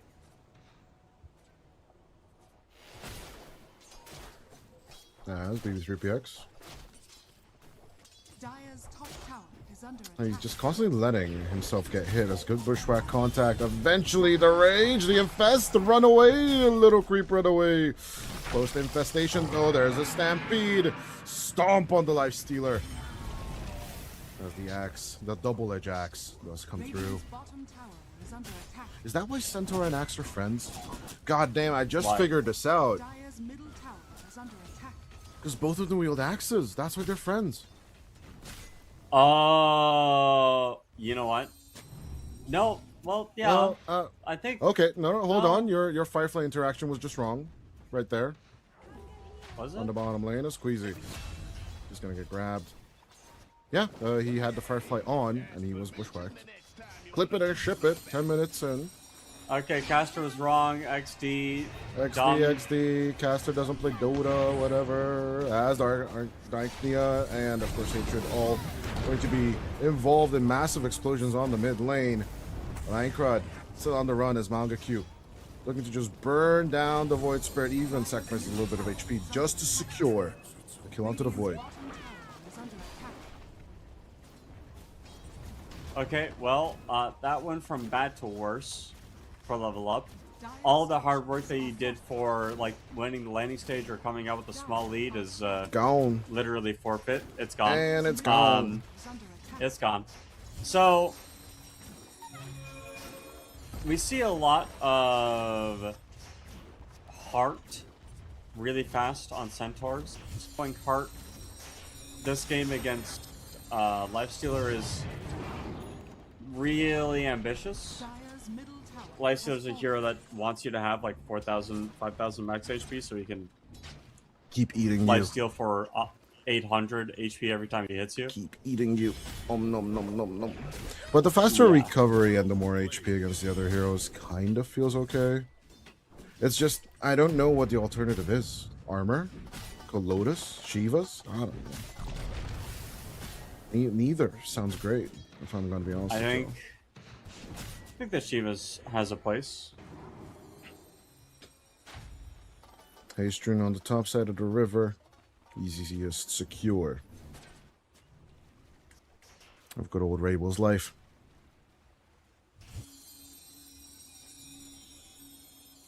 Dire's bottom tower is under attack. This is Are scanning. this game just continues to evolve in ways that, like last game, I was like, man, Dire are gonna win. It's gonna be so easy. Level up, have this in the bag, and then they got rolled over. And this game, I'm like, well, it's a little more even, but hey, at least you have something to play for. They have all this information on the Radiant side of the Dire jungle right now. This map is just polluted by Dire Vision. And honestly, it's not even bad words at all. That's the scary part. Besides the Centaur's exact location, they can see and they know where everyone else is on the map. Yeah. As out comes the lasso. Good on the approach, but the execution is not perfect. Manga Q looking low, will get blasted off. And as Azdakor is running away, sadly, Nature's Attendance is not giving his position into the hands of the Dire. But still, glimmer of hope for the level up fans, as Hatred will immediately diminish or erase those glimmers of hope. Waning Rift into a beautiful Dream Coil. Despite the grab, Rabel still looking to survive. Good sharpshooter contact as they will take out the puck for a ride. Einkrod is getting the hell out of there as Enclave. And the St. Thomas Decor could potentially keep on rolling or looking for something, but this ain't it. We are very close to heart on the Centaur. This isn't the game with the offlaners. Back-to-back games where the offlaner is really the one in charge of the game state, but I think Bad Rider has an easier job of doing that because you have Blink, you have TP boots, Centaur going for more of a selfish build. It's going to be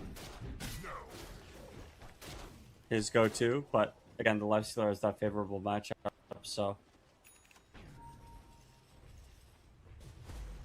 Going for the grab. With the lasso in, it's a TP away attempt, but with the infestation, Rubicon secures the kill for Manga Q and his burning damage. Pulling back with the Remnant and another Astral Step as the Lifestealer falls. Queasy. Try and shake them off. Flame Break onto the two of them. And Crud, 8 stacks of that sticky napalm. It's been a very sticky situation as Mangekyu. 8-core nut shot straight up with the tree. Even with the bushwhack, it's not going to be enough. Crud finally falls to Rabel. Again, the 2-for-1. Yeah, more 2-for-1s. Lifestealer didn't have any money in his inventory. He just bought the Radiance out, so he's fine with this trade. 15-minute Radiance on Lifestealer is quite good. Be able to go top and farm up there safely.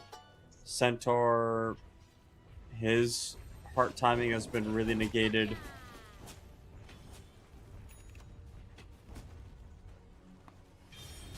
I will say this. I think one of the reasons why Astini did pick up Rubicon 155 for his roster is he's got these incredible timings on items.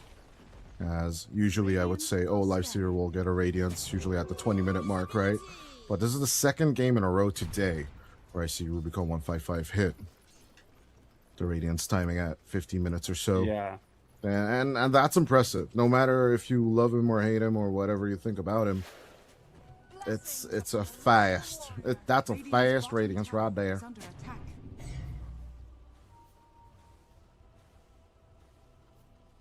Lifestealer, one of those heroes that I think struggles in the early game. You don't make any use of the feast, really. Like, you get, what, an extra 20 or 30 HP in the landing stage, who cares? Moonlight Shadow going through. Minecraft on the run as nothing of it. Really? Oh well.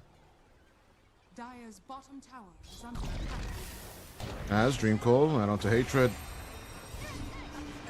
You know what? One way or the other, they're gonna pick up something, aren't they? Oh no, no Hoodwink.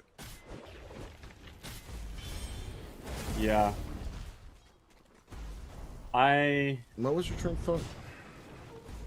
Dude, my train of thought right pick it now. up. Tower is under attack. My train of thought right now was on the Lifestealer, but now I'm kind of switching over to these offlaners. It feels like you need some sort of, both teams need some sort of level of activity, I think, right now. As you have the Void Spirit that you can be active, you have the Fire Rider that can play active, The Puck. Moonlight Shadows already, Puck. Now, Puck is gonna grade it up more, I think. Puck is gonna wait for the late game. Well, he's already got the Never mind, blank. has a blank. So He just finished it, so maybe you smoke play it with your team, but maybe. I mean, Woe is looking like a juicy. I want to say Lion Rider, if Nova is a lion, technically.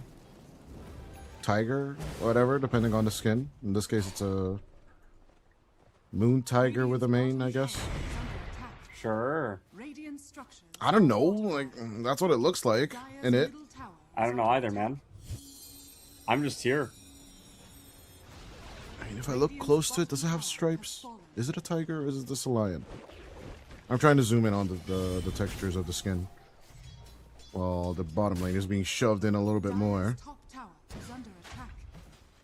But obviously, the reasons of a rambling is that both teams, neither really wants to go on the aggressive route. Radiant's bottom Tormentor tower setup is Yeah. not being seen by either Dire's team top either. tower is under It's attack. about sabotaging the enemy's jungle one way or the other for both of these teams. That's currently the name of the game. Tormentor, Roshan, all the things that you have to take when you feel like you have hit a timing, but Neither team is ahead. It is- Like neither team is like super doing well or anything. As the Enchantress will be the victim of center on center race. I don't know, violence. Yeah, violence. Let's call it violence. Dire's bottom Centaur tower versus is under Centaur hate attack. crime. Can we call it that? sure. I mean, you're doing it against your own species. Well, you're not doing.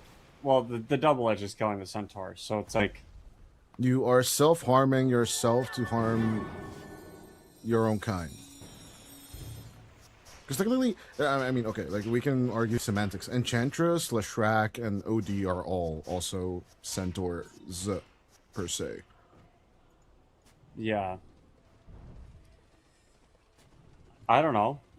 This is beyond my pay grade. I'm just here. Same. But must be like a lore argument, right? Like if they're on this side or if they're on that side, how does that happen? How can it be argued for and against? I think giving up Torm like this for free is a really good way of starting to lose momentum. But do you do anything with that momentum is rather my question.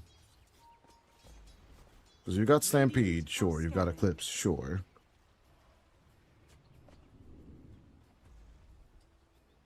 But now getting into that tempo, you are 21 minutes into the game. But I definitely say that WOE does not have their items to actually finish off high ground yet. Or you can, it will just take way too much time for it to be a confident exchange.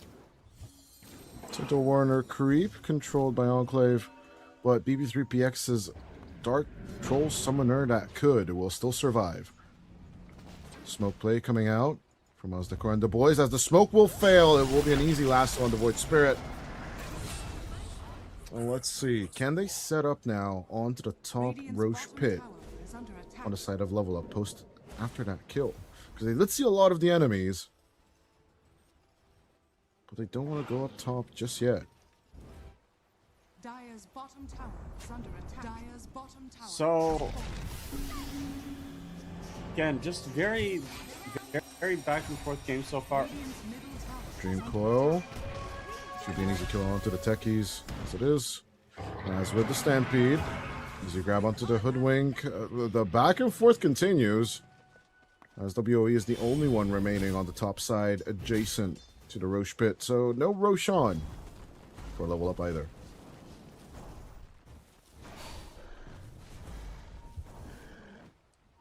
I wonder when the teams are going to feel confident to go Roche.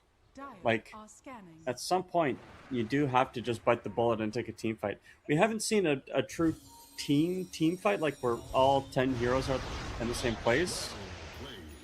Yeah, that's for sure. But lanes constantly need to be shoved out so that you would have a chance on the Luna lineup.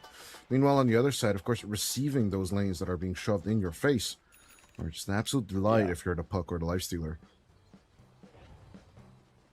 The only one with activity, right, on the Radiant side is the Batrider. And on the other side, of course, it's Einkrad on the Void Spirit. And the Void Spirit is doing a lot worse than the Batrider is. But I think that's also in part because the Hoodwink is taking up so much farm, 54 CS. That's quite a lot for a +4 at this time. Agreed. But Hatred has 63, so he's even worse. Right? 57 on the Enchantress and 35 on the Mirana. So, like, the best support in the game right now is obviously Enclave, because he has the least amount of CS on himself. As Rabel loses the Courier.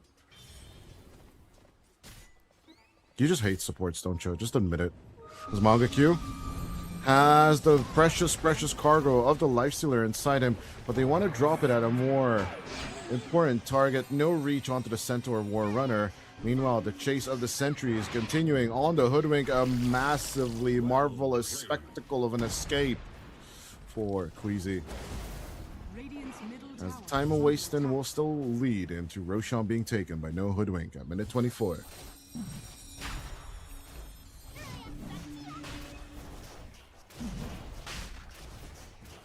Finally, we're seeing an objective that's not, you know. I've been waiting 4 minutes for this, Brian. 4 minutes. I know it's been forever, but maybe you feel like you're strong enough to go now. Nah, you just lost Stampede. Radiant's bottom tower No way. is under attack. I don't see how you approach this fight if you're a level up. Fallen to the Radiant. Tier 2s, maybe a little bit of a trap set. Maybe once you have Stampede in 35 seconds. But BB3S didn't really have any other choice, right? Mangaku was chasing him down like a rabid dog. You know, like once I usually have like the Lifestealer infested in me, either if I'm playing Yeah. Spirit Breaker or even like Lifestealer. I love it.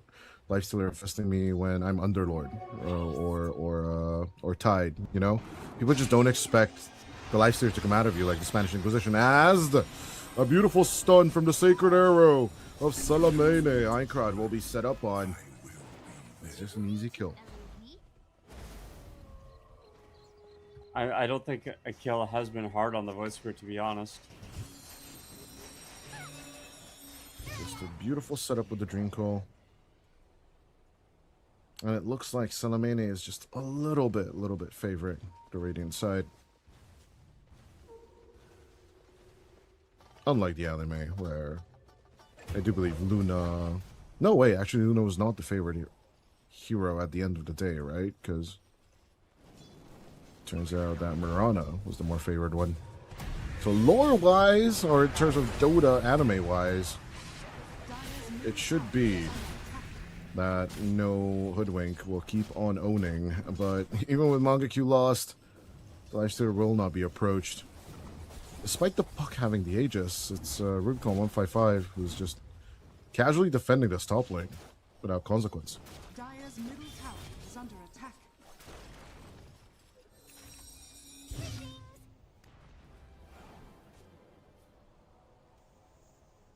Played.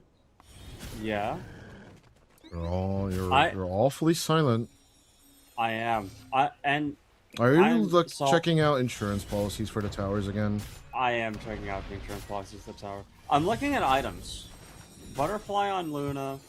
There's really nothing on Void Spirit that's worth. Oh my gosh, the mines.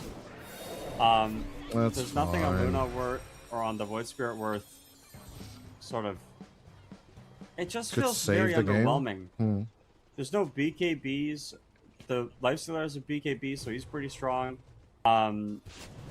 He's going for eggs next. Like, I don't know. It feels like no Hoodwink are a little bit more decisive with their movements, with their ideas about the game. Radiant's middle tower. There's a is certain under amount. Just a certain amount of execution on the macro level that no Hoodwink are pulling off. That level up just can't seem to match. But when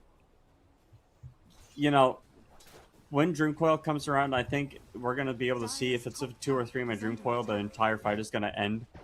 So, look to Puck with the Parasma finished up as a gem as well. Dire's top tower is under attack. Getting unlocked the Ring Core next. So many different Radiant are scanning. problems, Dire's structures and the problems are gonna keep coming as well. Well, let's see. Can they turn their problems upside down? We made that frown into a smile, but maybe no, you're just gonna stay a clown. As Rubicon is just not gonna die. The Lifestealer has too much HP. Especially when the armlet is activated. The bomb bees will explode a little, but with the hypnotize, it's not gonna result in anything much. Radiant's bottom tower is Through under the fire and the flames, that's of course just gonna happily walk on through the proxies. Running into some damage issues, some really big damage issues. You would have hoped that you could have gotten that Lifestealer kill there, but I mean, we both know that wasn't in the cards for them. It's going to be a basher here soon on the Lifestealer. He's got the Aghanim Scepter on the way. Radiant's courier has been killed. Yeah, still getting there. Even despite the 2k net worth lead, I am looking for the solution myself. But with WOE going for the BKB, Radiant's top tower is under that's a attack. little bit of a glimmer of a hope. And just maybe, if they can hold this tier 2 defense line, I'm pretty sure they can make teamfight turnarounds.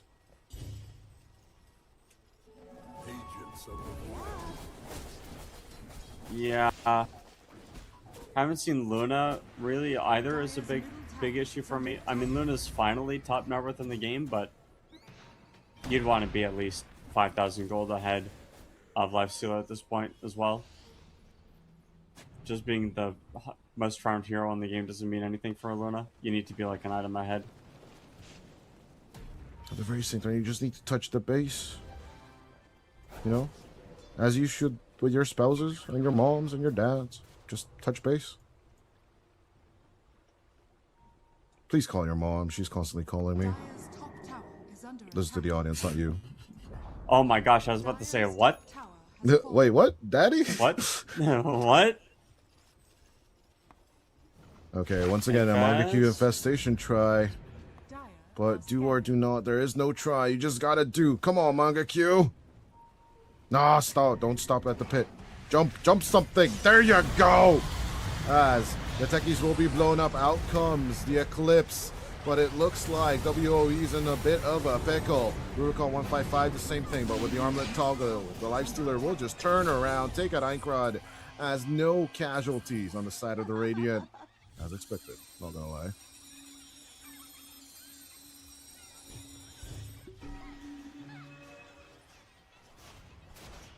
Just a really, really awkward team fight that still doesn't really amount to anything for both Anything. teams, to be honest.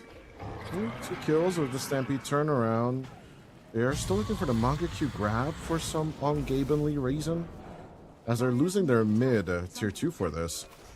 Dire's structures What, guys? are Did we just forget to cut waves? Or is it not in your Dota playbook? Come on. Protect the tier 2! For the love of Valve, someone protect this tier 2! Oh no. Dire's It's middle absolutely tower has ignored. fallen. As, oh yay, you got the Tormentor, but at what cost? I don't know, dude. Last one? As the lasso grab back and forth, it's still going to be a TP away from the Centaur. Close, but no cigar this time. Nature attendant. There has to be said, Level Up are giving back basically no hoodwinks medicine. They were the ones that constantly TP'd back home in the previous game. But as they keep on shoving and pushing, no hoodwink. They'll still take out Mr. Bombs. As the Infest will land on the illusions, but it's a good Eclipse grab, it's a good Bushwhack, and it's a good kill. Rubicon finally falls for the first time in about 15, 20 minutes, I want to say. That was the last time Lifestealer actually died.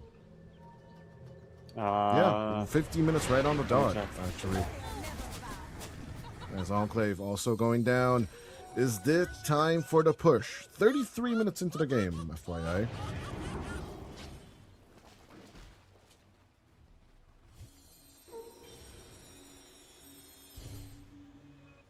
Lifestealer needed to not die there, obviously, but they got the jump, they got the catch, they got exactly what they were looking for. Couldn't really get Infest off. BKB was weird. And, you know, the Luna is at the point now where they are about an item ahead of the Lifestealer. This is where you want to be.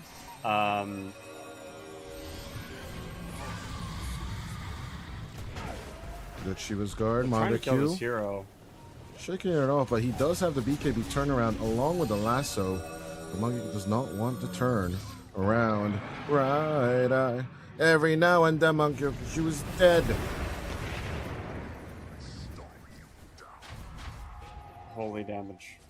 Okay, so now Level Up are playing Dota. I don't know where this was last game or even earlier this game, but we have decided Dota is in the cards. Honestly, isn't it just about WOE getting that BKB and that's it?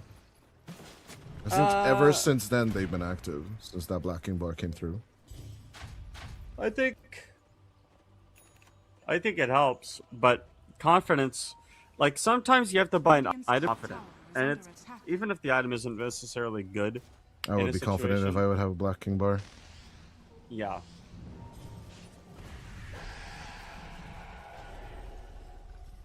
And as BB3PX, gonna be grabbed. Double edge. Not gonna land because of the untouchable. As the core still on the chase. Does not have a blink of his own, but could try and walk into the remnant. And after the post-infestation, Rubicon actually gets out. Radiant's courier has been killed. Sacred Arrow lands onto the illusion. They knows. But even with the knowledge, as the core standing on through the mines, more mines will be joined after that as Rival will not be stomped on because of the phase shift. At the same time, good with the lasso Lotus, but 70 seconds without the Void Spirit could be the end of this fight. Stampede going through to cause a little bit more chaos, as with the Eclipse, WOE will not catch anymore beyond Manga Q. At the same time, Hatred will TP on home, and with the infestation, let's see if the glaze will work out this time for the Luna. Even with the Hurricane Pike, it's hard to keep a distance, but it could just be enough. BB3PX with the grab. The heart of Tarask will keep the Centaur alive, and with the LS kill, could this be Roshan number 2 going the way of the Dire? If they decide that they want to take it, they could go right now. But you get the kill on the enemy offlane. You get most importantly, you kill the Lifestealer. Lifestealer needs a little bit more help being able to hit stuff. I think, like there hasn't really been any Dream Coil lasso that I've seen recently where they're hitting the target that got Dream Coil or lassoed. Goodbye, Luna. Hold the front door. So like, basically, we Yeah. you dished on the heart, but if you open up the fight recap, the Centaur itself basically healed itself for 4,000 HP. By the way, Yep. that is kind of bonkers. I'm not gonna lie. Like that alone itself is just proof of concept that the heart build is and always will be the better one. Nah, I'm just kidding. Like I think it's kind of working out for him, Are scanning. despite the results. Although, to be fair, Lifestealer wasn't munching on him that much. As with the Stampede, a nice little clear around. The Void Spirit will survive. It's more of a reminiscing or basically saving grace of the team. Radiant's So, bottom tower is 4 under people attack. pushing bottom. You have the Void Spirit top. Radiant structures are Helm of the Dominator is available on Centaur. You got stuff you can do, but yeah, I'm gonna set their finish for Void Spirit as well. That's gonna really help against the Puck. has fallen. But Puck is a BKB, so not really. Okay. At the same time, my mouse is refusing to zoom back in so that I can actually see names of the teams. Radiant's middle tower has fallen. My technology is being difficult in the heat wave. Play. It's okay. It's not. It's really not. okay. But let's see the high ground push coming out from WOE. It's 37 minutes in. Finally, the Luna touches base. Let's see how much the Glaze Mouse will help out. Hazakor even increasing the speed at which the Luna is hitting them buildings. But not even the tier 3 will be broken. It's proving to be a difficult endeavor. There's still the banner on, though. Protect You the don't really Bruce have banner. the safest way of costs. killing this banner. I don't know what that pipe is going to do with the buildings, but one thing's for sure, that one last fortification effort could help protect that tier 3 for a little while. Flame break up into the air. Oh, so close. The closest arrow in the history of Dota. At the very same time, though, WOE makes the Glaze do the work, and it's a pinball machine to take out the range racks.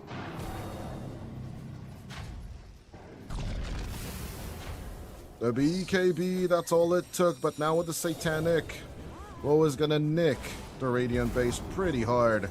The power of the Loon, the power of the Moon is coming through right now on the level up side.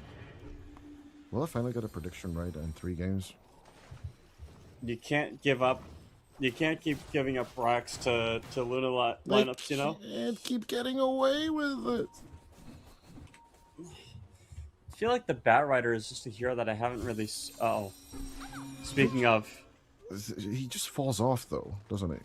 For one thing, he's an owl rider. Mind your tongue. And on the other hand, there's a good hex. At the same time, the mild distraction, the lasso will only catch the one.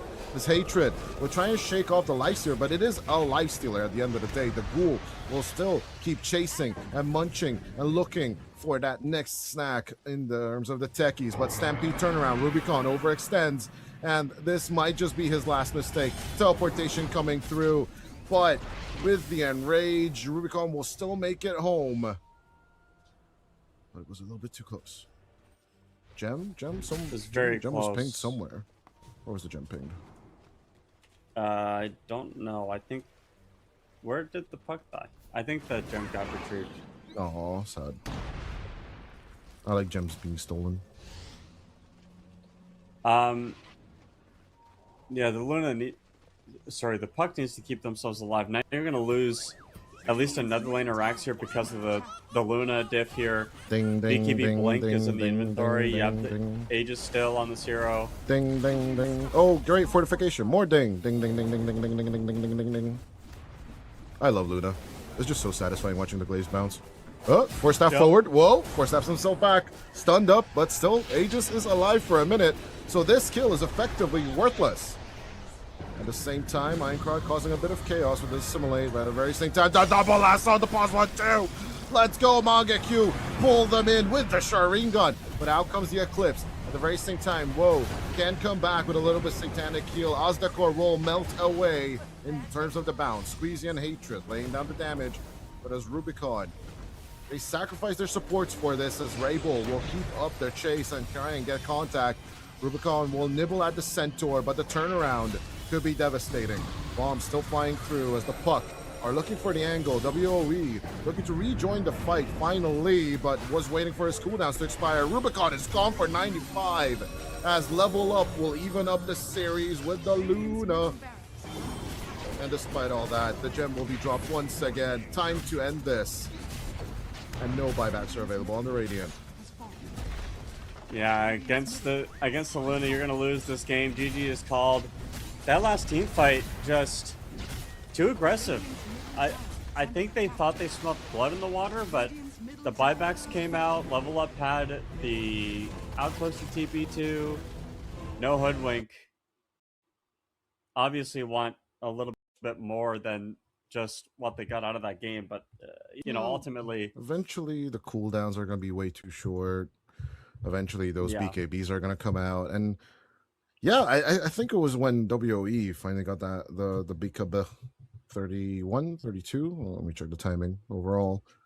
That's basically the end of the dot, right? Oh, it's 29 minutes and 40 seconds is the exact time when the Black King bar was assembled. But Yeah. I think after that it's just Jover, isn't it? I think you need a basher on Rubicon this game. He is having such a hard time staying locked down on top of people. And like, I know when you pick Lifestealer, it's normally going to be a good BKB game, but at some point you do just need to kill people.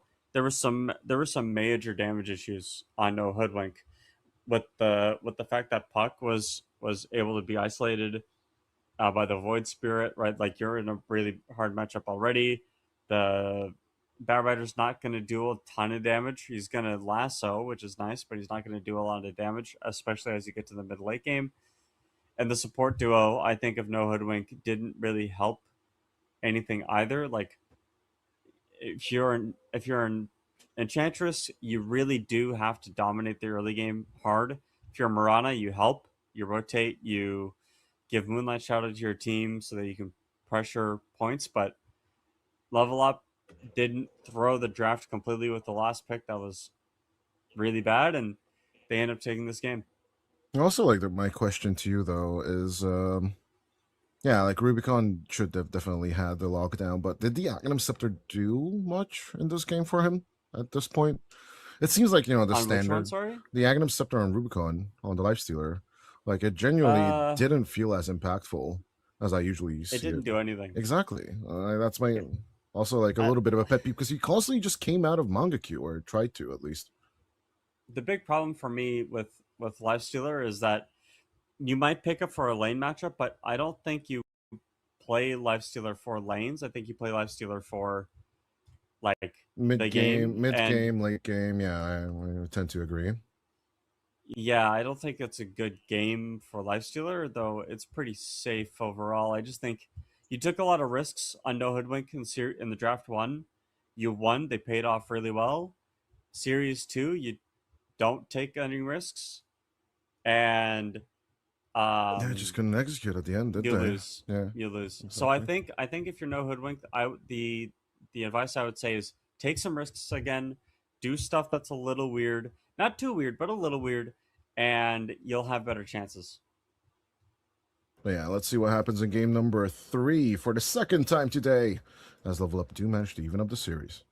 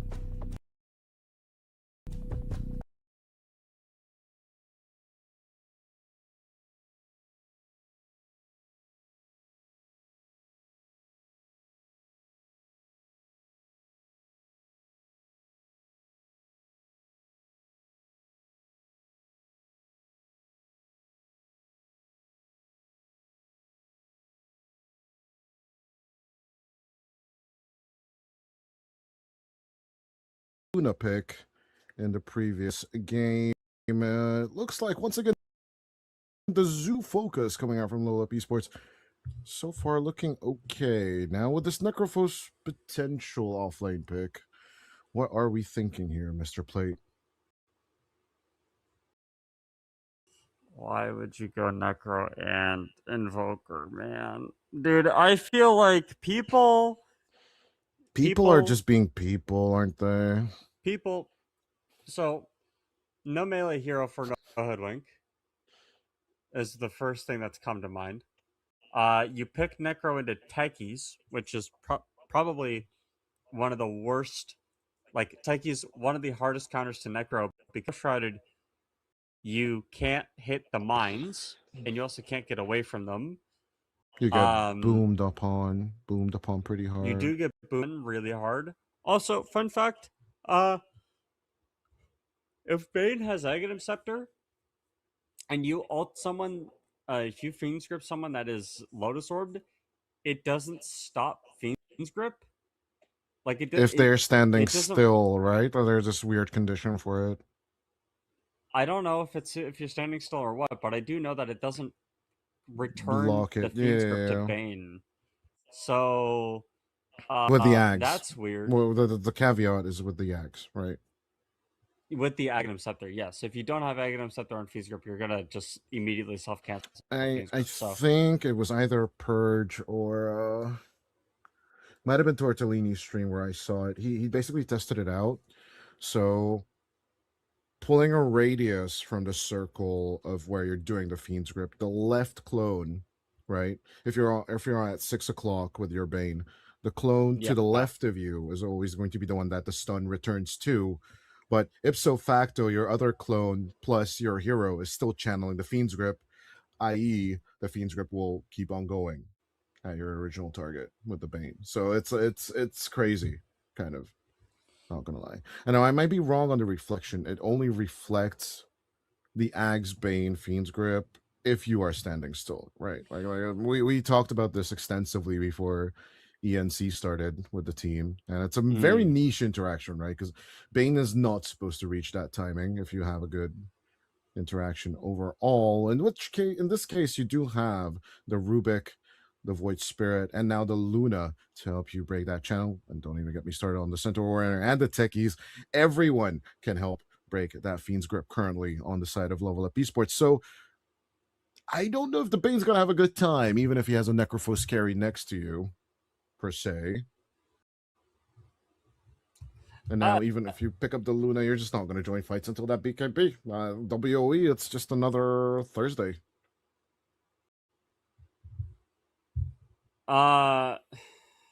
The other issue that I think, like, the Luna's fine in a Necro because, again, you have a way of dealing with damage into Ghost Shroud. You can steal the Reaper site with the Rubik. I don't know what this draft is from the Hoodwink. No, I'm gonna be frank with you. Maybe offlane Necrophos, ATF cosplay incoming. It's a carry Necro. It's got to be carry Necro. It's an offlane Necro. I don't think. Manga Q's like, I'm better than Amar. Who cares that he's a TI winner? Throw the dice. Let me have it. Oh, boo. Yeah. Oh, they're going for boo, boo. Boo. No. Offlane. What are you doing, bro? What is this draft or the Hoodwink? I don't know. I think I did something a little dank, a little risque. But I don't think Broodmother is it. Well, that's tied. So no, but then once again the Rubik. Damn. Okay, hold on. Tied is bad. Offlane Brood. Offlane Brood is that that's not the answer. I think that the last game when they picked the Bat Rider, that was better than this shit. What is this shit? Wasn't Hoodwink was the one that picked offlane Coddle, right? Yeah, but no, they pivoted. They had musical chairs, right? They originally wanted the Coddle mid, I'm guessing, but as soon as they saw the enemy lineup, they pivoted. Right. And then it didn't work out either. You know, like it's just not it. But I don't think Brood Mother offlane is it. Luna is a hero that struggles, I think, against a lot of spellcasting. So there's a possibility here that no Hoodwink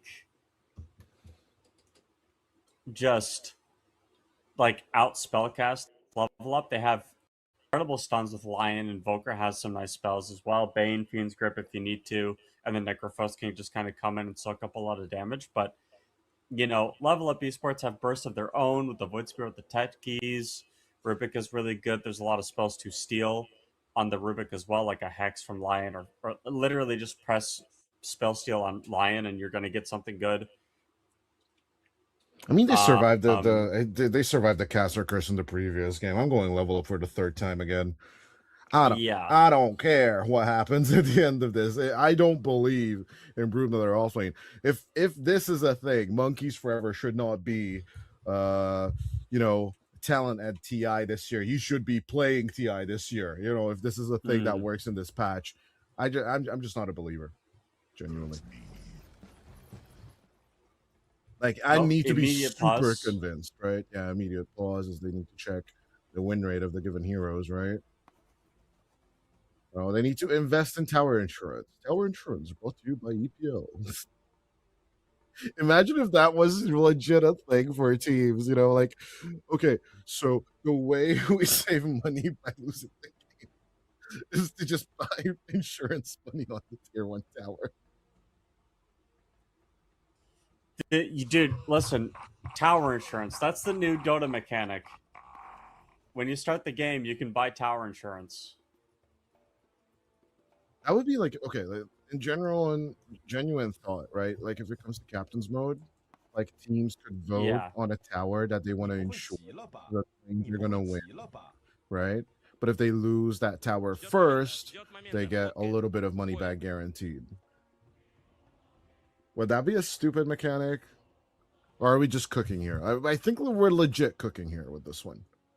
I think, you know, but the thing is, oh no, I just found out about, and then repair kit comes back. Oh hell no. And then repair kit. F that. F that. No repair. Don't you dare. You can choose to forfeit enemy tower gold when you destroy the tower. When you destroy their towers for repair kits.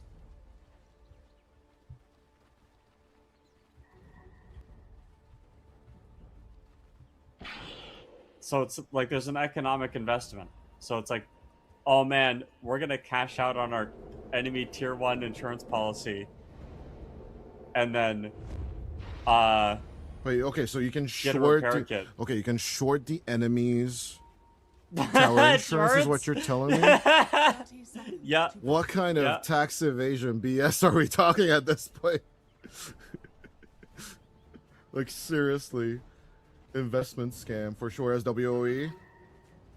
At this point, we could, like, you know, just timeshare lanes, you know. Sure. Let's get real technical with it. There's an HR department, too. And when do they step in? For BM or for all chat? The battle begins. Yeah, exactly. And tipping. But also the couriers are unionized.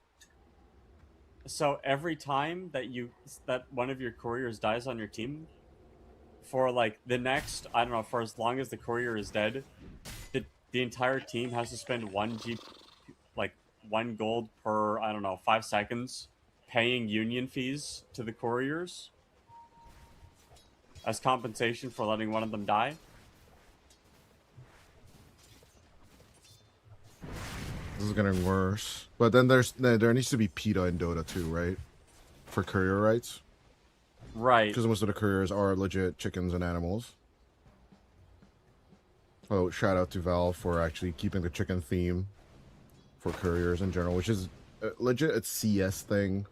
Of course, if memory serves, there were no couriers in Dota 1, right? So it just wasn't a thing.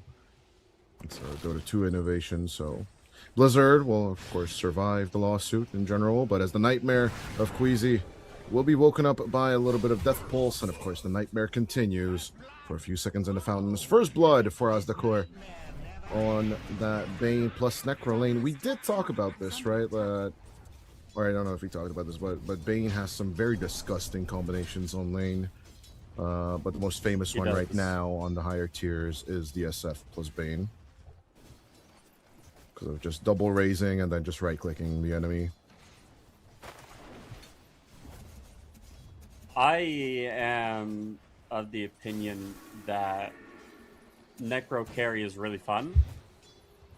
I'm not an enjoyer myself. Necro off lane and mid is fun. Everything else is nope.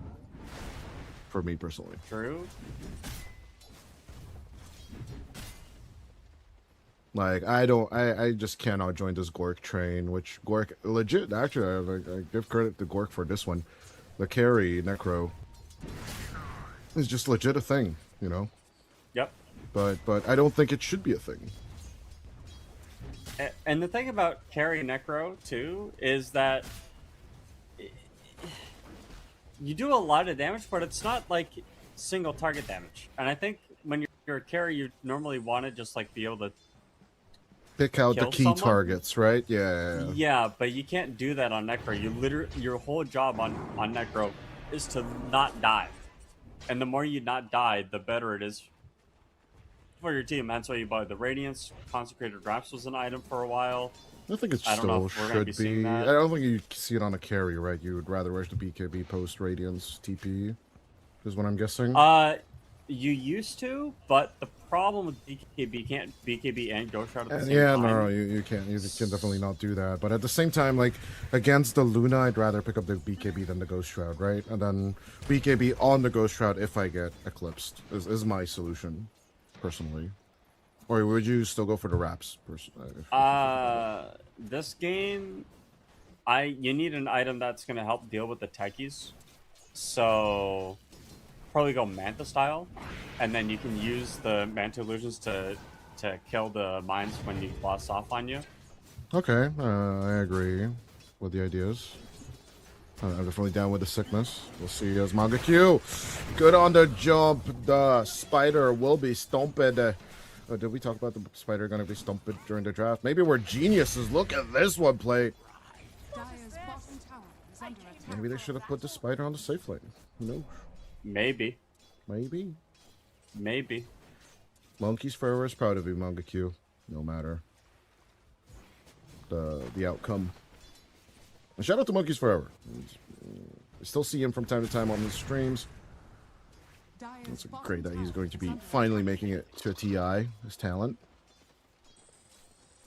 Little shout out to I Annihilate in October. Still great NA Dota stream regulars, despite NA Dota just being Gamer Legion in one team.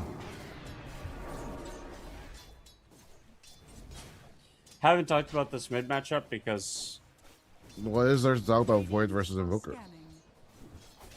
I mean this is Void versus Invoker. You just said it. Like, But what do you like- want? What do you want me to say? Eventually, when Einkrod gets out of control, Rabel will finally put in his 1 point of Vex, and then he's just going to tornado clear all of the Resonant Pulse every time. Every time he's going to be approached, he's just going to back off, Cold Snap, and then that will change away the armor. Which is exactly what just happened. Although he still doesn't have that point of Vex, which he should have at level 5, in my opinion, right? Well, I'm not an Invoker expert by any means.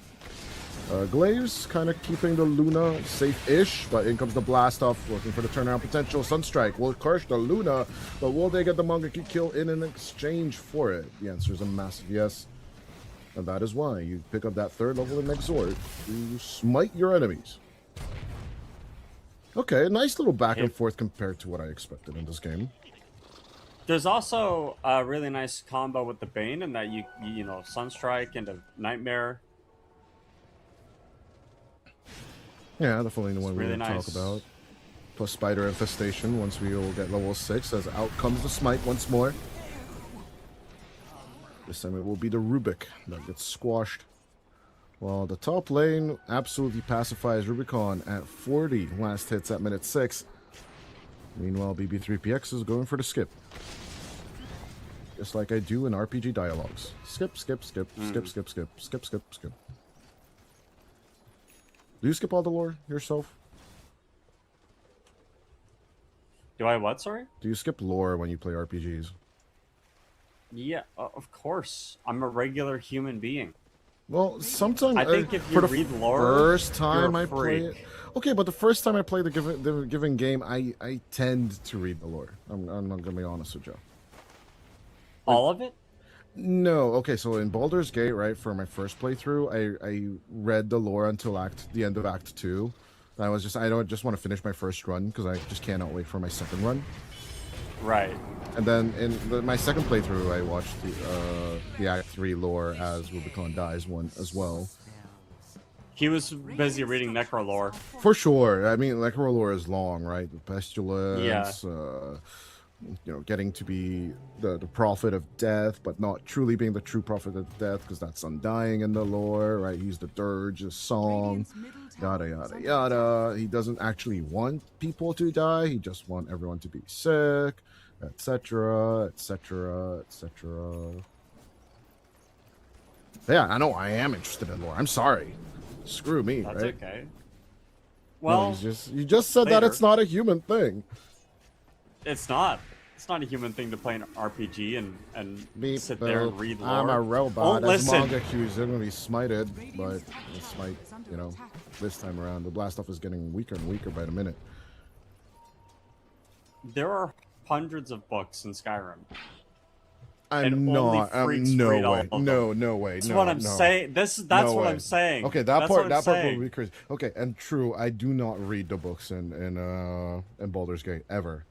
Like, I've not read a single of the title. Yeah, that one too. Like, there's so many books. Whoever writes books for RPGs, I'm good on sorry. you. Yeah, I'm that's so great, sorry but for also, you. like, get published or something. And dude. Like, same thing with whatchamacallit, like in Borderlands, right? When all the echo logs you need to collect and all that BS. There's just lore on lore on lore, right? Like, the one good thing that Borderlands did though is, like, the echo logs, they're more like audio logs most of the time. When they brought in the written logs in 2 or 3, I do forget which one. I just don't care. Skip. Right. Let me go shoot things. That's what I'm here for. I need to shoot things. this Necro's farmed, man. Yeah, he died once, but he's set 70 C, 9 minutes. He's gonna take the portal. It makes me think that he's just a bigger pinata to pop, though. Right? At the end of the day, now that whenever he appears on the map, they're just going to start stampeding away from him as much as they want. Luna's got a okay farm too, but it's not the best.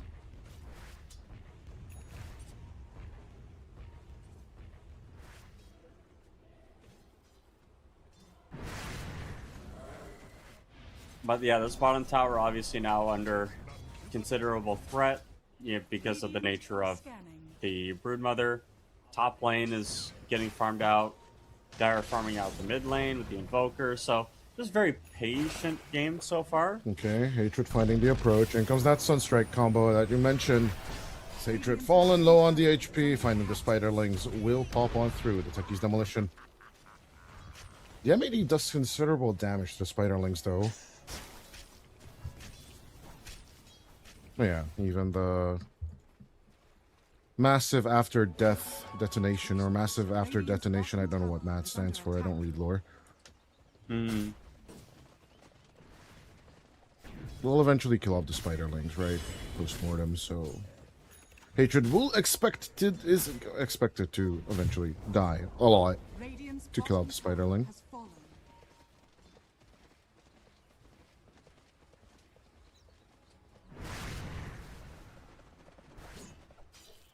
But yeah, despite the Necro being on top of the net worth lead, I am still skeptical, like, Of what? of the Dire lineup. Well, which part? I need to see her face and I need to become a believer. And not have a trace of doubt in my mind that I'm in love with the No Hoodwink draft. And then they're gonna be a believer if I tried. I cannot leave that belief if I tried, specifically. I am of the opinion that this Dire lineup is gonna really kick off here with this Necrophos, because typically I don't like it when Necros go for the TP boots after Radiance, but in this game when you're so far ahead, and it doesn't matter. Yeah, Rubicon is just he's gonna have this Radiance within 2 minutes. Dire's middle tower is under attack. So with this Radiance on the Necro, you're gonna be able to keep up and farm with the Luna. Luna's trying to farm up these stacks, but your jungle is being taken over. Techies can't protect your jungle because the Broodlings can kill the mines. Ikrod with a tornado lift, and of course going it with a Fiend's Grip, but there's the break we talked about. How's the core? Surrounded by the Nightmare, but the Nightmare will be turned around into a save. Astral step away from the two supports, as it's just contact at the end of the day for Enclave and his catch. Manga Q killing off Hatred, as they are searching for Einkrod, but eventually will turn back onto BB3PX. There's the Reaper sight, the first one of the game, as it will grant them the stack. And we become 155. Big pickup. Meridian's picked up as well, and the Necro Rubicon is Rubiconing, I guess you could say. Middle tower has fallen. Nobody would ever, honestly, that I take it back. Well, what I'm hearing right now is that somebody told Rubicon that the world is gonna row him, but he admits that he's not the sharpest tool in the shed. Yeah. But looking kind of dumb, but with a finger and a thumb and the shape of an L on his forehead, he still goes for that BP boots, and as you mentioned, and the BKB that I mentioned. So he was just listening in on the stream at the end of the day. Maybe. Well, he heard that the rules start coming, and they don't stop coming. Back to the rules, and he hit the ground running so far. Yeah. I mean, with the first Reaper Scythe kill for sure. Well, it doesn't make sense not to live for fun. He must be having a lot of that. But as the Enclave dies, Yep. looks like the Lion's brain got smart, but the head got dumb. But yeah, I mean, for no hoodwink, right? There's so much to lose, so much to do, so much to see.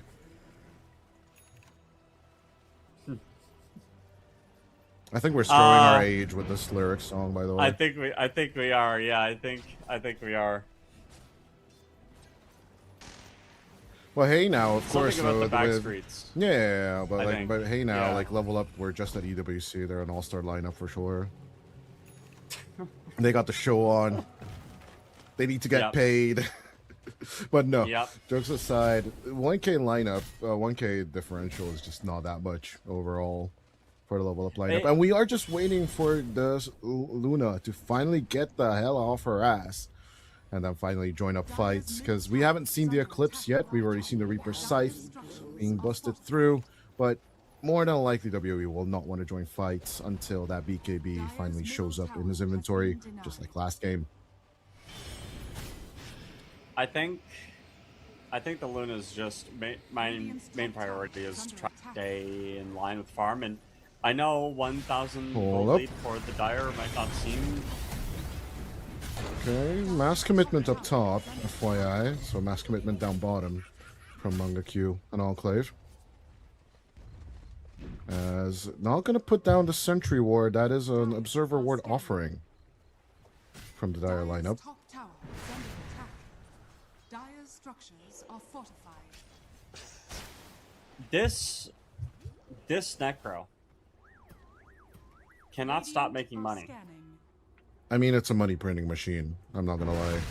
Every time I play the Necrophos, I feel like a money printing machine. For myself, not for the team. Who cares about the team? Yep. As long as I get the money, I'm happy. As Rubicon 155 gonna be approached. Einkrod with the chase. They kill off the Necro. First death, or second death actually, of the foes. As the Sunstrike connects along with a cold snap, easy kill onto Einkrod for the revenge story. And Rainbow's proving to be the Grand Magus. Necro could have lived there easily. I think he didn't respect. First of all, Hold didn't on. use Ghost Shroud when he healed. Speaking of respect, there's the Orchid reveal out with the Fiend's Grip as well. But break. That's all you need to do against Ozdakor. Nothing else matters. Out comes the Eclipse. Down with the chase, but not down with the sickness. They are going to just back off casually and heal back the Luna with a little bit of Mask of Madness action.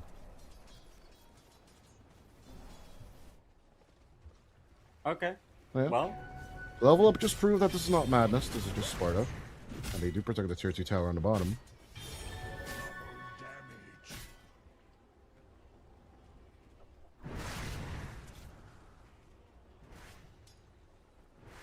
yeah, Brood is just. This is the thing about fighting against a Brood, is what's happening to the Techies. Oh my gosh, that Sunstrike. Oh, he still got figured. He still survived. That's why you used a reactive taser, buddies. Shock and awe all the spiderlings at the same time.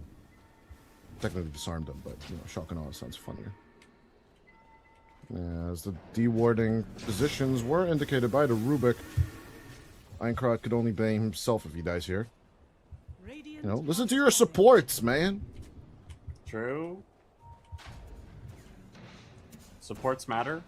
Support lives matter, as finally no reactive taser danger from Hatred. The proximites are not going to work out. Support lives matter except for Techies. How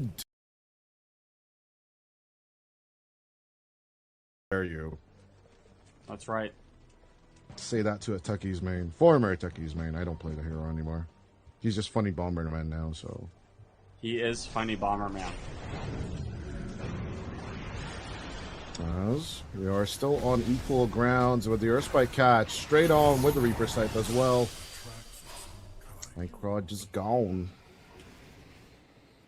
He's just gone. Like, Radiant's they bottom killed him. tower is under attack. Radiant But let's see, structures are Rubicon 155, good with the approach from BB3PX, but even with the Stampede, he's just forced to run the hell away. The Centaur Conqueror will be protected. Do you think if you dominate the Centaur Conqueror, does Centaur Warren or Centaur Conqueror just argue who's the cooler Centaur? I think Centaurs will always have infighting. Okay. Dire's top tower. So they're just part of different clans, and then they're like, no, I'm the cooler Centaur. No, I'm the cooler Centaur.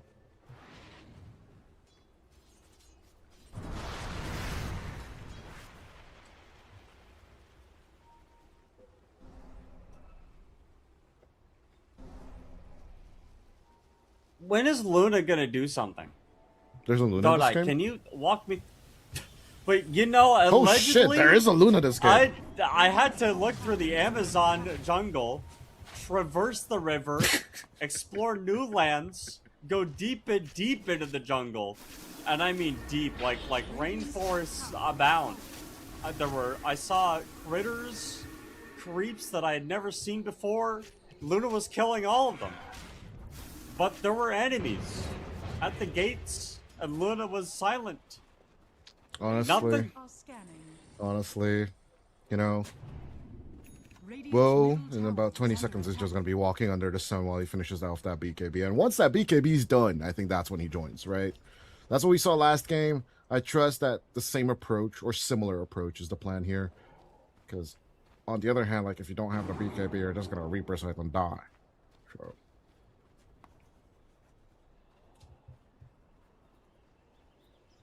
Otherwise, you know, genuinely, I do agree. Bo has been rather absent from the game in the previous few minutes, and it's kind of what you do when you're 2-1-2 right now on your Luna. But yeah, with the 2-1-2, you always gonna ask yourself, what the gun do? Also another song reference while we wait for some action to happen. Sure. Hey, what you gonna do with the 2-1-2? What the gun do? As, interestingly enough, no approach onto the Tormentor, despite having the Spiderlings and all the jazz. Enclave is just going to be dewarding the Central Ward, indicating it outright that they are on the Tormentor path right now with the rest of the team. Well, Woe is just going to be enjoying the free service of the Dire Jungle. and keep on farming to his heart's Dire's content. top tower is under attack. So methodical this game. Radiant's middle tower is under attack. Yeah, no, obviously the tier 2 pressuring coming out from No Hoodwink makes a lot of sense for us. At the same time, letting go of the mid and not truly contesting the Radiant jungle is what's confusing us both, I'm guessing. While on the other hand, just no total domination of the main objectives. It's kind of the outright question. Main reaction to all of this is just getting the pick off and then going for Roshan Top tower is on the under side of the attack. Radiant, but evidently that's not going to be the approach here from Level Up, is it? Because there's still no BKB on the Luna.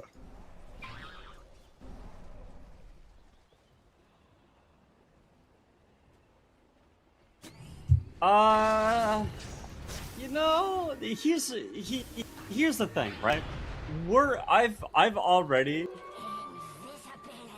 I've already said to myself, hey, I don't know what I'm doing. I don't have a clue. I don't know what the Luna's supposed to do in this situation. To do is to farm until BKB. But in my opinion, even when you do get BKB, you're just gonna die to the spiderlings. So, it feels like Tower is under attack. Level Up are for a power spike. That's Oh, not but gonna happen. his spider And senses also should be Luna's dead. tingling. The spider senses should be tingling. His knees are weak, arms are heavy as he gets Fiend's gripped. Rubicon 155 joining in with a Reaper Scythe. And he will be dead. Dead. Not big surprise. Well, yeah, no, that's what you get for passivity as the Sunstrike connects on to Hatred as well. Manga Q with the easiest pickup of his life. Landing the Spiderlings and, of course, the BKB. You're not going to raise your taser, this guy. Yes, he's looking No. for his tier 2 pressures or not. They are the ones going Nope. for the Roshan. As it was supposed to be level up, mind you. Is under attack. I was supposed to get this move 3 minutes ago. But apparently, AFK farming for a BKB is just more cooler. With 11-9 on the scoreboard and a 4K net worth lead now for No Hoodwink. Can they get the counters or can they even make the approach? Even if they lose Aegis here, if they get a few extra kills from it, it would be worth it. Good grab onto Manga Q, but as the Aegis is on Rubicon, they will target the Spider Baby.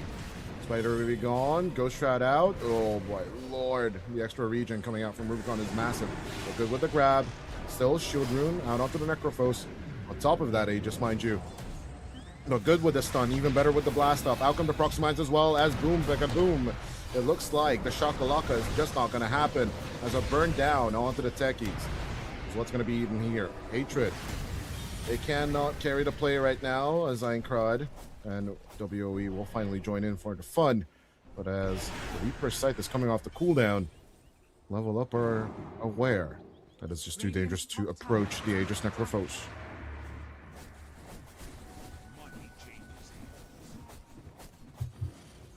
So, BKB's committed, yada yada yada.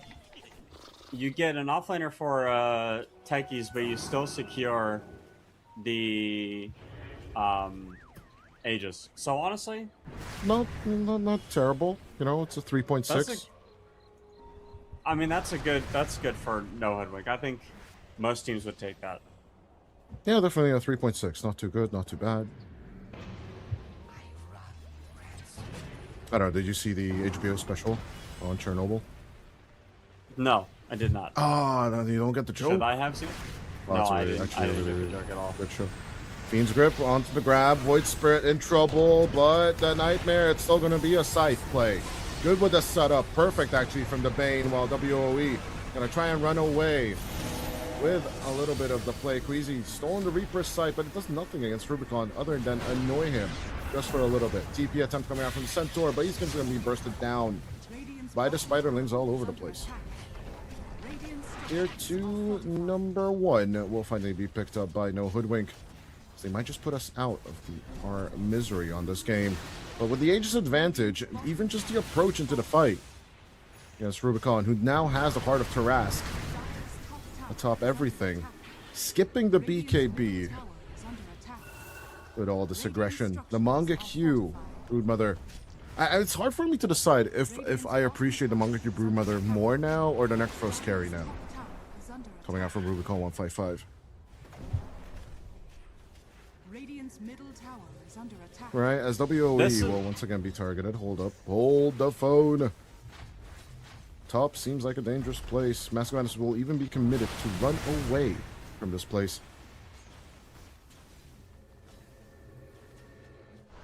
This is the problem with the BKB on the Luna. Luna, sorry. My apologies. Sort of BKB walk in and nothing happens.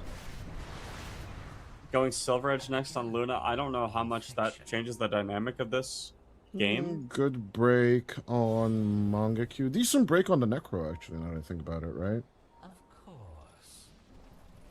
Right, you can break good old Sadist, which is nice. Overall, is it going to kill the Necro? Questionable, but we shall see. As Ribal skipping out from the Eclipse. No thank you from that damage, is what I would say too. But in comes the Fiend's Gate, Rip. And along with the Sunstrike, it's an easy kill onto the Luna. Even despite their escape attempts, they will lose Manga Q. But it's a small price to pay. You're still happy with this. BB3PX looking for the turnaround. Good with the Hoop Stomp. But the Deafening Blast is going to connect onto the rest of them. Along with all of this, Hatred will jump into the middle of this as the Proximites do the work. 3 people die on each side as the Necrophos and the Invoker. Can they mix their magics to kill off Queasy at the end there? Raybol going for the Ghost Walk chase, but they're not going to go in for too deep of a dive. But do-dubba-dee-dubba-die, it looks like no Hoodwink once again, right on top.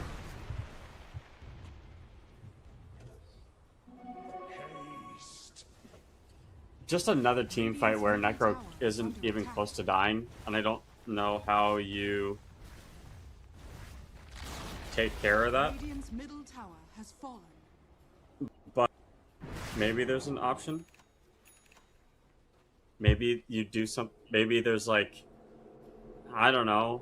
I think the Luna is just so like despair. Are scanning. 32 minutes last game. 32 minutes. Just hold, man. Hold. Nah, this is not really looking good. I will have to agree.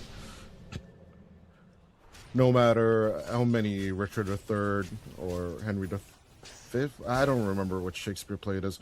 No matter how many speeches I can make about going up to the breach once more, man, it's looking rough. If you're a level up fan.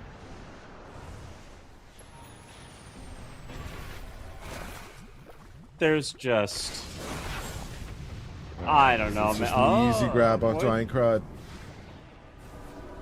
Shut down easily. Should be. There you go. Oh my gosh! And the Necro Broodmother just got a kill onto the Centaur As on you the do. other side of the map. As you do at this stage. Surprised? Not really. Concerned? Absolutely. 12k lead now on No Hoodwink with a 20-13 at the 30-minute mark. Bottom tower is under attack. Not looking like it's going to change anytime soon. As no matter how hard I am looking for the perfect itemization, I am not seeing the solution here.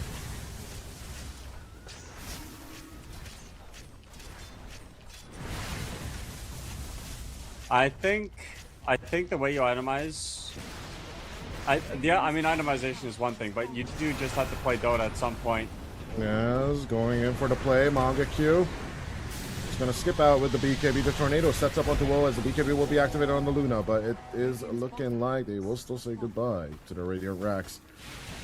As one thing I will give No Hoodwink, right? Despite not truly liking their lineup, they are massively ahead of objectives, and the Broodmother gameplay that, you know, you tend to force on the enemy has been executed perfectly by them so far. Right. No matter how much Yeah, I hate there's- Broodmother into Luna, it's just no, it shouldn't happen. There's not. There's not anything.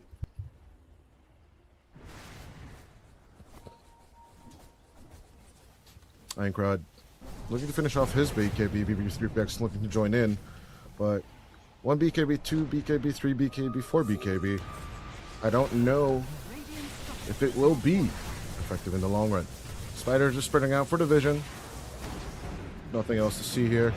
Even with the Fate Bolts just bouncing over and over again. BB3PX looking for the grab, but he will be thrown in as a pigget to the air.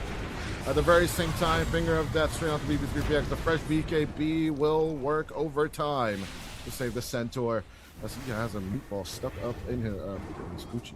Oh, let's call it Gucci. This just keeps getting bad to worse. Like, bad to worse. So I'm not gonna lie, like, this is the basic experience that Scott Pilgrim had while he was reading the first message from the first Evil X. As a Canadian, you should know this one, though. Please tell me you've watched Scott Pilgrim. Or at least read the comic Scott books. Pilgrim. Thank God. I have watched Scott Pilgrim, yeah. Even though, like, most of the actors were American, and the show and the comics are Canadian, like, it was still just a beautiful masterpiece for Edgar Wright.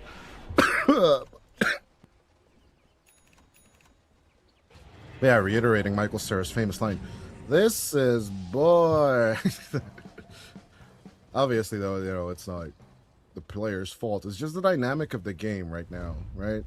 As eventually the Luna will get to that stage where it will just crush the living ever crap out of No Hoodwink, despite the 17k net worth differential, right?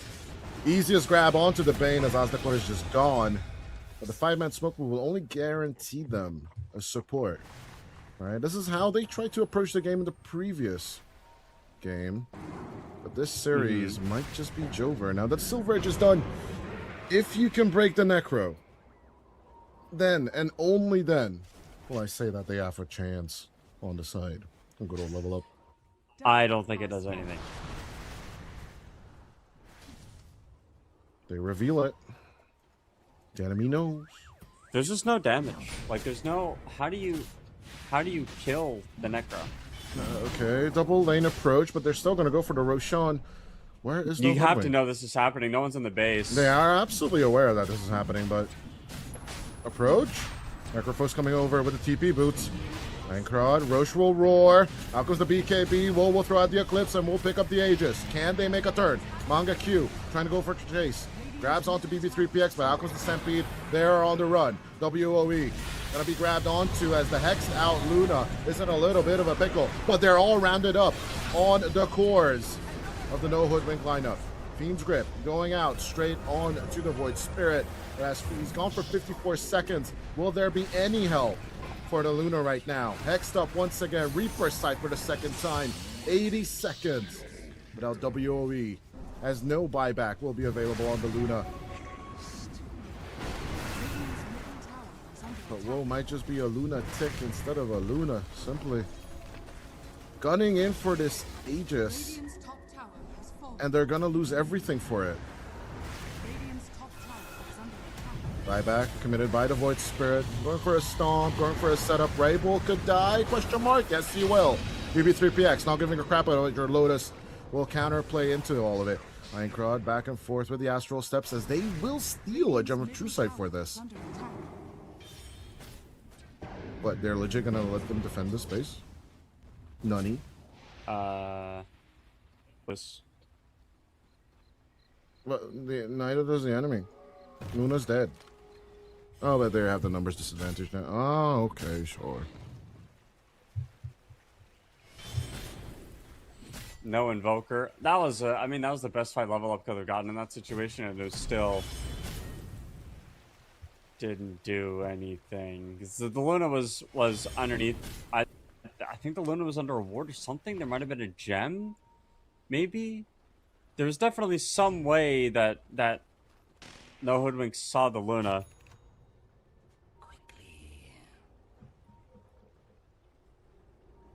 I don't know, man. Probably one of the weirdest fights we've seen in the game so far was this Roche interaction. Splitting off of Einkrod onto the other side of the river, trying to, you know, regain his senses. Trying to just sit up on the long term. absolutely not working out for him either. It's a bit of a tragedy. But as tier 4 items slowly do come out, let's see what the luck of the draw will bring us.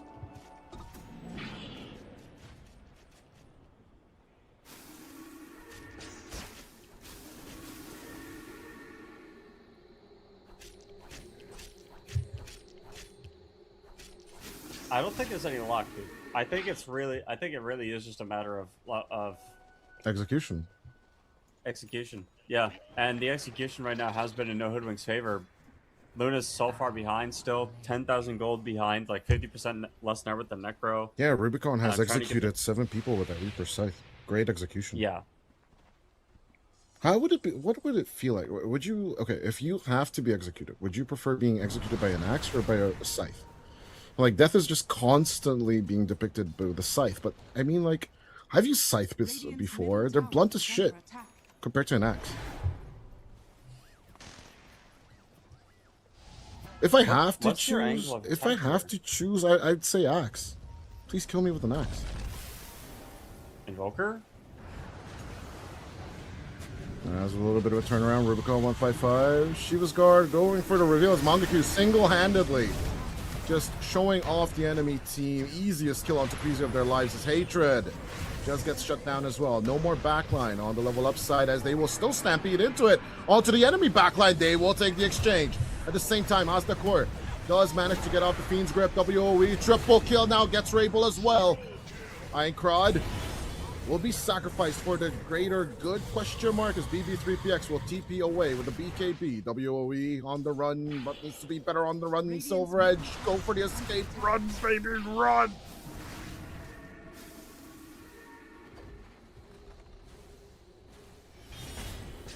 There's Luna.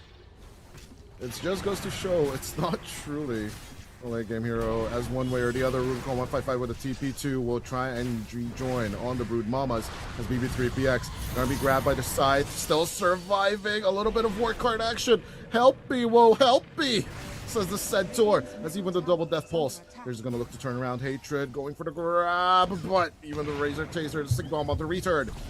Rubicon needs to be on the run now. BB3PX with the grab. Out comes a Lucent Beam, but they just don't have the... Dude, they have the damage! But he will go in with the Ghost Shroud and will just execute himself with the mistake. He pressed the Ghost Shroud while seeing the techies. Bad on you as the Silver Edge will kill you too, Manga Q. Radiant's middle tower is under attack. Necro got himself killed there twice over. He Ghost Shrouded and then he used Lotus Orb. And the the quadruple edge literally did like 1600 magical damage. He took 2800 magical damage Just from a single bomb. from no, it was 3 bombs. He took 3 bombs. 3 bombs plus. Oh yeah, so it's I got you. Yeah. But Yeah, holy 3 hell, that bombs, one single 2 bomb bombs. from the Ghost Shroud, right, did 1,200 damage on its own. Yeah. That is Dire's insane. middle tower is under Yeah, that's why attack. you don't use Ghost Shroud when you see the techies. And Dire's structures are I guess he fortified. didn't really have much of a choice, you know, like he was just looking for a way out, but a massive mess up from Rubicon 155. No questions asked here, right? And as we said in the previous game, the one thing to avoid dying to a Luna lineup, do not let the Luna touch base. It just cannot happen. As soon as that happens, you just have one lane open. But yeah, you do have one lane of an advantage yourself, so it could be worse. I think that team fight was everything the Luna needed. Luna's really strong now. Like She doesn't have Satanic though, or Butterfly, so I don't know if calling her strong is true. Daedalus is nice, but there's no defensive Daedalus is gonna or survivability. Rabel with the with the Nightmare save going through, but the glaives are bouncing as the core is gone. WOE utilizing this to the maximum is Manga Q. So many spider legs die, but as the Reaper Scythe hits nothing. Einkrod is out with the BKB. The Centaur plus Luna combo is quite ridiculous. Cart Cart Luna. plus Eclipse is really funny. Yes, we've seen it twice already as BB3PX will be approached. Can they do anything against the Centaur? Out comes the Stomp. The hypnotized Manga Q will be running away he goes, but they could go for the grab onto Rubicon. Tornado will be skipped out on by everyone as Rubicon 155 will be ignored as well. They go onto Rabel instead. Finger of Death onto Aincrod as the meatballs are landing, but they're not killing. As Rabel will be gone for 95. Level up. They are wanting to do the Liquid cosplay. They want to do it. They want to be doing it, but whoa, we'll do it instead. Hex them down. Queasy will lift himself up as Mangaku will kill off the Rubik as well. Triple buybacks are available on the Radiant. But what was that approach onto the Necrophos when you didn't have BKB on the Luna? Necro did a casual 12,000 damage that team fight. And he healed back a casual 7,000. Just saying. Yeah. This hero is just Stupid. You need bombs. You need Taiki's bombs to kill Necro. You can't just walk up and kill Necro yourself the way you think you can. Very explosive approach that you're suggesting, my friend. Yeah. I think that's really the only way. Like, I'm looking at the Luna literally didn't do anything to him, so. And also the Centaur can't really walk up to the Necro either because the Heartstopper aura does too much damage. It's really hard, not just to fight into Necro, but to game plan the steps that you need in order to stop the Necro from killing your whole team. Because all Necro has to do is literally exist, and you can't die. If you die on a single person to a Reaper Scythe at the start of the team fight against a Necrophos, you cannot win the team fight anymore. It is so hard. So it's really walking around waiting for Necro to like overextend. There's no BKB on Necro, so you just have to like bait out Ghost Shard. You just have to sit there and wait and cast spells and poke him down till he's low, and then go in. And you don't have the tools to do that. Like, how do you poke a Necro with the Void Spirit? How do you poke a Necro with the Luna? I think the only way to do it is Rubik steals like a Sunstrike or something or a spell, and you just keep spamming him with it. But yeah, I think the approach they had at the Roche fight area, right, like going for the backline was the correct approach. As long as those glaives are bouncing in the team fight, you're kind of golden. But I love no hoodwink's answer here, right? Ozdakor is just outside, come at me, break my smoke, and we will know, you know? Oh, you can stampede on me, you can kill me, but the rest of my team will kill you. It's kind of the message that is being sent out by no hoodwink. As Roshan isn't even gonna roar for some ungodly reason that is beyond me, but more than likely he was orchided or something like that. As sure. They will get Rabel. That is the massive kill, but in comes Rubicon 155. Letting go of the play as the Reaper Sight doesn't get the catch. WOE and Hatred there on the run with a Stampede. WOE raised up into the air. Mangaku will eat all of the plays, but the Fiend's Grip stolen. Can they get the Necro? Nothing else matters. Rubicon is down for 100 and for the count as Mangaku is gone as well for the first time. Good with the Finger of Death. They'll kill off the Luna. Mangaku is gone. In comes the blast off. Hatred. They bought back on Rabel for this, but as Mangaku's gone for a hundo as well, the Necrophos will try and rejoin. Teleportation away from the Invoker. But with the BKB, he will not be revealed. Talk about a chaotic fight where 3 buybacks were used on No Hoodwink, but only 2 come out from level up. As the Necrophos' buyback will not even be utilized for anything. It wasn't just the Necro that bought back Dota, it was also the Luna that bought back. So both carries Those carries are want on to dieback throw. right now. They're both throwing carries, plate. They're throwing. Both carries are it's on dieback. intentional. No buyback. But no, look at the dieback. Luna. It could be a dieback. Look at the Luna. Look at the Luna. I'm looking at Rubicon. They're Well, you can look at the Luna. How do they know? No way. If How do they know? Rubicon turned off the radiance. Turns it back on, and the TP's away. But at the same time, good find on the Bane. With the Bane gone for 70. Can they just pressure through this tier 2? They should be able to pressure through this tier 2. Whoa, pressure to the tier 2, bro. Help the team. So. Is under I don't attack. think so. Go, go, boom, boom, whack, whack, whack. There you go. He's got a Daedalus. What do you mean you don't think so? Tower has fallen. Oh, well, I mean, Daedalus doesn't really help with tower pushing. Gives you 88 damage, but... Even on the goldies. No way level up is actually doing this. I'm losing my shit. They were 17,000 gold down plate. 17,000. Yeah. And? What do you mean and? They managed to And? kill off the Necro that you said was invincible. Though, yeah, they did the Ghost Trap thing. I didn't say it was invincible. I just said he was hard to... True. And? But I like putting words in your mouth. It's okay, I'm used to it. Happens. No, Rabel. No, Rabel. Rabel. Bad. Bad, Rabel. Bad. No, wait. No. Oh! TP. But there's the feeds grip grab, Queasy! He's literally the savior of this tournament. The savior of the level up run.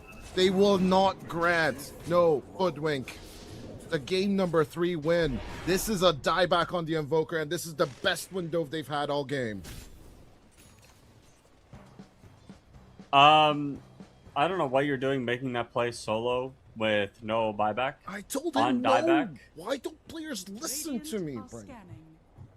I don't know. Dire's bottom I don't know. tower But is under that's, attack. you know, I get that you're trying to do something weird to, like, pull the game back, but game is even now. Like, there's actually a considerable chance that Level Up have to win.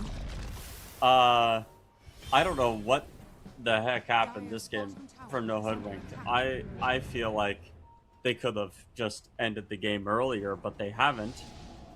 Maybe they didn't feel like they had enough tower push. I think they were too scared of the Eclipse and the bomb shelters, you know, the bomb laydowns in the base. Which I too, like, you know, now we saw Rubicon die twice to the techies as well. I absolutely understand. But why is Will not joining in on the mid with the rest of the team?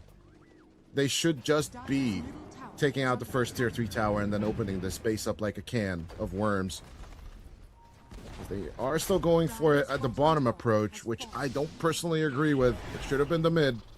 But still, there's 40 seconds without Rabel. This is it. Utilizing this timing to the maximum, they will initiate onto the illusion. Backing off just a little bit. BKB still available if needed. Ozdekor looking for the perfect Fiend's Grip, but he might not find the perfect one. As there's another Swift Blink push along with the BKB. Well, we'll not go for the Swift Blink one. We'll go for the Escape instead. But we'll take out the first tier 3 tower for level up. You have a Luna too, so taking out these tier 3 towers does basically mean that the racks are gone as well. It'll only take a few seconds for the Luna to deal with that.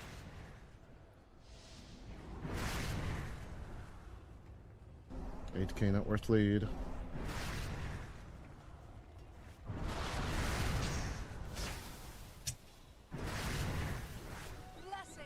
Was not expecting a comeback. I mean, it's not a true comeback because they didn't open up the bottom racks just yet. It ain't over until the fat lady sings, or I mean, the curvy lady sings and tells me which side is won the game, right? So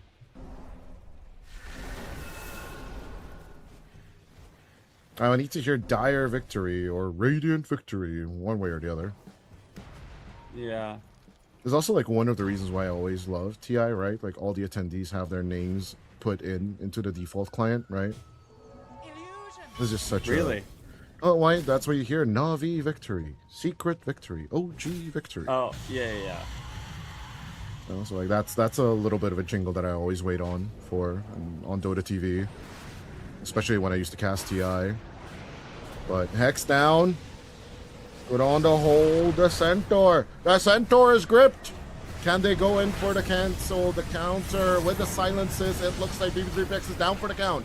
100 seconds without the Centaur. 280 gold needed to bring him back in play. Einkrad in trouble. Will get taken out for the count as well. 100 seconds without him.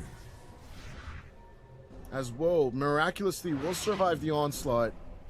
But it's a bad execution. as in the Stampede wasn't used.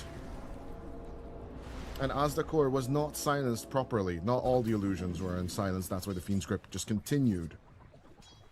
Yep. Yeah, the Fiend's Grip has been a big problem. We're going to be looking at Blink here soon on the Bane as well.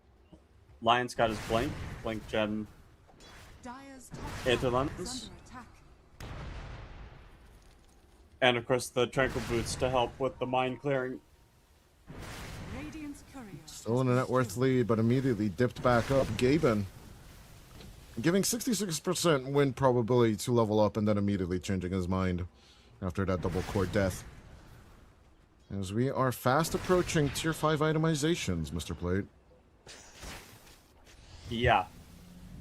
Yeah, I don't know if this game is going to last that long. Plague spreader. Maybe it will. But I think the biggest issue with this game so far for No Hoodwink that we're seeing now. I just lack of don't tower think they damage. have the tower damage. Yeah, I don't think Yeah. they can push in the base without losing numbers. And that is the only reason they didn't go high ground. Obviously, the audience is going to be like, no, but you have the 10k lead, go for the push. But even pros are constantly criticizing the audience for just like, okay, then break it down for me. How would you push this push? Buy Desolator on the Broodmother. You know, like that's the obvious answer that constantly comes out from people. It's just, where do you put that, you know? Of course. So like in general, even though it seems easy that, oh, I have X as a, no matter the number what you're going to tell me, you have an X amount of net worth lead at X minutes, it doesn't really matter. If you cannot execute the move with your given heroes, you can have 50k net worth lead if you don't have the damage for it.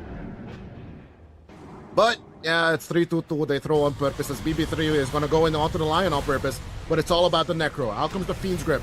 As it looks like BB3PX is in trouble, but WOE, all he sees is the Necrophos or the Broodmother. He does not want to get stuck in a hard place between the two. Out comes the Reaper Sight, but it's not going to be enough damage. WOE will still die to the death pulses as BB3PX cannot put him inside the cart. Buyback coming out from the Luna.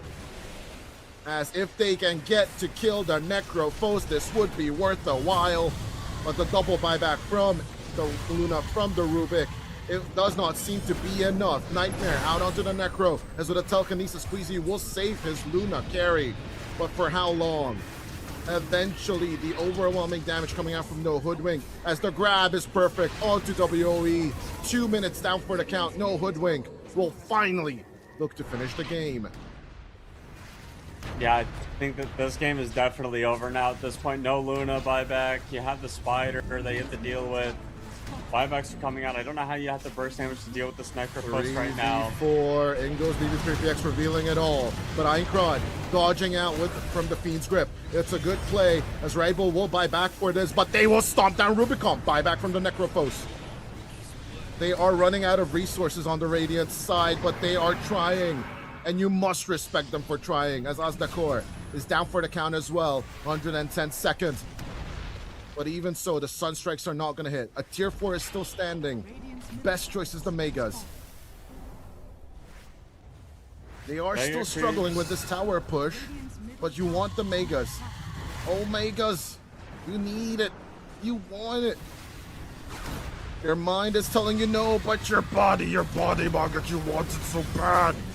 Rubicon going of the BKBs, trying to hold on to Einkrod as they will not shut down the cart. BB3PX will put him in the beep beep as he will look for the turnaround. Silence down onto the little spiderling that could, but the Lotus will save it. BB3PX low along with Einkrod. Hatred. You must have more hatred in your heart. Jump onto the Necro, save your teammates. The Sunstrike will miss as BB3PX on the brink of death will still not die. Aeon disbuy from Einkrod as they're still trying to shake off the Necrophos. They are running out of damage. Aeon disprocced onto Rabel. His damage does nothing for a few seconds. But at the same time, the Necrophos grabbing him is the number one thing. This could be a dieback. 17 seconds until the Luna is back in play. What the hell? Oh, baby, we're in What for a is happening, wild ride. Dota? They're still alive. They're alive. I thought for sure it was over. They're the miners What from the Chile, frick? boy. They're all still standing. Oh my my gosh, dude. The 100 seconds without your Necro, man. That could be Megas They are going true the other way for level survivors. up. There's a Roshan available right now, too. Like, they can go. There's a DD rune? Oh my gosh, they might end. I don't know what the call is. I don't know what the correct call is. I know you have to go objective hunting, at the very least, to get this Roshan. Don't you know I'm still standing better than I ever did? Looking like true survivors, level up. Are not feeling like little kids for sure. I have to give credit though. Centaur played that last team fight out of his mind. So many cart saves, so many 2 to 3 man hoof stomps. Played literally until he had no HP left in the tank, and then some. One of the most dominant performances I've seen from an offlaner, I think, in a team fight so far behind. No one can ever question the double heart build ever again on Centaur with the Aghanims, man. The way he saves Einkrad from the Reaper's scythe and just elongates the game long enough to give them this touch on the enemy base. WOE, just hit those freaking buildings, please. Give them the even chance. Back. But 20 seconds is a lifetime when you have the tower damage. Out comes the pinball machine. Keep hitting those stupid things. The tier 4s are gonna die in the Radiant base. Ancient's exposed. Oh, here we go. Out comes the work cart once again. WOE. Hit. Ancient finally exposed on the Radiant side, as you mentioned. And the Necro is back in play. Out they go for the dodge. As the double super wave is going to be rough for them. WOE indicating that they need to push out these waves or they need to get the hell out of that triangle immediately. But BB3PX moving back in with Einkrad. Can they get these dieback kills? It's a 5-minute window they need to utilize. Mangekyu getting extremely low along with Rubicon at half HP. Einkrad, all he needs is the spider, but the blink away from Mangekyu is going to buy time. WOE back in play. He is looking to return with the Aegis as BB3PX gets the vision for the rest of them. The Eclipse is out, but where's WOE going? The Deafening Blast. Throw him back into the play as he still has the Aegis. Out comes the Reaper sight. They will kill off the Luna, but they've got Rubicon. 100 seconds without the Necro. There's finally one more kill. Mangekyu is gone. The last buyback of the game on the Dire side. No Hoodwink. The base is alive, but the mid-wave needs to come in as the buyback protection is going to be gone. Double lane exposed. As can they finish it off. Mangekyu trying to go for the wrap, but immediately chased back into the play. The Spiderlings are doing their best, but Hatred is here to clean it all up.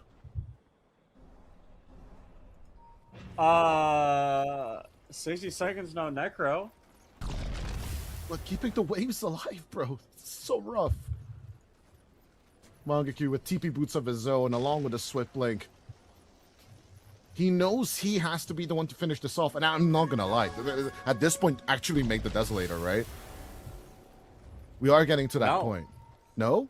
I don't think so. I don't think. What's your sixth item then? Oh, BKB? Sure. Okay. He's going on BKB. who? Oh, Mangekyu.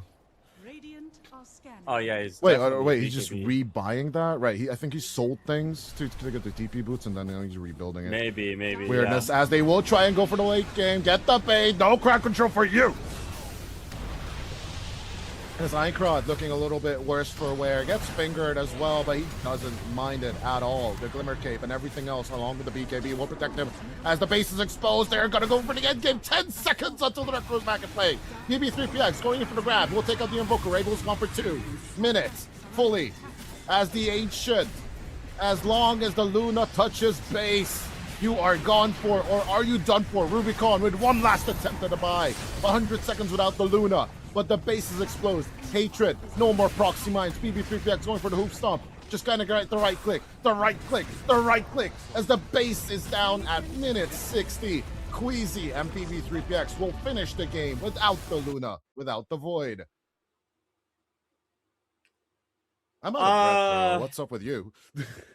If you're one. That's my reaction.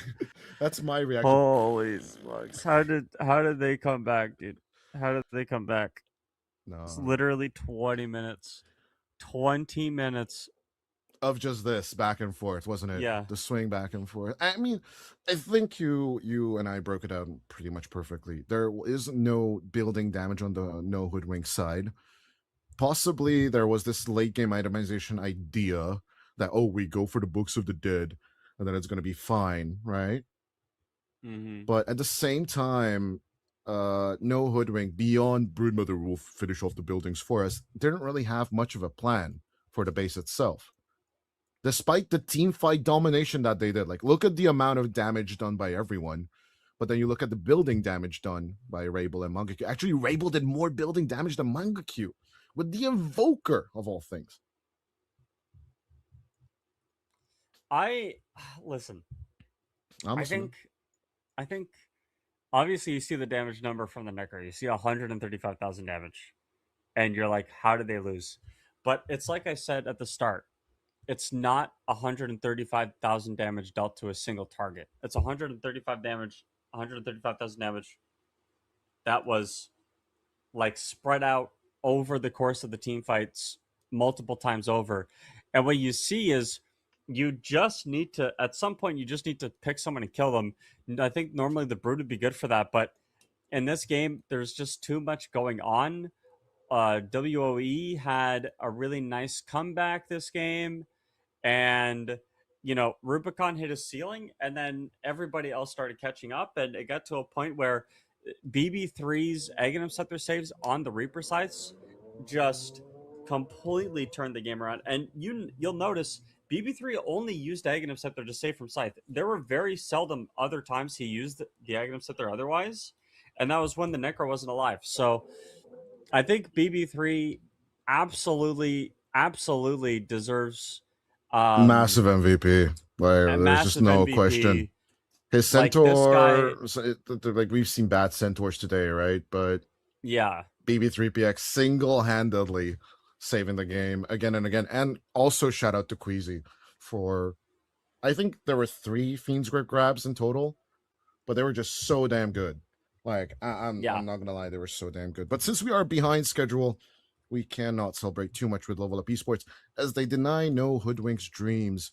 We are finally gonna go over to B group. That is, of course, it's going to be Ilbirs versus, remind me just a little bit, right, versus Power Rangers, I believe is going to be the series.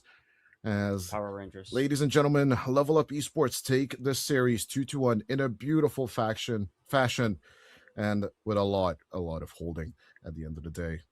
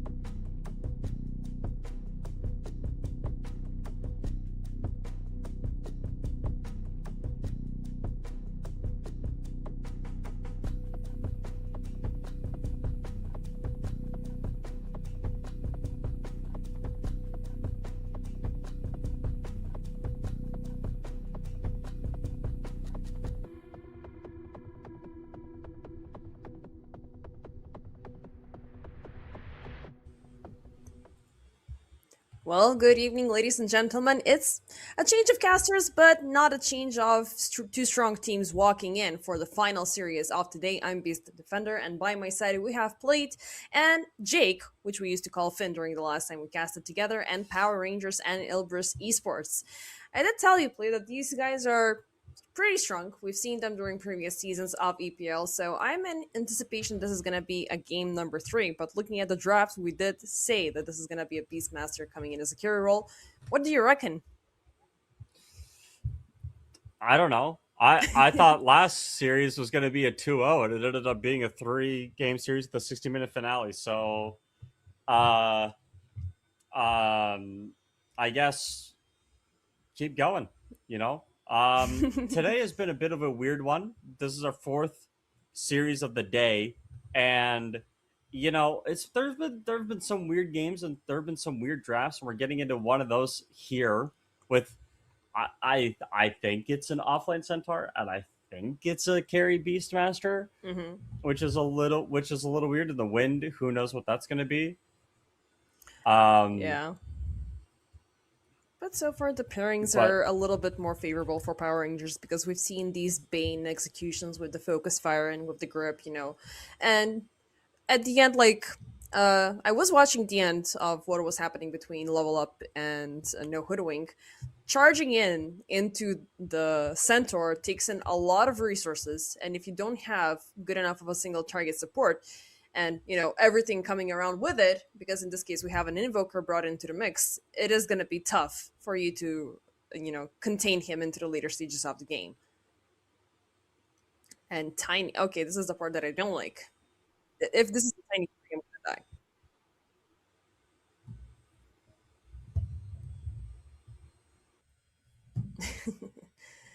So yeah, there's a little bit of a technical. It seems like I'm jinxing Plate every single time we're casting together, so yeah, hopefully.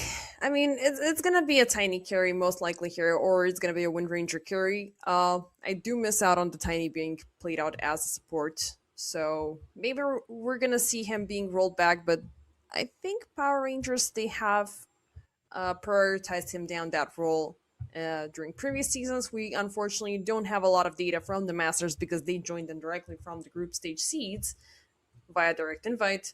But with the addition of Kiyotaka, they're definitely looking like a scary setup. They are insanely close. So currently, they are at the edge of breaking it into the green zone or the red zone with 5 points, which is the same amount that Ilbris have. As a part of Group A, we have Team Syntax currently leading by 7 points, and we have played back. I guess I'm cursing you every single time, man. You are. It's okay. And you know what? It is your fault, and I expect, responsibility and financial compensation. Oh. What that looks like, what our lawyers will get in touch with each other. Obviously, we can afford those. And, so Ilbris Power Rangers, what the heck, man? Why are we doing Beastmaster carry when there's no Coddle available? What is happening? Why would you do that to yourself? I don't know. I mean, they like their Invoker, they like their Tinies, they like their Shadow Demons and stuff like that. I don't know, like, last time when we were here, it was 741D, now we're in 741E, so has much changed between these two patches, or a lot of things have been balanced out, or a lot of things have been fixed, like, illusions, breaking invisibility and stuff like that? I think the biggest change really has been they nerfed Snapfire, and the moment that they did that, I think a lot of teams have just decided, hey, we're not going to play this hero anymore. It has had its time in the sun. English is hard, and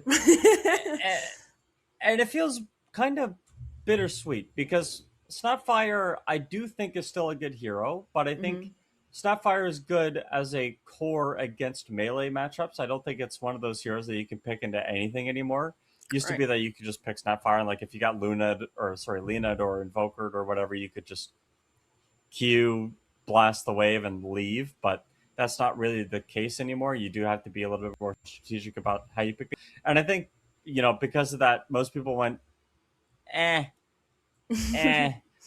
who cares? You know, Who a lot of the cares? numbers got reduced, but like reducing one number in essence also reduces every other number. Like the 35% boomstick damage gets reduced when you lower the base damage from your spells, and it all adds up. And I think now the Snapfire is in a place where like we're not seeing it anymore because of the patch, like the letter patch. Mm-hmm.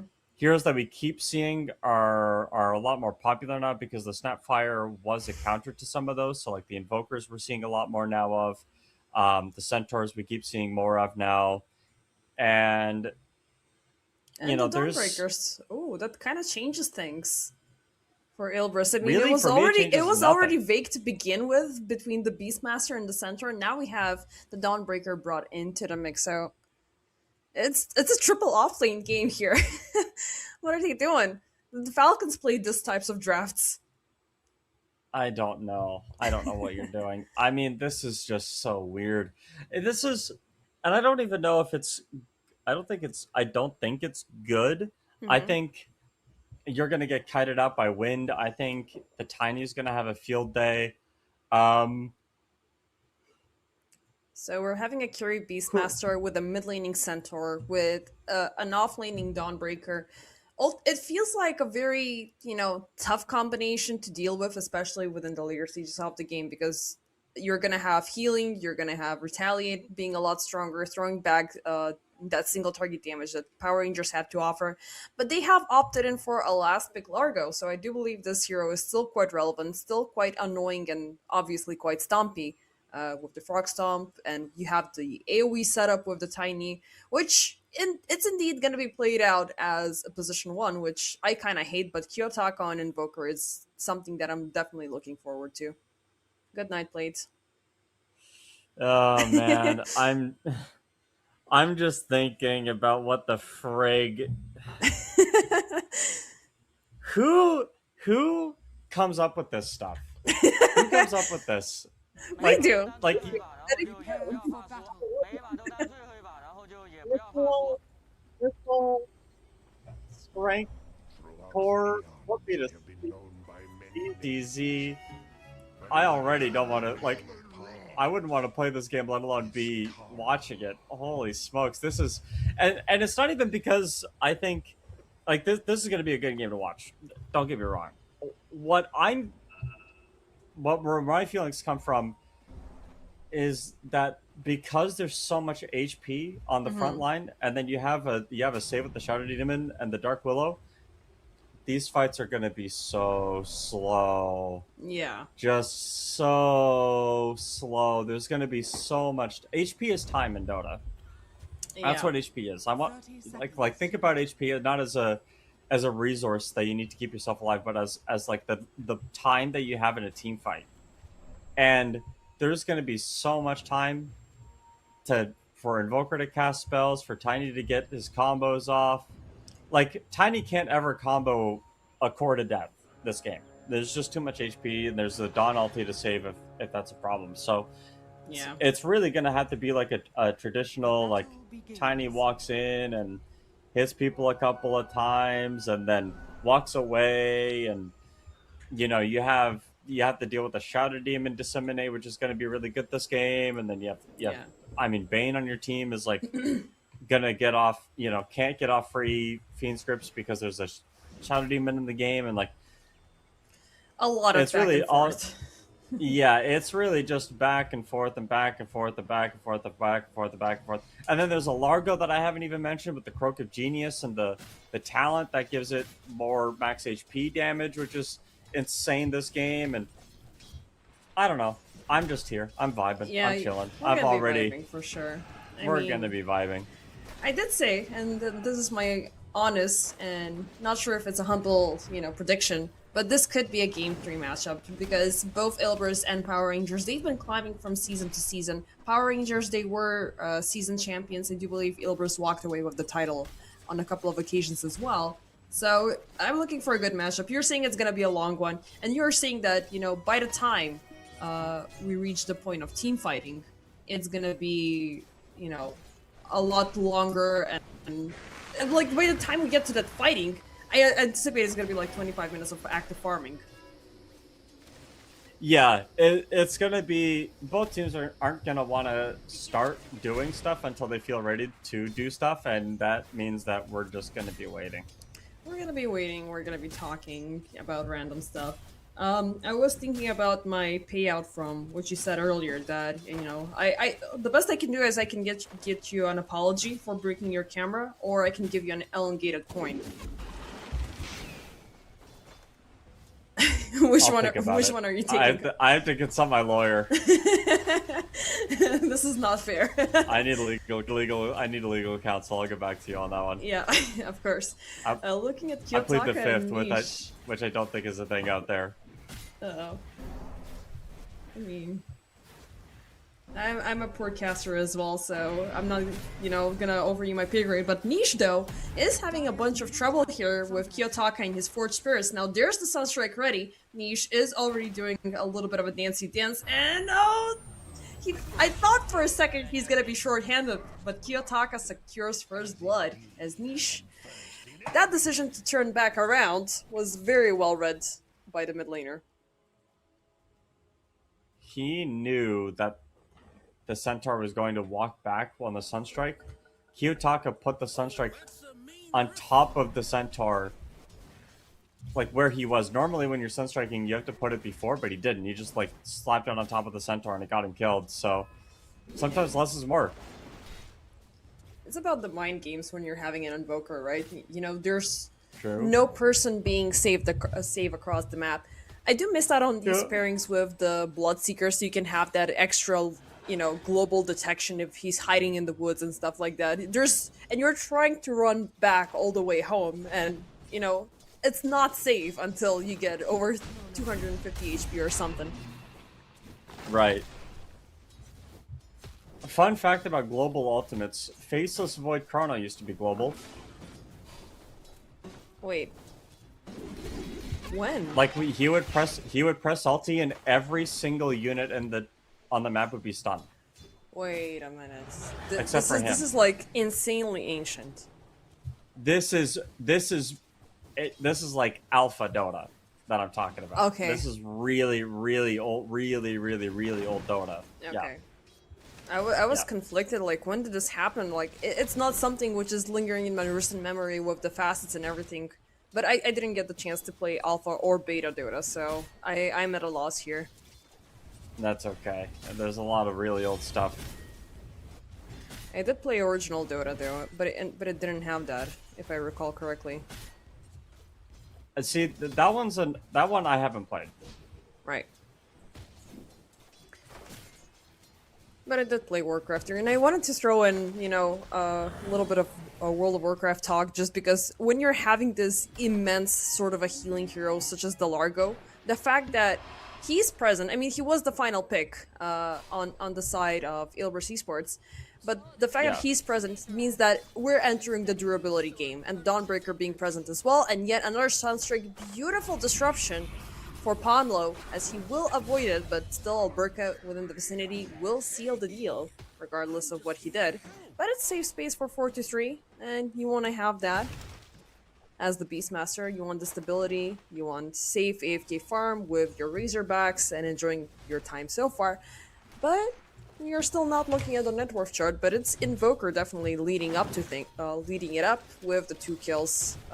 Well, I mean, it's technically an assist, but the game is not going to give him to him because there was actually no damage passing through. But I'm Kills an hearing yet assist on another that in one. the game of Oh, Dota. bottom side. It's going to be Norma being taken down as yet another Sunstrike for the kill, this time for Boschka. Kills and assists don't matter in Dota. All that matters is your net worth. Ooh, oh my god, and this is gonna be a little bit of a... Well... All that matters is net worth based 43. defender. It doesn't matter that you're down 0-4. You just have to keep getting last hits. Oh, and I'm really happy with the latest patch, because finally, after so many years of begging, of crying on stream, I finally got my healing recaps, and I'm really happy about that. Meanwhile, down bottom, we are seeing yet another aggression. It's going to be Fernandes. They are trying to get a lock on to Bashka, but the first Stampede is going to lead to the safe as Norma was looking severely low as well. They're not going to get a redemption kill upon Bashka. As mid lane, we are getting a rotation as Niche is going to die down as he did take a deep dive to take down Kiyotaka, which also was a mission success, but now Ponlo is still chased. Win run from Immersion. Thankfully, he's completely out of Malnus, and now it's coming down to the body blocking to make sure till the end can reach him with a little bit of Nightmare, but that Nightmare is still quite low range, but Ponlo is still slow. They will make the catch. Taking him back into the tower he goes. Not enough mana again for the brain sap, but they will take him down. It did waste a lot of time though. Yeah. A lot of time wasted, and overall just a decent effort, I think. So far the game is going not the way Power Rangers drew it up, but I think the Dyer's Power Rangers? No, it's Oh, my bad. I don't know what I'm talking about. wait. I don't Because know. yeah, Power It's Rangers Ilbirs. it's Radiant, yeah. Ilbirs is on Dire. Yeah. Sorry, my bad. I misspoke. It's okay. It doesn't change the sentiment. Ilbris probably regretting the way the lanes are right now. For sure. And yet another Sunstrike. This time it's going to be Fernandes. The disruption again for the save, but they have brought in some extra friends, but Ponlo is all by himself onto high ground as he will perish for yet another time. But yeah, definitely the ambitious plans from Ilbris to get to this insanely healing super tanky draft. They didn't really think through of what is supposed to happen in the first 10 minutes of the game. 7-1, but 1k. Let's see though what happens here down bottom. Norma on the chase. Stampede's gonna be popped. They are trying to get some distance away from Power Rangers, and it's gonna be a mission success, but a second Stampede used for defensive measures. So 70 CS for Beastmaster at this point. Very good. I think the highest echelon of Dota player will achieve like 100 CS on this hero by 10 minutes. I've even seen 110, 120 is the highest I've ever seen. That's insane. But, and I don't even know how that's possible, but I whatever. Oh my gosh, mid. Oh my god, Immersion. This time a deep dive coming in. It's gonna be the second kill for Ilbirs eSports now. Can they get with something more? I did hear the roar. It's gonna be brought upon Alberca as he is trying to get away with the frog stomps. He's got the shield, he's got the phase boots, he's got the Croak of Genius, and he's got a Healing Lotus. So this might be a wild chase for 4-3. And that is indeed gonna be the case. Alberca, he shall remain alive. Now down bottom, is there something that they're getting in return? Absolutely nothing. So all in all, 100% kill gain for Ilbris. Yep.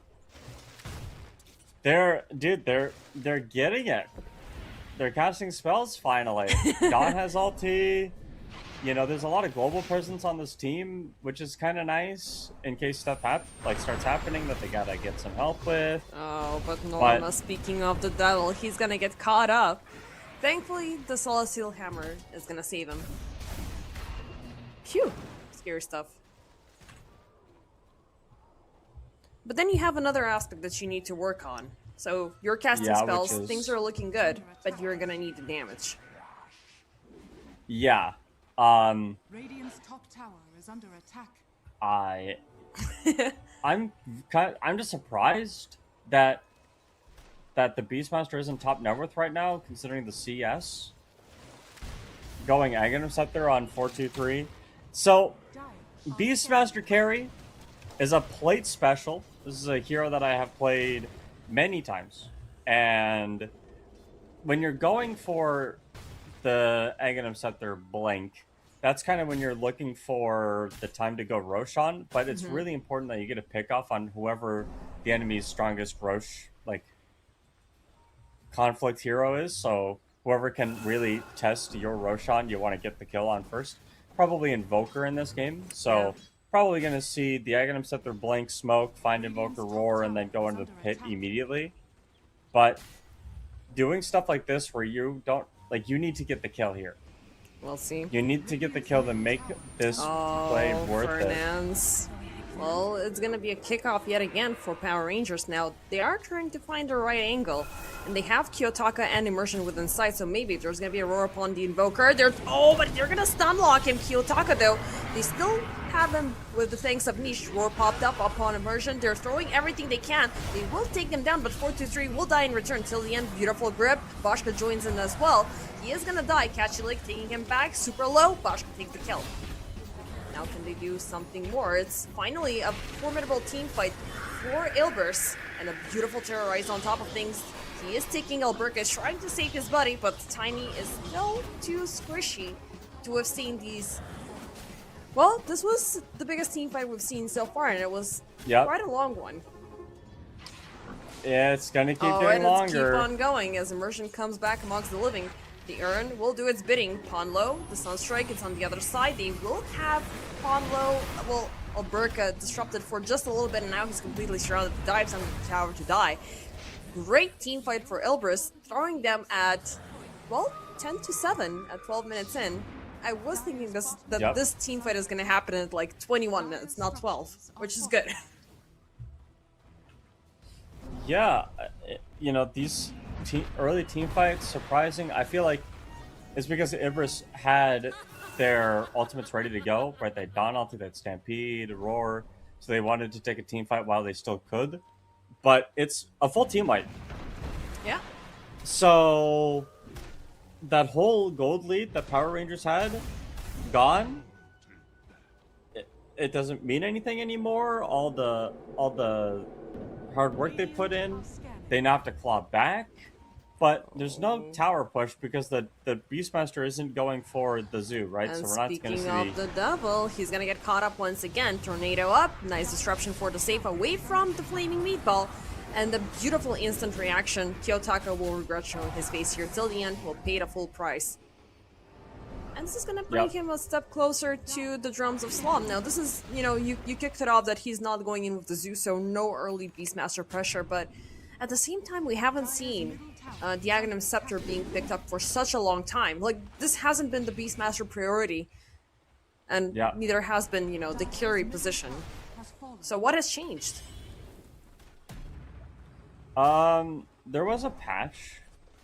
I don't know. I don't recall if the patch did anything to the Beastmaster eggs. I don't think it did. No. But, it's not really necessarily about anything being changed. I think it's just the like you pick the Beastmaster carry so that you do get the drums. Like that's why you pick this hero here. So it's to see him go Helm of the Overlord would be weird. Also wouldn't necessarily scale very well. I think like the earlier you get the Overlord, the better. But the later you have to get it, the worse it is by a lot.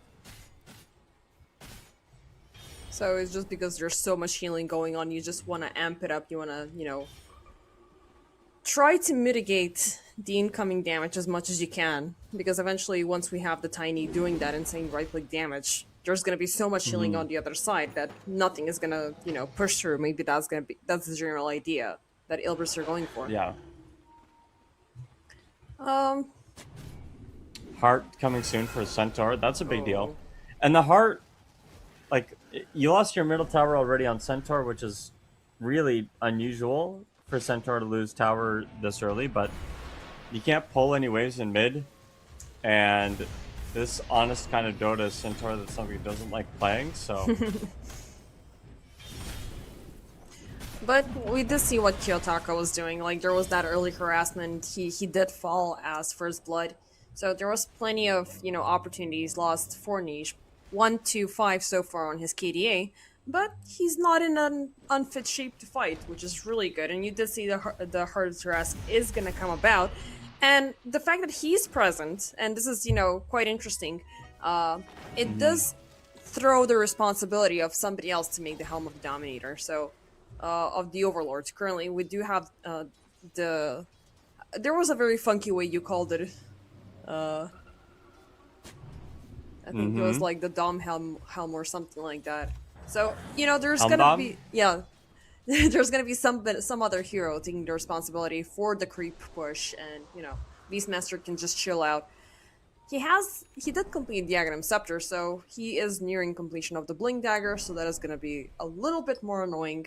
And Ilbirs, they already have a read on what Power Rangers are doing, so now we're in that downtime where everybody's gonna be farming, getting the Blink Daggers, getting the BKBs, getting the harpoons and whatnot, and Niche gets caught up. Beautiful shackle, but no follow-up because the other side also has a damage problem. Dire's top tower is under attack. Damage problem until you have Invoker. Yeah, Alberca gets caught up. Nice roar. They have him, well, pretty much stun locked and completely surrounded, so there's nothing he could have done there. Down bottom, though, a triple man smoke could lead to a counter kill, but Norma will get the right read on the situation and just backs off, but this will facilitate for yet another tower takedown in the favor of Power Rangers. Dire's bottom tower has fallen. So, still not at a full loss. Still not, a complete game changer so far for Ilbirs. They're keeping things balanced out because they're compensating with farming, but Power Rangers, they're compensating with a tower push, which is still not fully available on the end of Ilbirs. Now, I mean, tower push is going to be available when you get... there's Eggs Blink on Beastmaster now. Yeah. I'm surprised they're not going for it, but I guess he wants BKB next. I don't think you need that. I think you can literally just blink Primal Dawn. I mean, regardless, the grip is gonna go through the BKB, so, if Tildian has the right angle, and you're still gonna be messed up, but thankfully Tildian doesn't have any good items. He still doesn't have a Glimmer, he still doesn't have a Force Staff or anything, so if he's spotted out, he's definitely dead. Which might be the case right about now, as Fernand's caught a lock.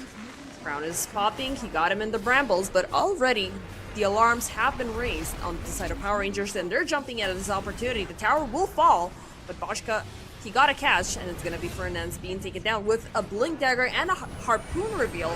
Roar is gonna be popped onto Kiyotaka, instant shackle. They're gonna keep a lock at him, taking the niche back. Somebody is about to die, but who will that person be? Boschka, beautiful double avalanche locking Norma and Pondlo. Nice shackle, power shot for the kill. Boschka gets both of them. Pondlo still locked in the back, and it's gonna be a 3-4-1 till the end. Still on the cheese is Niche. Was that an Invis rune? Yeah, it was an Invis rune. I thought they popped the smoke to run off. Yeah. Till the end, ooh, a little bit of an overstep. Niche turns around. Beautiful double-edged takedown. And they get something more? Just a bunch of creeps. Yeah. Dire's middle tower. They're just trying to protect the Rush at this point, even though they're all half HP. They know that they have to go. Yeah, you have a Beastmaster. Like, that guy is... Yeah. Who do you think is currently better at securing Roche sooner, a Beastmaster or an Ursa? Ursa for sure. Ursa doesn't need a $4,200 item to secure Beast. You can just walk in with a Roar Mask, and that's going to be enough, and like an ally hero. So Nothing happening in particular. They got a lock on immersion, but the evasion is still doing a lot of heavy lifting here for the Wind Rangers, so it's fine and dandy. yeah. Middle tier 1 tower taken, top tier 1 tower taken for Ilbirs here. Just need to take out all those tier 1 and tier 2 towers before you can really think about, I think, going rush and like properly ending the game. Ending the game would be this early would be detrimental, I think. So We'll see. I mean, we'll see what they do. Boschka is pretty fast on this Tiny. Like, I had bad feelings about, the Tiny being thrown into the carry position after times and times and times again. Like, we've been traumatized by this hero in this position for so long, but his first big reveal, like, with the Harpoon and with the Blinder, has been absolutely amazing. Next up, he's gonna have the BKB, but first up, it's gonna be Kiyotaka in danger, who gets completely destroyed down the lane, but everybody jumps in at the occasion. Boschka gets done locked. The crown is popping, and they're gonna force staff him forward into Alberca. Boschka will die. They will not use the opportunity to take down the Largo, but the buyback from Kiyotaka is kind of scary stuff, so the remainder of Ilbirs will back off. And that's yet another good team fight thrown in their favor, which it is going to add up to the highest lead we've seen so far, and that's 4K. at 21 minutes. Just more team fights that aren't just going the way of Power Rangers over and over again. We like at the landing stage they were 10-4. They've had 3 kills over the past 2 minutes. It continues to just slow team fights keep winning out for the Dire. This Beastmaster, this Dawnbreaker, this Tiny is all working really well. Yeah. And I did mention earlier this video essay to Dota when we're, still waiting between the series. There was this very good SVG mid laner analysis, and Kiyotaka definitely, he made the list, but the highest value that he had in terms of being a mid laner is how well he can convert his farm into ongoing aggression, just because, aside from his hero choices being Ambers and Invokers and super jumpy, high effect heroes, it also adds up to the fact that he has a very aggressive playstyle. He just wants to be jumpy, he wants to be aggressive, they will take down Fernandes, but on the other end, Ilbirs are a little bit more calculated, and they've been playing as a team for quite a longer, and they will focus on objectives still. So, it's falling down to the question whether or not Power Rangers will be able to use this aggressive pain train led by Kiyotaka, or if it's going to be the more calculated approach from Ilbirs that is going to win thing. Now, till the end, it's going to force out both the first BKB use and the Primal Roar, so there's still this, impulsive play from Ilbirs as well. Well, Centaur is the top number hero on the game, so is the Beastmaster, so both of these guys, I'm assuming, know that their strength is here. Triple item on Centaur. Yeah, I would say triple item on Beastmaster as well. Not a whole lot of upward movement to do for some of these cores now that we're hitting these markers, so yeah, we'll just have to see, but again, it's just not a lot of pressure being built. So far. But we shall see. So far, it's been 40-14 with a 5-6k jumping lead so far for Ilbirs, and I don't know, like, this turtle tactic approach might as well work out, but the more time you're taking, I'm scared of Boschka and what the Tiny can do. I don't know, I still have a lot of respect for this hero, but the time he needs to build up, it's kind of oof. But 5-2-1 is not too shabby, but let's see what happens, because finally we are having a bigger commitment, a bigger smoke coming in from Ilbirs, and we are definitely looking at that Roche siege that you mentioned earlier. Radiant's middle tower. They're going in deep, they're using the creeps to figure out where they are, and a beautiful blink away. Not an easy catch. Already we have, well, a blink dagger and a triple tumbler toy on both sides, so multiply it up, we have 6 tumbler toys in play until we get the blink daggers. Yeah, blinks are going to be a really big impact right now. The Roshan is up as well. And Invoker's making the play bottom. He's under siege, but he's going to change sides in 20 seconds, but this is the time where Power Rangers decide to make their approach. Niche, blink dagger on BKB on his side, he will focus until the end, but they're having a tough time taking down this Bane, and he's supposed to be the easy target. 4-3 jumping in with the roar, beautiful catch like from Alberca. They're gonna take him out from the slower Guardian, but till the end will finally die, but he expanded a bunch of ultimates, a bunch of BKBs. They will get normal locked into the tree, and that's gonna be out. Quite a big trade-off in the favor of Power Rangers, and they're looking for more. Kiyotaka on the run. Niche, that's a lot of damage from the Tiny, but as strong as he is, well, Fernandes will realize how strong he is, but he's going to be taken down by Ponlo. As the poison stacks did land, and that was a lot of damage. Boschka, how did he kill him from death? You're going to need to give me an explanation. Still, Niche will fall. So far, it's a 4-2 trade-off in the favor of Power Rangers. How did he die? How did who die? Like, who? Boschka killed Which Ponlo one? from death. Oh, What residual damage there's no was blade that? mills. No, hold on. Ponlo. Death summary, let's see. Dire's middle The tower disseminate? has fallen. Disseminate must have been. Wait, what? He killed himself, basically? Dire's middle tower has was disseminate from From the tiny. tiny. Yeah. There's no way the disseminate got reflected. Oh, Lotus Orb. Oh, from Alberca. There's a- Okay. You could have Yeah, said it like that, 4-2 Valve. Like, you know. I think 423 Lotus, and then he disseminated himself and died to Tiny. Or he died because of the disseminate from Tiny that he had put on him. You see what I'm saying? Yeah, I get you. I mean, the damage got reflected back, so pretty much. Well, he signed his own death warrant. Regardless of the situation, it's again Power Rangers a little bit on the rise. They're gonna take back all of the network that they have lost. They did claim Roche, and it's gonna be Kiyotaka gaining life number 2.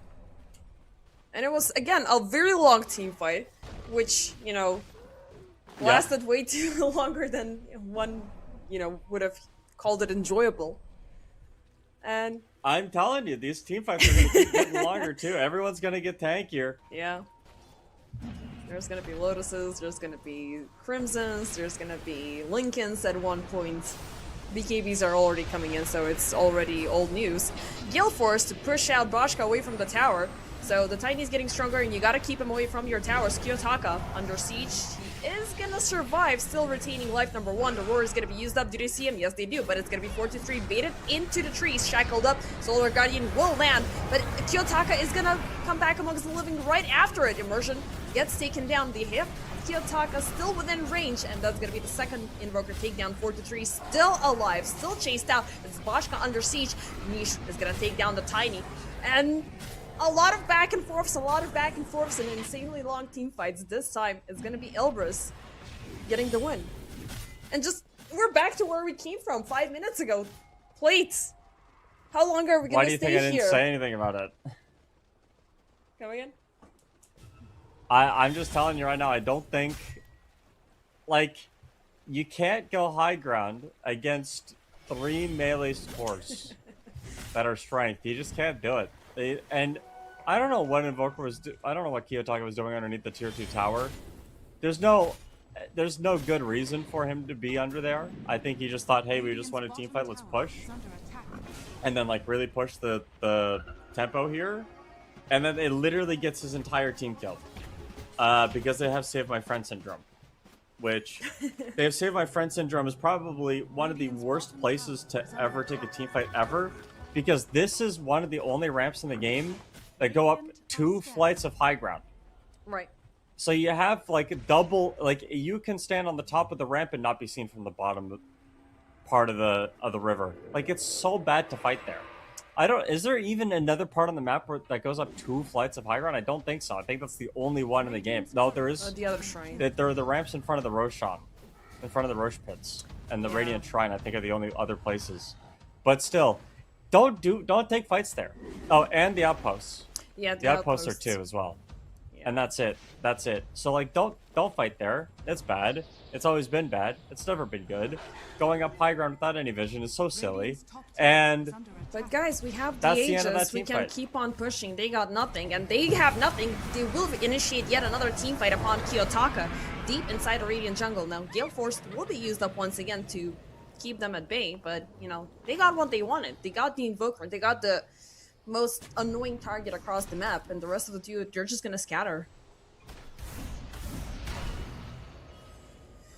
I actually don't think they needed. Oh, they didn't roar them. They didn't need to, even if they did. But I don't think they roared them. So yeah, who cares? They just used up the Solar Guardian and the Stampede for it. But, it's... That is the main damage output currently for Power Rangers until Boschka gets a little bit stronger. Now, he's working his way up towards it, with the Daedalus coming in, with the Satanic coming in. But, again, we're coming down that notion that all of these guys are going to get super strong. They're going to be pincushions for all of the damage to come through, and nothing is going to kill them. 4-3, he's got, we saw the BKB in action, he's got the Banta style, so now he's going to turn into a big boy carrying himself by getting the Butterfly. So that's going to be even tougher for the Tiny, who will need to get an MKB at one point. Really like Butterfly on the Beastmaster. Lower base attack time lets you stack up those drum charges. Yep. a lot faster. Oh, don't take a fight Oh, here. Boschka jumping in. Nice double avalanche, but the disruption in the air, turning the field into a freaking discotheque. Niche jumping in the back. They have immersion, but they're not going to take him down as easily. Till the end. Why did he come in from that side? Now, that was the worst entrance for the Bane ever. Solar Guardian in the back, 4-3. He's gonna take down 2, going in for a third one as Ilbirs. He tries to TP in right in the middle of the team fight. Immersion gets taken down, and Kiyotaka, last but not least, leading into a full team wipe for Ilbirs. Base defender, I literally just spent like 3 minutes talking about how you don't fight up 2 flights of like high ground, let alone 2 flights of guess high what? ground. And this is the second team fight Yeah. that Power Rangers take where they fight up 2 flights of high ground without no vision, just smoke run up and like blink up, and they blink into Centaur War Runner. Yes. Number 1 most wanted Power Ranger are willing to pay $300,000 for this guy's hooves. Radiant Doesn't have even a And- nice cosmetic to add up to the argument. Yeah, I mean, sure, you It's- don't want the giant horn. Yeah, but I mean, the point is like, you can't go up there. You just can't do it. But You have to pay. You have to respect the fact that this lineup wants you to run into them. But You know how you I fight have this a team? smoke. I have a tiny. I want to jump in. Like, why are they even all there? You know, I was hoping for some support to be passing across the gates, and that would have been an easy kill. But nope, Ilbirs are sticking as a unit. They're not budging. And yeah, second bait. I don't Also, know. How did the Bane get up there? I'm asking. I asked myself that mid team fight. Like, did he cross the gate? Did he, like? He must have gone through a gate. There's no way. I mean, unless he just walked up, which is ridiculous. Yeah, whoop-de-doo, I'm here with my pretty little glimmer cape, and I'm just gonna jump in from behind. They're never gonna realize what's happening. Yeah, they did. Yeah, they did. I mean, the second the Bane shows up, he's your main target, and we're gonna go in with the easy pickoffs. This guy's not gonna secure a kill. This guy is not gonna heal. Immersion is not gonna do the focus fire, and Boschka is still, you know, ultra squishy for us now. And also, he brought himself into this mess by jumping in onto high ground.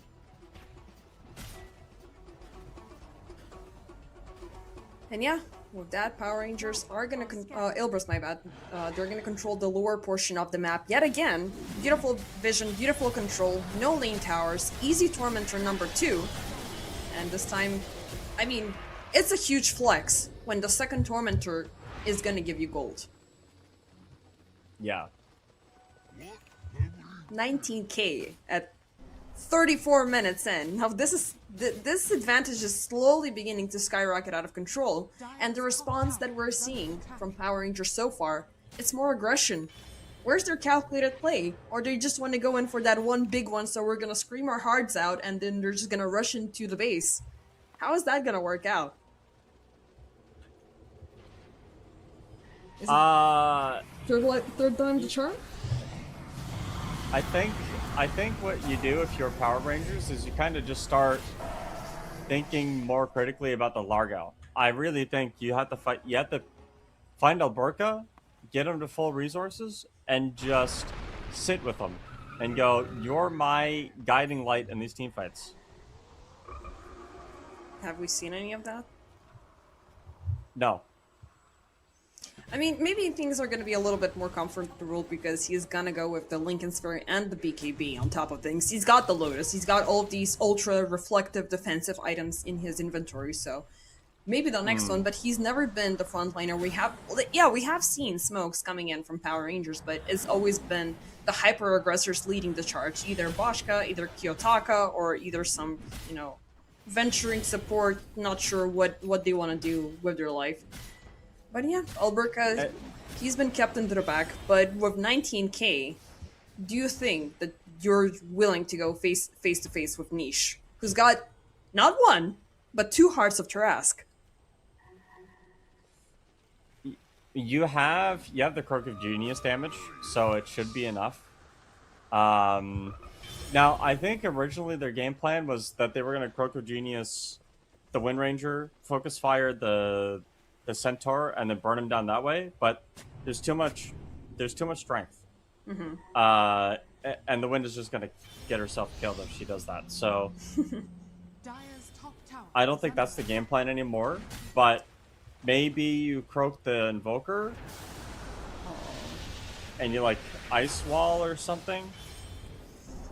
I mean, speaking of the devil, he is solo pushing up top. I mean, I know you have the meme hammer, I know you have the boost of travel, Octarine core, like the world is your oyster, but you gotta be careful, man. You are the second most wanted. He is gonna show up with the ghost walk, instant dust. Can he get away from this one? BKB roar? Nope. 4-3 on the godlike.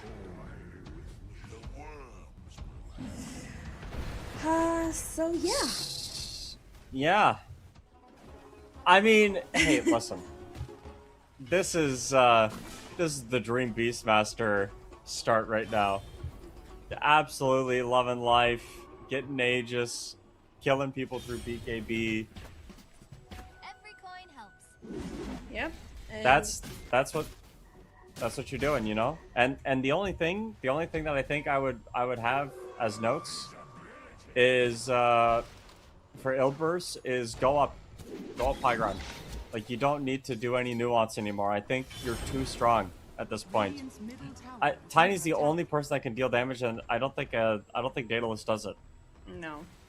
You're gonna need a lot more. Like, you have evasion to work against, you have middle tower has fallen. way too much healing to work against. I mean, he's gonna go in for the Satanic, he's gonna go in for the Sanjin Yasha, which I think Sanjin Yasha feels a little bit too late from this point of view. Like, we're nearing 40 minutes, we're 38 minutes right now, 22k, and yeah, you're getting the stats, you're getting the resistances, but again, it's not translating into damage. So unless you start converting this Wind Ranger into carry, which it's absolutely impossible, I don't know what else you can do here. Kiyotaka, he's looking great, he's got all of these beautiful spells, but 6 seconds of, or 7 seconds of magical immunity and or resistance to the majority of the lockdowns that you have, it's enough for the entire team to just die back.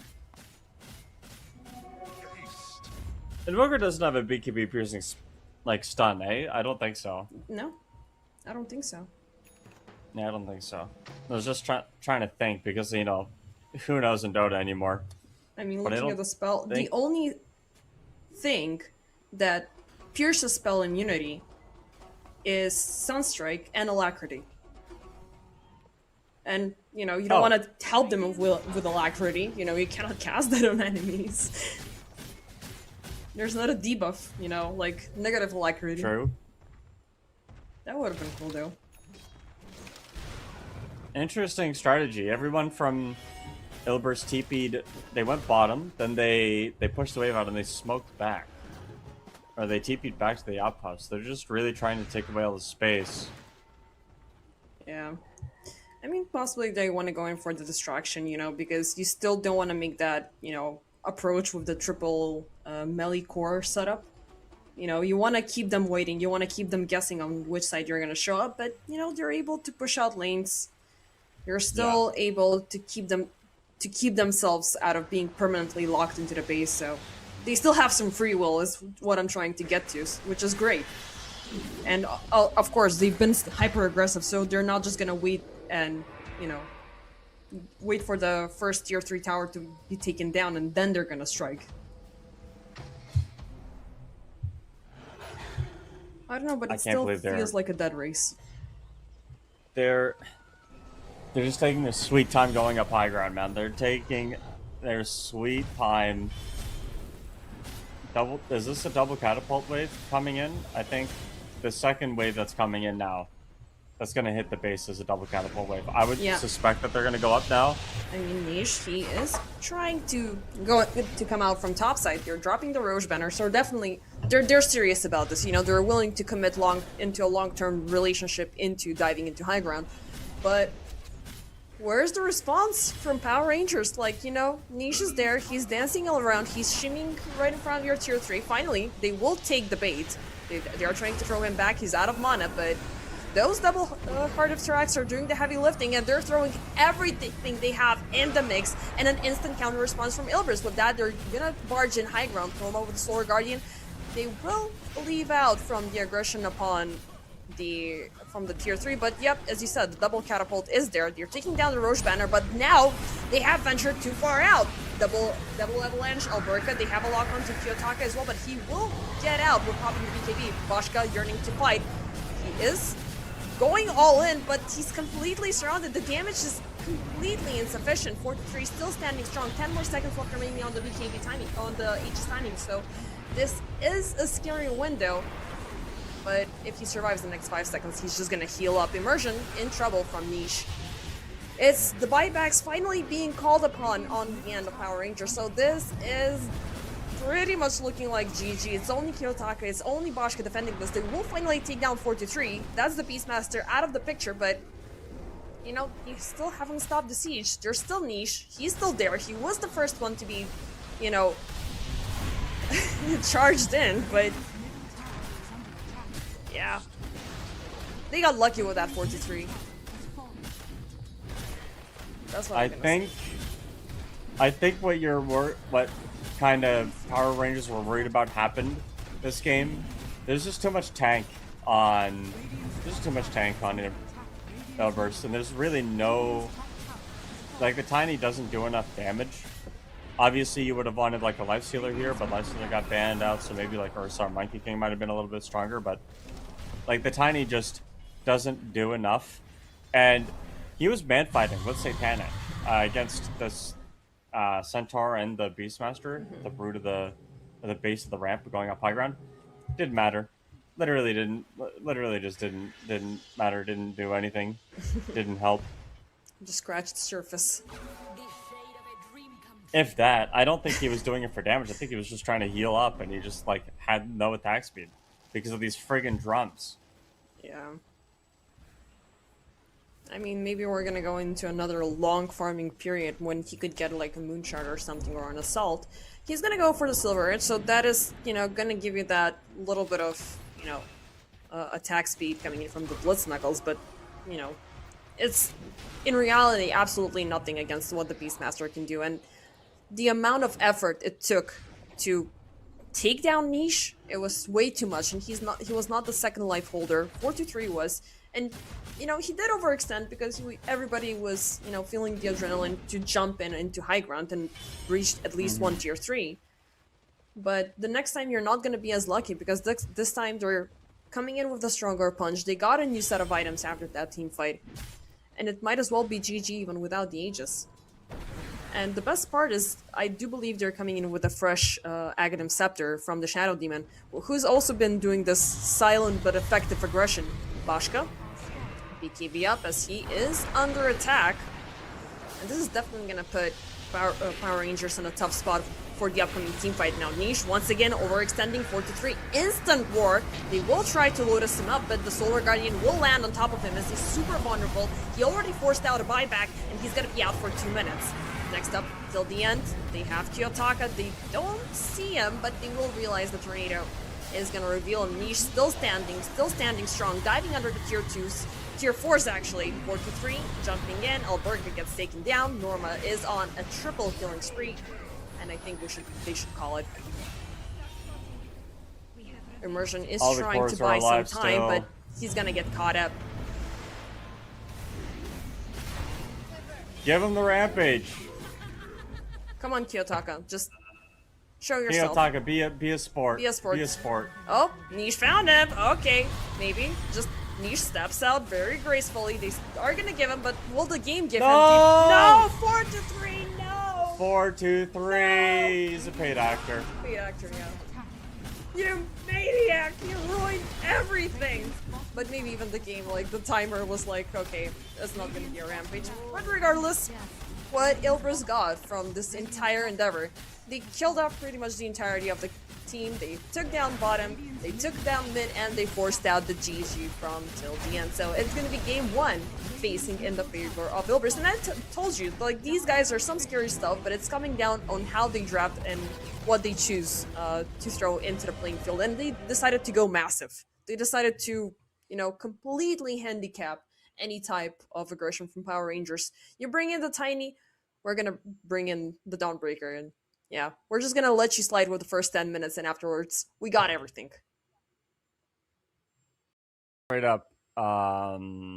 straight up 3 strength here, dude. I think Power Rangers have a really strong chance of winning if they don't walk up a double set high ground ramp twice in a row. They did it the first time because Kiyotaka dive a tier 2 tower, and then they go up the high ground to help, and they die. And then they thought that happened to them, and they thought to themselves afterward, you know what would be a really good idea, guys? We're gonna If do we it again. did that again. And then there wasn't even a chance. They didn't give themselves a chance to win. They just kept giving Yeah. themselves chances to lose. And, you know, Ilbirs at that point could have played anything. You could have literally played any draft at that point, and like you're gonna have every advantage ever to execute on these team fights, let alone the fact that we went 12-3 and 22 compared to the 9-7-5 of Abashka. And just like the damage wasn't there from Power Rangers. I mean, you don't see the healing from this screen that we have in front of you now, but the Largo wasn't ever really with the team or the people that were getting gone on, so that's kind of a big issue.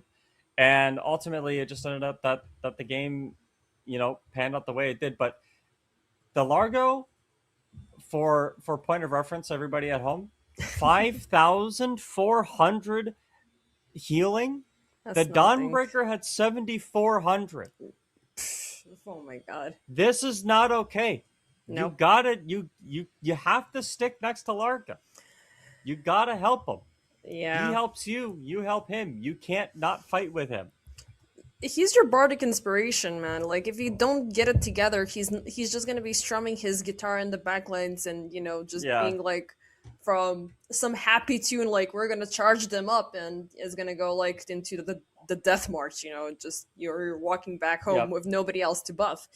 So yeah, I mean, giving it how dedicated, how you know, synchronized Ilbirs were compared to Power Rangers, it felt like their draft was completely botched up. Like, this is good, we like it. This is good, we like it. This is good, we like it. But it doesn't work, you know, together alongside with the playstyle that they delivered. But we still have a lot more to see. Thankfully, it was not as long of a game that as I anticipated. I thought it was going to go with 1 hour plus, but we have to see what the remainder of the series has to say. So we'll be back after the break with game number 2.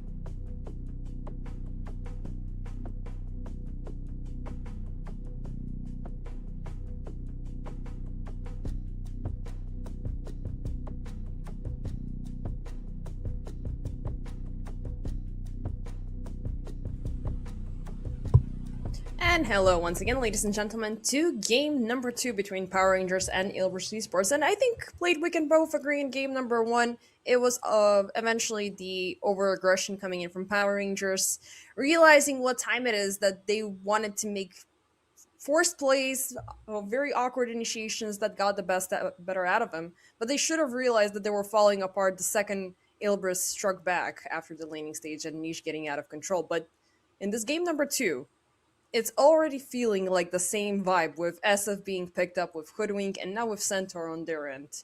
Do you think if they do the same things all over again, they could make it happen or not?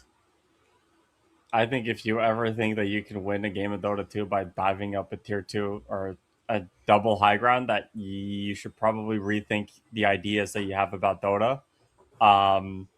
This is just one of those things that you make obvious mistakes and you can fix them, right? Like for Power Rangers, they could have won game 1 had they not done that. Had they not dove a tier 2 tower, which is obvious, and had they not walked up 2 sets of high grounds, which was obvious not to do. So you fix those problems, and yeah, your chances go up drastically. So Yeah. could see a game 3 here, especially because I assume Power Rangers are going to be a good enough team to make that adjustment.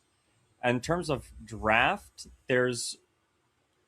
it feels like we're doing an Uno reverse right now. Power Rangers pick up the Centaur. They're pretty strong. Like he's really tough to crack. Oh, Disruptor. That's pretty unique. Really good counter against the Nature's Prophet early on. You can glimpse Nature's Prophet out of team fights just straight up a lot of the time. So Nature's might not be able to, get the Sprout TP away. Or if you're trying to get away, you might get glimpsed back into the team fight. So Yeah. Disruptor also good against Axe. Axe blinks in, you glimpse him back, and then whoever got jumped on is okay. But you are also picking Axe into Hoodwink, which is a little annoying. The break is really powerful. It is a good, counter against the SF. And while we don't see the Wyvern Axe combo anymore, this used to be a thing back in the day before it's patched now. Don't do it. But it used to be that you could spin while you were cold embraced. Oh, damn. And yeah, you would just like walk Omega stack Ancients and then walk into them as Axe with like level 4 or something and then kill them all. But you can't do that anymore. So, but it is still good, right? Like after the call, you Wyvern Cold Embrace Axe and then everything's fine and dandy. So we'll see exactly what the last picks are going to be here, but Ilbirs have 2 of their core showing, or maybe even Wind carry if they want to go for a support last pick and throw Power Rangers off the scent. Yeah, there used to be on this time when Nature's Prophet was also being picked up as a support just because he was. I mean, it was the priority because Sprout was doing healing, so, it was falling down in that notion, but you always had this overly present hero at just level 2 jumping and sprouting targets, securing kills, and stuff like that. Ilbers, they don't have that much of the early laning damage, the early laning control. Power Rangers have that once again in their favor, but can they make it happen? Because again, the picks can be great, the drafts can be amazing. If you're not playing them correctly, it's ultimately gonna get messed up. But I would really want to, see how this Disruptor is gonna play out because it's one of my most favorite heroes to see. It's insanely annoying, it's very tilting, and especially in early stages of the game where you want to have a lot of time farming. If you facilitate the first takedown, then you can instantly force out a glimpse and throw heroes back into the fountain and force them to do a walk of shame all the way back to tier 1. So that's downright annoying, but it's still falling down into that heavy early laning strategy. Earthshaker, on the other hand, though, coming in from Ilbris, now that is something that we don't see every day. I did check out on the Disruptor, and there's absolutely no updates in 741E. What's the case here with Earthshaker, and why do they want to bring it in? I think they just wanted a couple more stuns. That's the only thing I can think of. But this isn't also showing anything because you could have it mid or support. Same thing like with the Wind, but it looks like it's going to be carry Nature's, and it's going to be a mid Earthshaker against the Storm Spirit here. So unless it's mid Wyvern, which is something they're hovering right now. They They're haven't thinking. selected. They are thinking about this. This could be that mid wyvern, which is very dank, very weird. Mhm. Oh, why? I'm fascinated. They are genuinely having a conversation about this. Yeah. Yeah, I mean, I would rather have the Winter Wyvern versus the Storm Spirit compared to the Earthshaker. It's gonna be Pondlo, so ultimately I they are see. gonna let Niche have it. So even if they have one lane on the Suffering End, they could eventually bait out Kiyotaka to feel a little bit full of himself and just keep up with the aggression and throw Power Rangers in these awkward places they did before. And we did see Niche on the Suffering End. He did die as first blood, but eventually he came back with the double heart and being hyper aggressive. Now, um, when Mhm. Earthshaker was a little bit more popular, you really wanted him to, be paired up with something that is gonna hold the center of mass when you jump, so you can jump in with the Enchanted Totem, with the Aghanim Scepter, and just obliterate everything on the spot. I do believe Norma does fill up that role, and with Ponlo being brought into the mix, you can very easily contain targets altogether and then just deliver that huge sort of play. But it feels like a little bit of a unlikely scenario. Do you think that Ilbirs can fill in the Sure. gaps around those big ultimates? I don't think the big altar what they're gonna have to worry about. I think what they have to worry about is the centaur. They don't have any good options. Like they have really no good ways of dealing with them right now. The best option that they have is Arctic Burn, but when centaur stampedes, you're never gonna hit him with the Arctic Burn. So it's like Wind doesn't do anything. The Wind has no interaction. Axe Call, Centaur doesn't care about Axe Call. Like the Centaur is just so tanky, and yeah, you're gonna get stunned up a bunch, but you don't care. You're a You- centaur. You know? You retaliate. Yeah.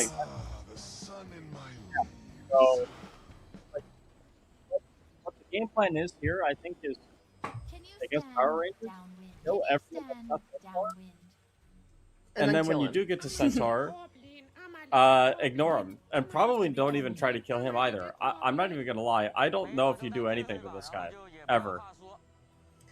We saw how the efforts coming in from Power Rangers during the previous game. Like, even when this guy had no mana whatsoever, he was just standing as a sponge in the middle of the team fight and soaking up everything. Yeah, eventually they did throw the course onto other heroes, like, that were more manageable, the supports, the enemy carry and whatnot. But this guy was singing Elton John. I'm still standing. You can't do anything to me. Yep. But it's coming down to whether it's the right hero in the right hands. Alberca is absolutely great, but he's not gonna have that strong kickoff and all of that solo experience as he is thrown into a more classical role. He's gonna be an offlaner. So on the other side, he will be facing against 423, who once again is bringing this creep play in the safe lane. And Nature's Prophet, I think he starts getting a little bit scarier compared to the Beastmaster, because at one point you have no idea where he's at or what he's doing, and he's just gonna show out of nowhere and mess you up.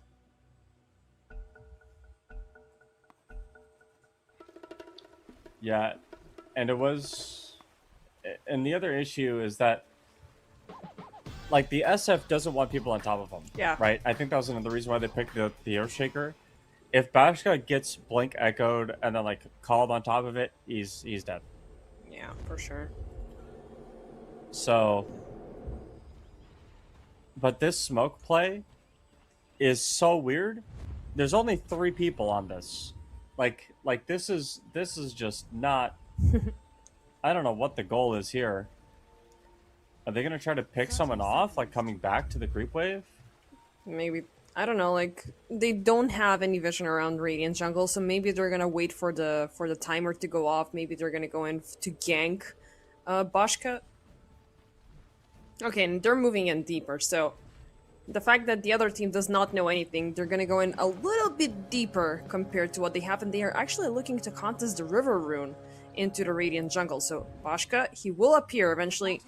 The smokes will expire. They make contact with SF, but can they take him? Now, there's a point being withheld from Fernaz, but it's going to be a power shot, and they will land at the top of Bashka, leading into the first blood. So, it felt weird, but they had the right idea, they did commit to it, and they took down the enemy Curious first blood. Now, they will be walking a little bit scraped into the laning stage compared to Bashka, who's gonna come back at full health, but it's already, you know, a strong sign, and they're gonna go in for more, actually, till the end. They're preventing the Disruptor from getting into the lane, and the fact that he forced out the Thunder Strike as level 1 it's quite a good sign.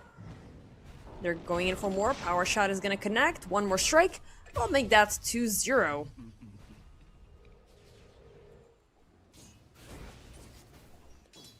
And it's a great start for Norma. Like, Axis don't have this sort of an opener for their offlane. Usually they could be on the suffering end.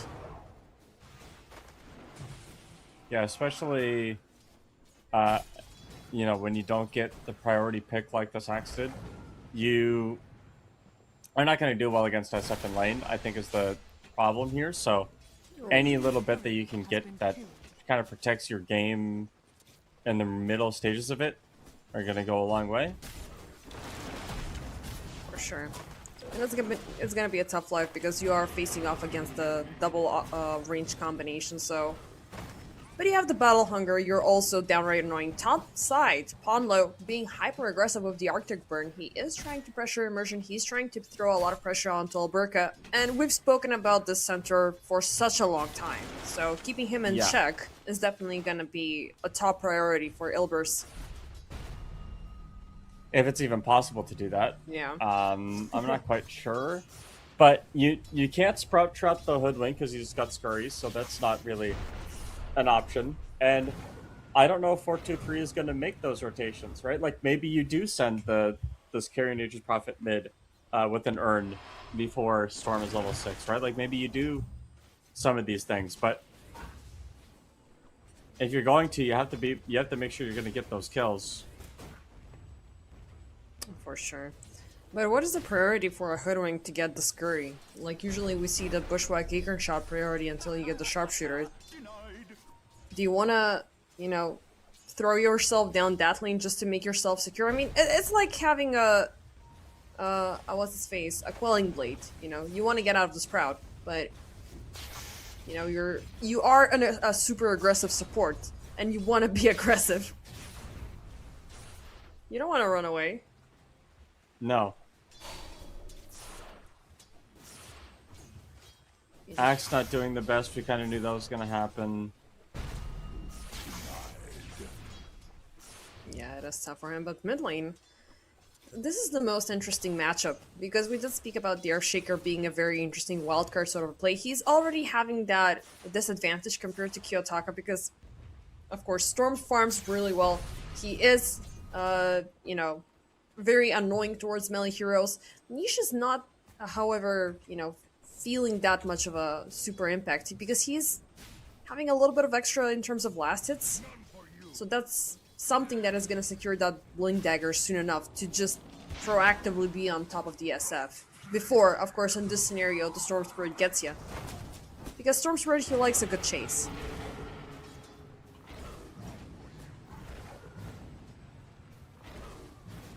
It's a bit of a kerfuffle bottom, not that anything happened.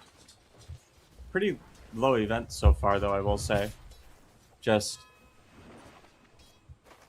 stuff happening, but really no outcomes being achieved. Yeah. I mean, we did see a early double kill in the favor of Ilbirs, but it's been 4 minutes of quiet ever since then. So both sides are just focused on their farming. We want to see those early helms. We want to see those early blink daggers. What else? Urns, definitely, we want to see.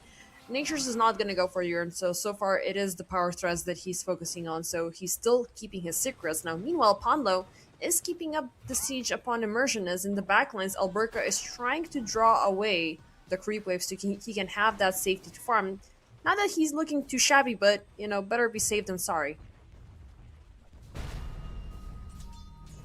Meanwhile, at mid lane, Niche, he is gonna have Ponlo coming in, so going in for the pre-level 6 punishment onto Kiyotaka, but they don't have the range. Now, they are, you know, running down the river with the additional Wandering Whirl, 4-3 coming in from the other side. Norma gets taken down bottom, so now you just gotta double down. His Niche is looking super low. Shackle will connect with the power shot, and Kiyotaka is dead.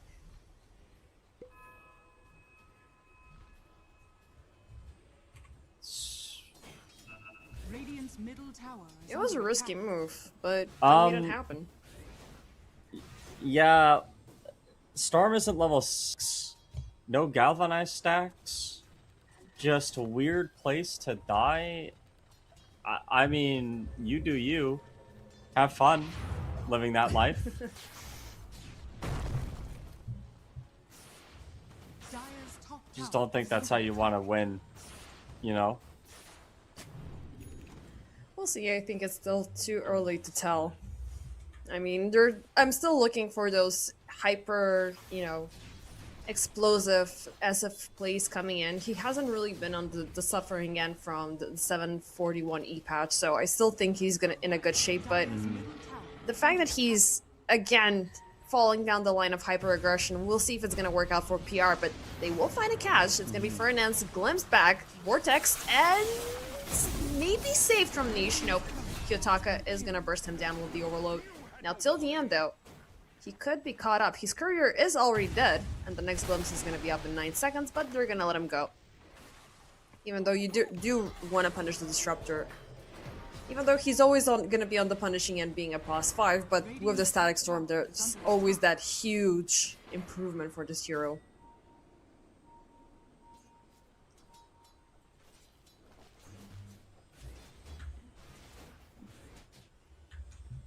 Earthshaker treads coming soon. Let's take a look here. 7-minute wisdom shrines. It's really important that the wyvern gets at least one.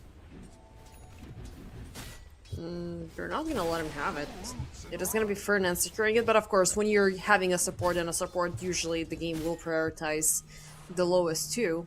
Well, the second lowest. So Paulo is gonna get level 4, which is very good for the Winter Wyvern. But he's gonna need some more. So until that happens, we could be just, chilling, killing, and wait to see which side will break into a little bit more of an advantage. Now currently, as expected, it is the SF leading in terms of net worth because he's pretty much converting all those spells into instant creeps. 4-3, not too shabby. But if he's taken down, it might be a problem. PR are looking for that opportunity. They're even calling Bashka into the mix. They will stun him, catch him into the trees. He's going nowhere. Instant stampede to get the hell out of there. We're walking away with murder, boys.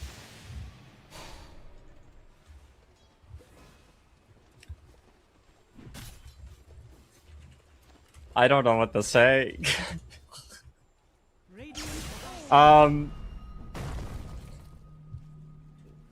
So, guys, I have valve oil on my nightstand. It's for my trumpet. It's not what you think it is. I can't believe I'm getting Discord pings from multiple people. Oh my god, you're you're getting harassed. Like, not to the level that Pablo is getting harassed, but I even sent you a message because I'm looking at chat at all time, and I'm just like, I'm not even looking at your nightstand, but there's some accusations rolling in. Top lane event ended up in immersion dying. So yeah, you have some room to explain yourself because we're gonna go back to AFK farming again. It's slide oil and it's valve oil, and it doesn't help that underneath the slide oil it says lubricant, but it's for brass instruments. Yeah. It's for the trumpet. Well, a secret talent from our talent is indeed that he's playing the trumpet, which also is coming as news to me because we really haven't cast it together, so I don't know much about your musical talents. Meanwhile, around the Dire Triangle, we do have a little bit of a fight as Niche is doing the best to protect these beautiful ancient stacks. He's gonna pop the Echo Slam for it, but Fernand's will die by the hands of Bashka, who is willing to share. He likes creeps, he likes to take down kills, he likes to do everything on his own. Norma, though, is gonna get the Sharpshooter. He's still standing his ground. He's not willing to die, but they have Bashka surrounded. But it's a perfect opportunity for him as he pops the Requiem and instant storms coming out. Oh, the Cold Embrace is not gonna save 4-3, and it's turning like more kills for Bashka. Fernand's coming back, one more strike, he's gonna get it. That's a big streak being thrown at him, but Kiyotaka is jumping in, all in all leading into 4, maybe even 5. Let's see if Kiyotaka has enough mana, but with the Region Rune, most likely he has, but Vortex is unavailable. Still, the Overload is doing his damage, so all in all, it is a team wipe in the favor of Power Rangers. Power Rangers heard about my trumpet oil and they got really good at Dota all of a sudden. Holy smokes. Do-do-do-do-do-do. Puppy power. I mean, what in the world are we doing, guys? The Earth, and what's so unfortunate about that, the Earthshaker ripped Echo Slam on the Ancient stack before the fight happened, so they didn't have it. Yeah. And it's just so sad. But they knew about it. Like, look at that insanely weak Observer Ward that has been staying there for a minute. It's like, okay, no Echo Slam, no creeps, no nothing. We're gonna go for it. Meanwhile, Podlo gets caught up down mid, but they're looking to exchange it with Kiyotaka, who's currently, well, out of mana, but of course, one Ball Lightning is gonna be enough for him to cross the river. But I did like that setup there for a split second. The Sprout with the instant shackles, but they took down the trees really fast. With the, I think it was the power shot, so they kind of messed themselves up there. Let's see if they're gonna find some more. Till the end, he was looking for that glimpse, and right into the claws of Bashka. Another one in the bag. This SF is getting out of control. Centaur's getting out of control. Storm has more than 0 galvanized stacks. And they just popped the smoke, so they're looking for more. Yeah, 4-2-3 is going to have a hard game. Storm is a really good into this hero. And Disruptor is really good into this hero. Yeah, but 4-3, he is a fast guy. He's gonna get till the end. As bottom side, they were, at least trying to siege down a hero, but, at the same time, Power Rangers were looking for him, and they are gonna take him down up top, and they will add Ponlo to the mix, so good effort from Ilbirs, but Power Rangers were a little bit more prepared. Again, like, look at this. Okay, they put this deep vision a little bit later, so now they know where 4-3 is, but no 2 tier 2 towers, deep vision in the dire triangle. This is just gonna be a setup after a setup for Kiyotaka to kill people, and Fernance is just gonna fall off next. I don't know what Fernance thought he was going to do there. Probably say hi, ask High five. how their day is. 4-2-3 is now on the other side of the map. This is, oh my gosh, his sponsor tag is Windows Vista. That's amazing. Yeah, I saw that during the previous game, and I was like, oh my god. I wanted to add it up down the nostalgia train, but, I never used this OS, because when it came out, it was the first Windows OS that everybody was saying that this is shit. Meanwhile, mid lane, Niche, double ultimate for his takedown. No blink dagger in quite a while. It killed one of my computers. Really? Oh, that's sad. Straight up, yeah, it bricked one of my PCs straight up. Yeah, it was really funny. It's not funny, it's sad. I don't care. It just adds up to the argument that Vista was shit. Meanwhile, Norma, they will glimpse him back just to keep him away from the Wisdom Shrine, but Ilbirs, they're on the double. They are gonna try to get as many kills as they can here, but the trade-off is currently not favoring them. They do have the Winter's Curse, though, but they're gonna use it on Bashka here. Do they have enough of a follow-up? Stampede used up into the Sprout. He is still gonna stay close enough, popping the Requiem to keep them at bay. Eventually, they lose the Shrine, but they got a good kill out of it, regardless. Earthshaker got glimpsed back to base by the hand of the Disruptor, so that team fight basically ended. It was a Cold Embrace to hold the SF in place during the TP, but obviously Glimpse comes in, and then you can't do that anymore, and then you're tilted, and you're kind of like walking around like, why did I even think about TPing in there? I don't have my Blink Dagger yet, what am I doing?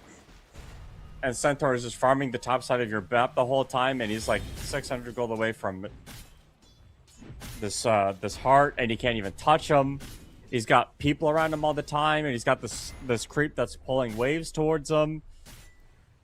It's a complete Uno reverse situation, as you call it, during the draft. 15 minutes in, it's 17 on to 8. So this is the game that Power Rangers wanted in game number 1, but this time it just syncs up so well.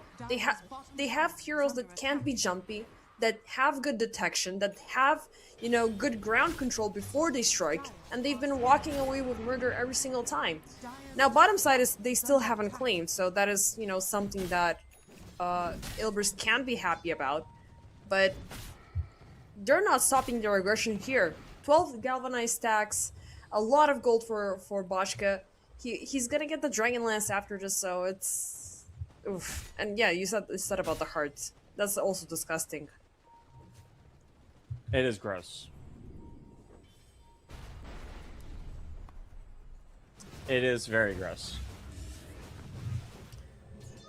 So, I guess we're just waiting for 43 to get online. Meanwhile, Immersion, he tries to TP out back home. A warding mission is gonna backfire, but I don't think he was there for warding to begin with. No, he was just he there got- to he keep got what he things in wanted. check, but meanwhile, Boschka gets Norma once again.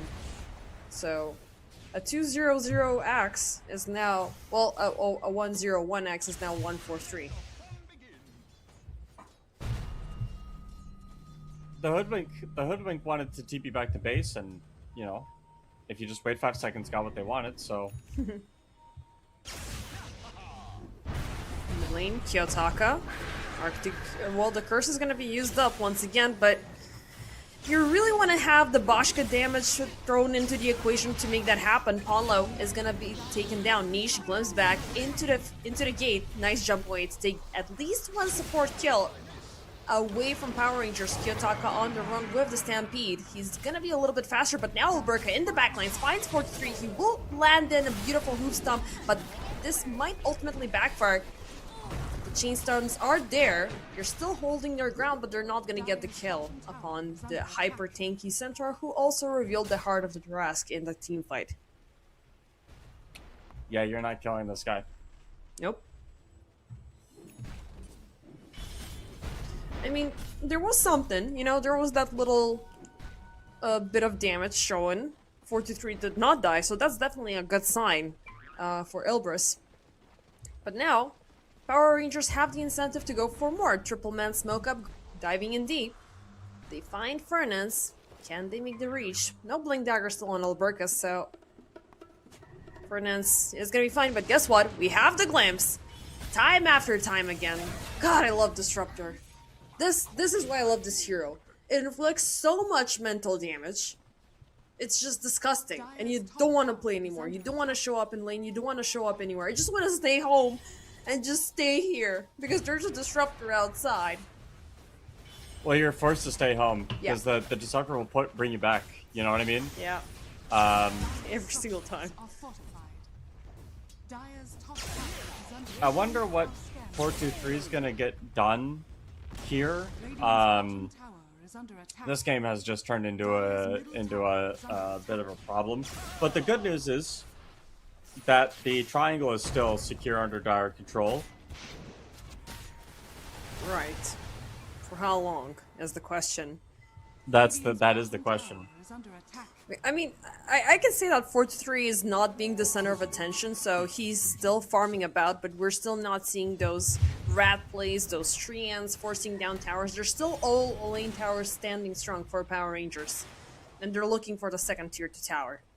Radiant's bottom tower is under attack. Down bottom, 43. Okay, finally, there's some tree ants doing some heavy lifting, but they're on the lookout for 43 instead, and Alberca will make the connection.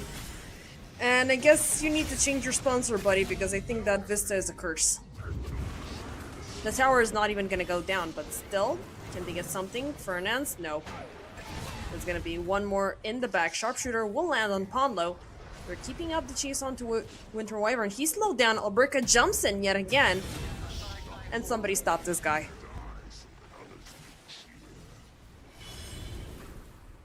Um, 7 or 8 more minutes left of this game, I think. I mean, it is feeling like it. Bro, I think, high ground, easy. like, oh my gosh, he didn't No, get this it. is suicide. This is suicide. He jumped in. I mean, yeah, it's a nice thing that you have the Blade Maelstrom, but you jumped in straight out into the static storm, and even if you snatched away the Aegis of the Immortal, You're the only frontliner for your team. Niche, he cannot do much. He is committing for the Aghanim Scepter, but I don't know, like, without the damage, without everybody on the double, I don't know, maybe a high ground defense is gonna keep them up for another 10 to 15 minutes, but 14k on Bashka, 13k on Alberca. That's nothing. I mean, you got nothing compared to that. Yeah, and like this last pick Earthshaker mid hasn't really panned out. The stacks got invaded and you know, you team wipe everybody off of that, but I don't think we've seen really much of anything since then. It's just been it's been one gasp after another. No real concerted effort from the team, and like the Aghanim Scepter on Niche can do something, right? Like maybe you can. 2, 3, no, Oh, did they buddy, find them? no. You thought you were safe and sound and farming your little heart out, but it's just gonna be another kill for Alberca, who is 905.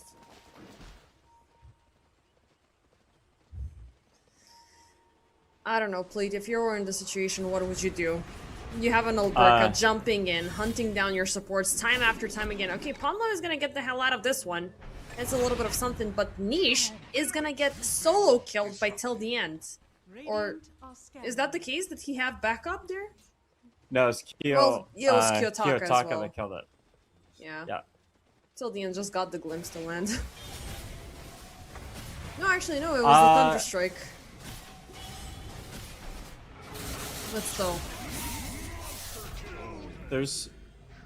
I've never seen a Storm Spirit lose a game where they had a Galvanized stack for every minute in the game. And we're looking at 22 Galvanized stacks for Storm Spirit. So, all that to say, if I'm in this game and I'm on Power Rangers, I just say go in, smile. What a great question, base defender. Thank you. Because I don't want to think about what it would have to take for me to win on Dire.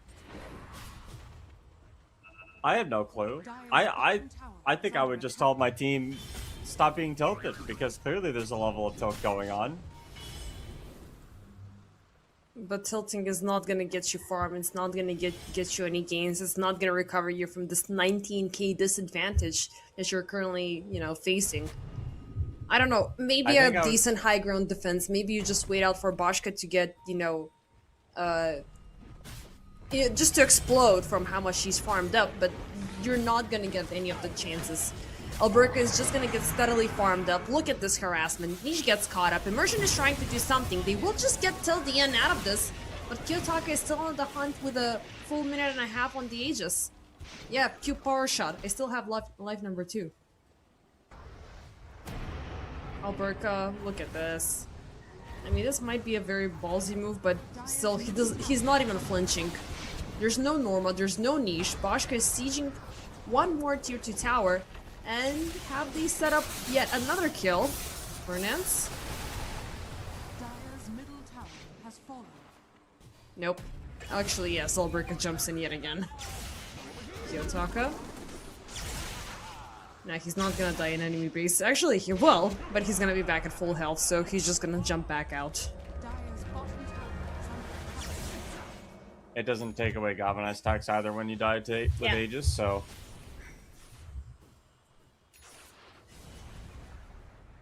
Yeah, he's at 22. I think he's gonna have Parasma soon. Looks like his next item is coming up. Dire's bottom tower 423 is having a hard time sticking to a spot on the ground.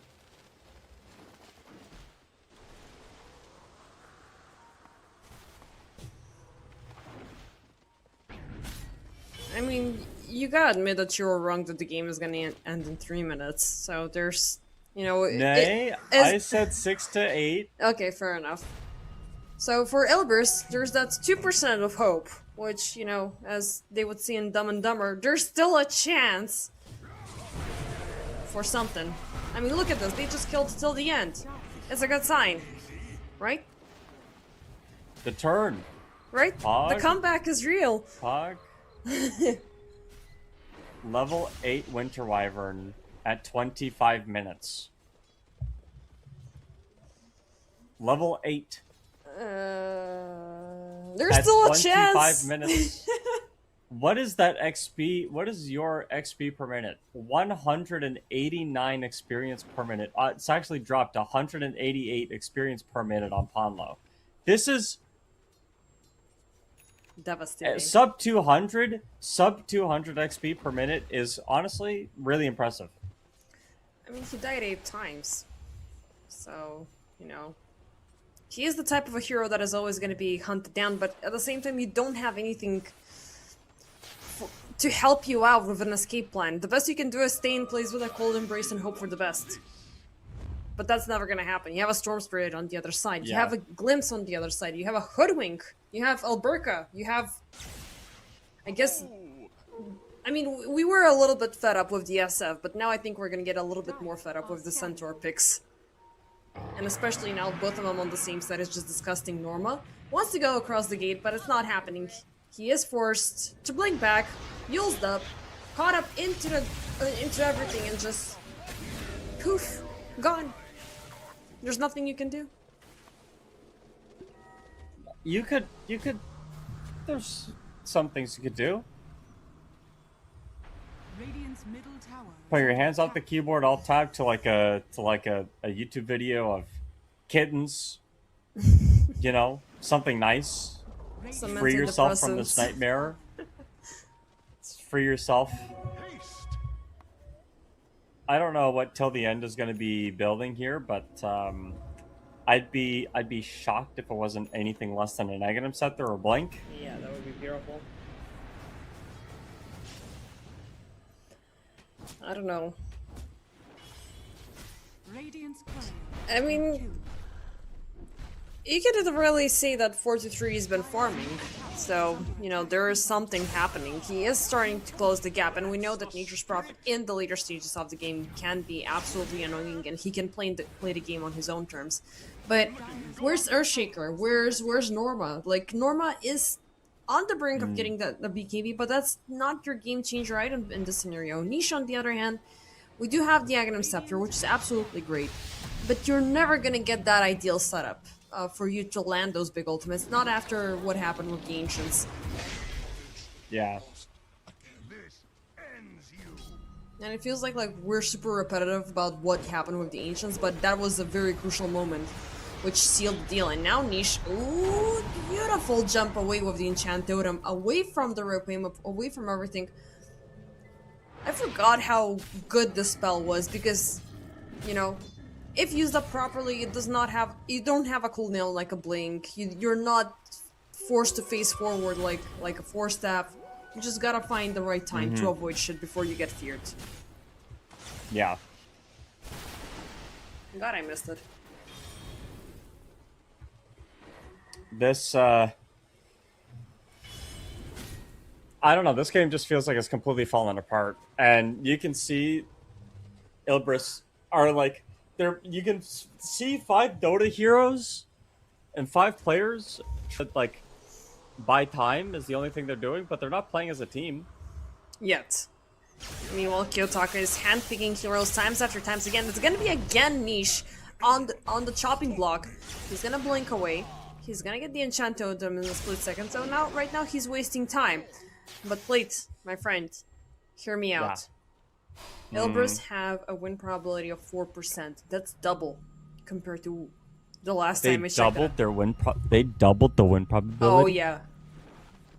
Oh man. Oh yeah. Now that means they're gonna lose hard, but not as hard. Yet. Yet. Yet. It's like that Simpsons moment, like Bart is coming back home to Homer. Oh man, this is the worst day of my life. The worst day of your life so far. True. Radiant's top tower is under This axe is maybe dead. Oh my gosh. He's gonna get used up that's again. so sad. Immersion charging up, and it's been this rinse and repeat combination. He is gonna try to run off, but you know, even if that were the case, Workhorse is available. That was so sad. It was He blinked away trying to get to safety, and instead he blinked in literally next to a Hoodwink and a Centaur that he did not see. And died. And A died. horrible death. Yeah. It's been the leitmotif for Norma all game long, and I was hoping for something to happen with the Axe. You know, I had big hopes and big dreams for this guy because, you know, he's always been this annoying, I'm gonna go behind your lane, I'm gonna, you know, mess up your farm, I'm gonna mess up your creeps, I'm gonna, you know, jump in out of nowhere and then just dunk everywhere. But this guy, in almost 31 minutes in the game, has only one Culling Blade stack. Meanwhile, Ponlo is trying to pull off a sneaky play. Beautiful Winter's Curse thrown upon Alberca. But you said it earlier, where's the rest of the team? That would have been amazing, but they didn't.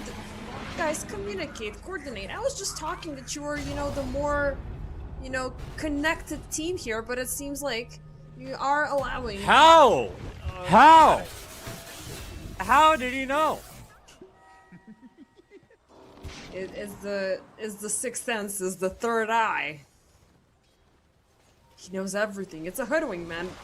The Bushwhack has a pretty big AoE. Even if you're going in blindly, there's always a chance. And there's only so limited spots you can TP out from that angle. I mean, I'm not justifying it, you know. He got lucky. But at the same time, what are we looking at? Well, it's 3%, so yeah. They're going back to losing miserably. Fernance, Alberca jumping into the backlines. Norma, they're gonna get a kill on Bashka, so that's gonna be life number 1. But Ponlo, God, if only he had the Winter Scourge right now. Alberca looking a little bit low, but nothing to worry about. He's just gonna pop the card, pop the BKB, delete Norma from the game one more time. And even with Ponlo's buyback, there's still 15 seconds left remaining until he can do anything about it. 4-3, minding his own business, well, just farming. You know, he's fine with this trade. Or it's that, you know, carry game, it's like the game is lost and I'm still gonna farm.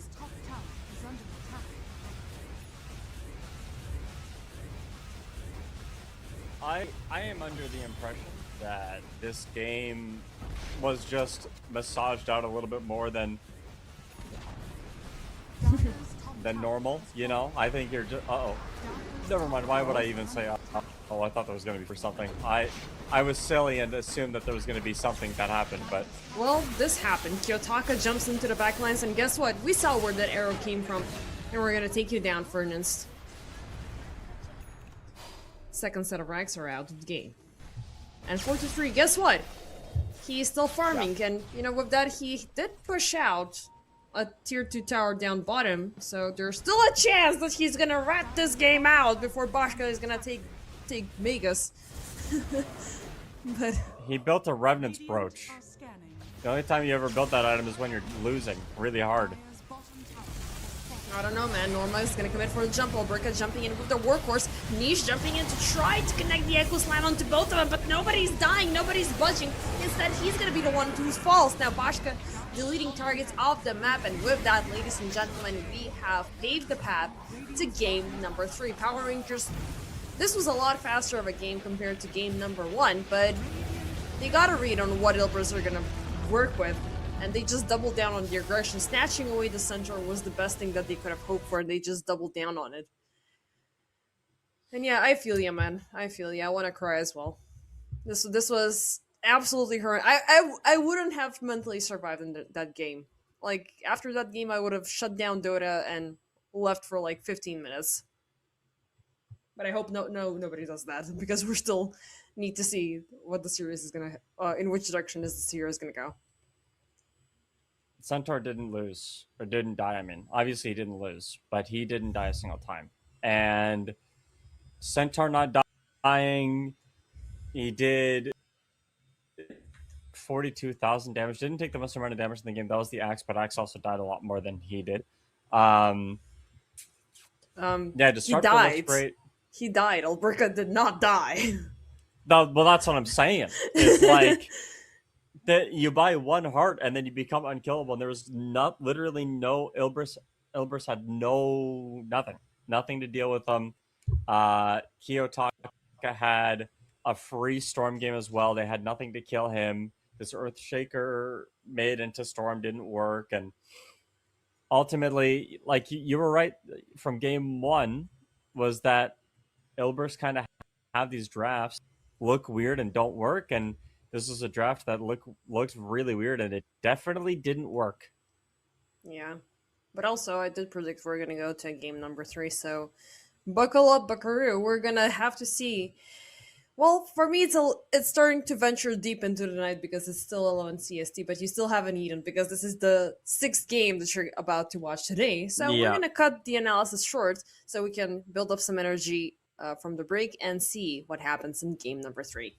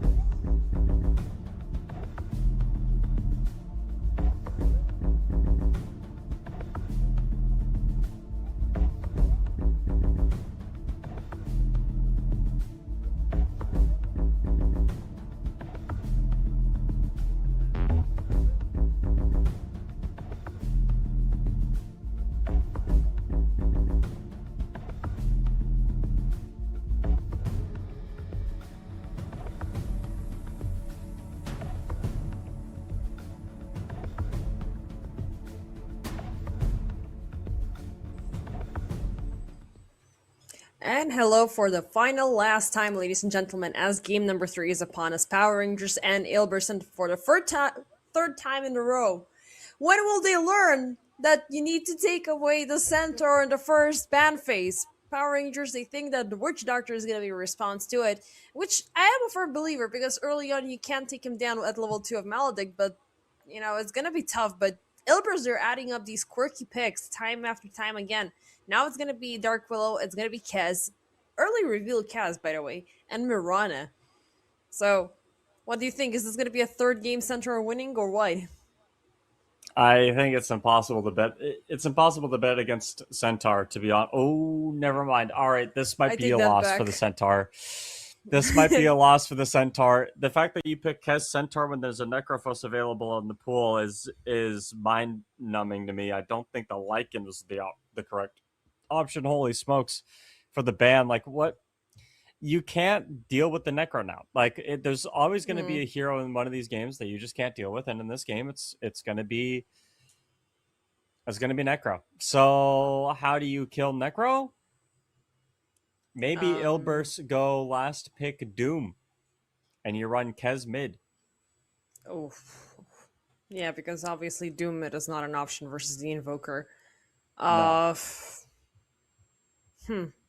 Kez mid versus Invoker. Now that also feels ambitious because I always believe that that hero becomes just a little bit effective until he gets level 2 of all of his spells because they're pretty good, but you can never just focus on one. You gotta have them equally so you can deal the damage, so you can deal the pressure, and there's so many things that you have going on. And Necro is still one of the fastest, the most annoying farmers out there. You have, again, you have a hyper aggressive support combo and you have an invoker. Early game, it should be fortified for Power Rangers, but let's see if their carry is gonna follow the same track. Because if they opt in for something that is like a tiny carry, then it could just be that they threw the game with that pick. But thankfully, Ilbers, they're gonna take him out. So Ilbers are gonna do Power Rangers a favor with this one. I think Ilbirs have. I mean, you obviously you have Kez, so you can play Kez carry. Then you have Centaur. Centaur has to be offlane. I don't see it being anywhere else. But you're Unless running mid lane Centaur. You're running Centaur into Witch Doctor Necro, which just sounds like the most horrible time of my life. And your support that's going to help you is a Mirana.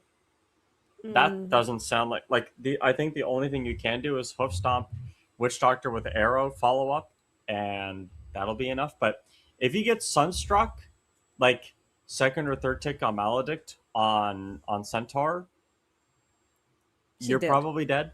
You're probably dead. Yeah. So it really is a matter of wow, this Maledict is available now, and Ilbirs have to prove that they can overcome that.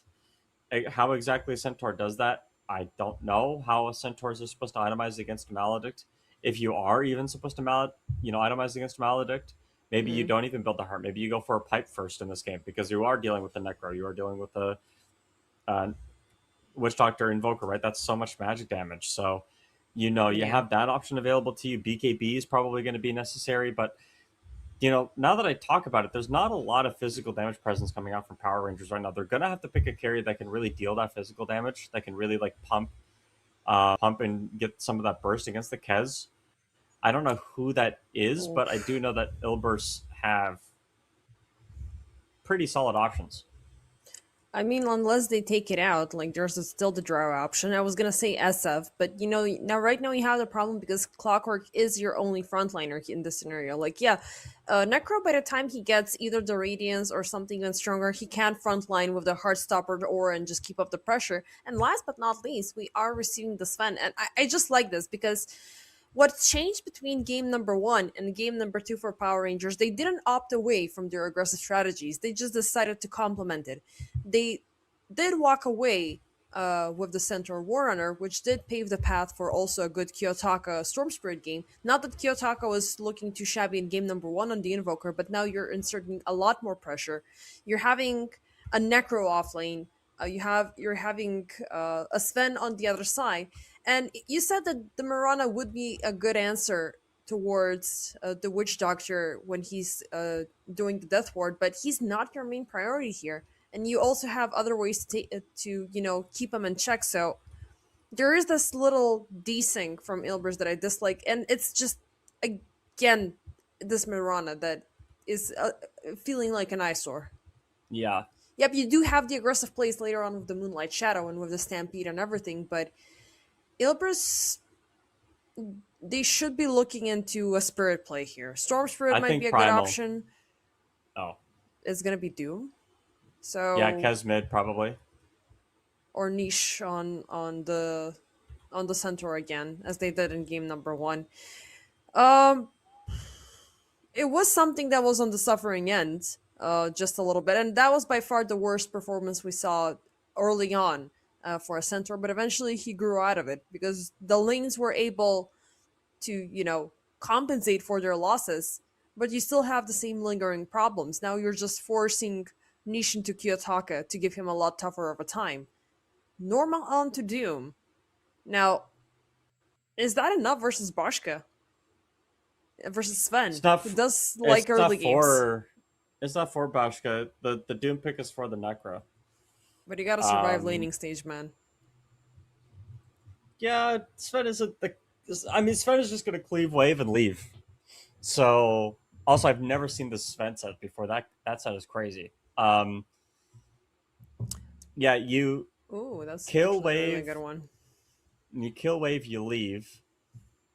And like Doom is kind of the same way. I think top is going to be more of a stalemate, and that kind of favors. I would say Ilbirs, I guess.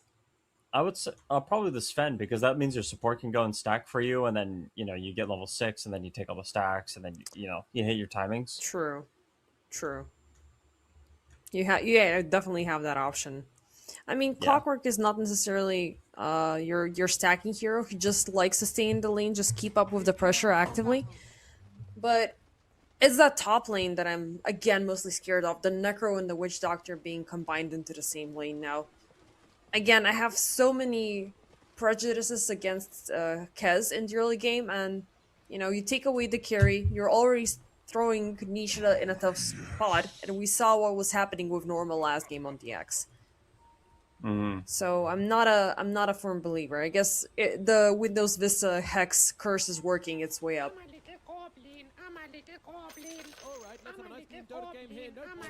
I think this. I mean, Sven is one of my favorite heroes too. But this game, you want to pick the Sven so you can burst someone or like something down. I think this game, it looks like you're going to be trying to burst down like the Willow or the Mirana, which is very doable, but Kez does playing against a lot of armor, which you have and will give to your team, and at some point you'll buy a shard or you'll get shard from Torm or something, so there's like I've seen plus 30 armors, Sven's just running, like not dying to any right clicks at all, so feeling like a little bit of an early reveal. Fernand's jumps in, very nice bounty snatch there.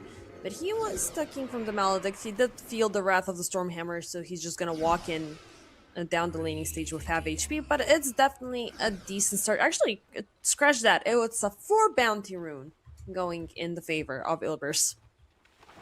Casual.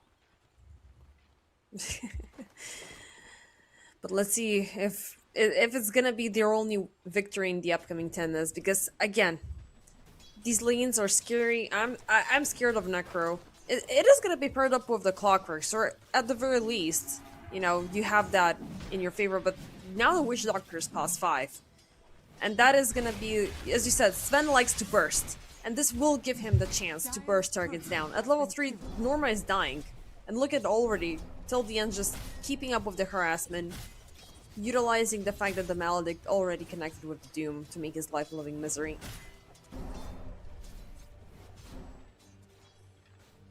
I think Kiyotaka is going to completely ignore Niche mid lane. I literally think he's going to do nothing to Centaur. Like, I would be surprised if he even cast a spell on him. Centaur I mean, he brought just did. like He just threw the Sunstrike, but he's got nothing. Maybe That was he for can the just range chop him creep. down. Fair, fair. like I literally Centaur bought Oh? 2 sets of tangos. Uh-oh. Uh-oh, first blood. Norma. You are not I hate to say it, but it feels as expected. And this is a level 1 Witch Doctor, which is... Yeah. Rest assured what will happen is once they pair up the Stormhammer with the Paralyzing Cask.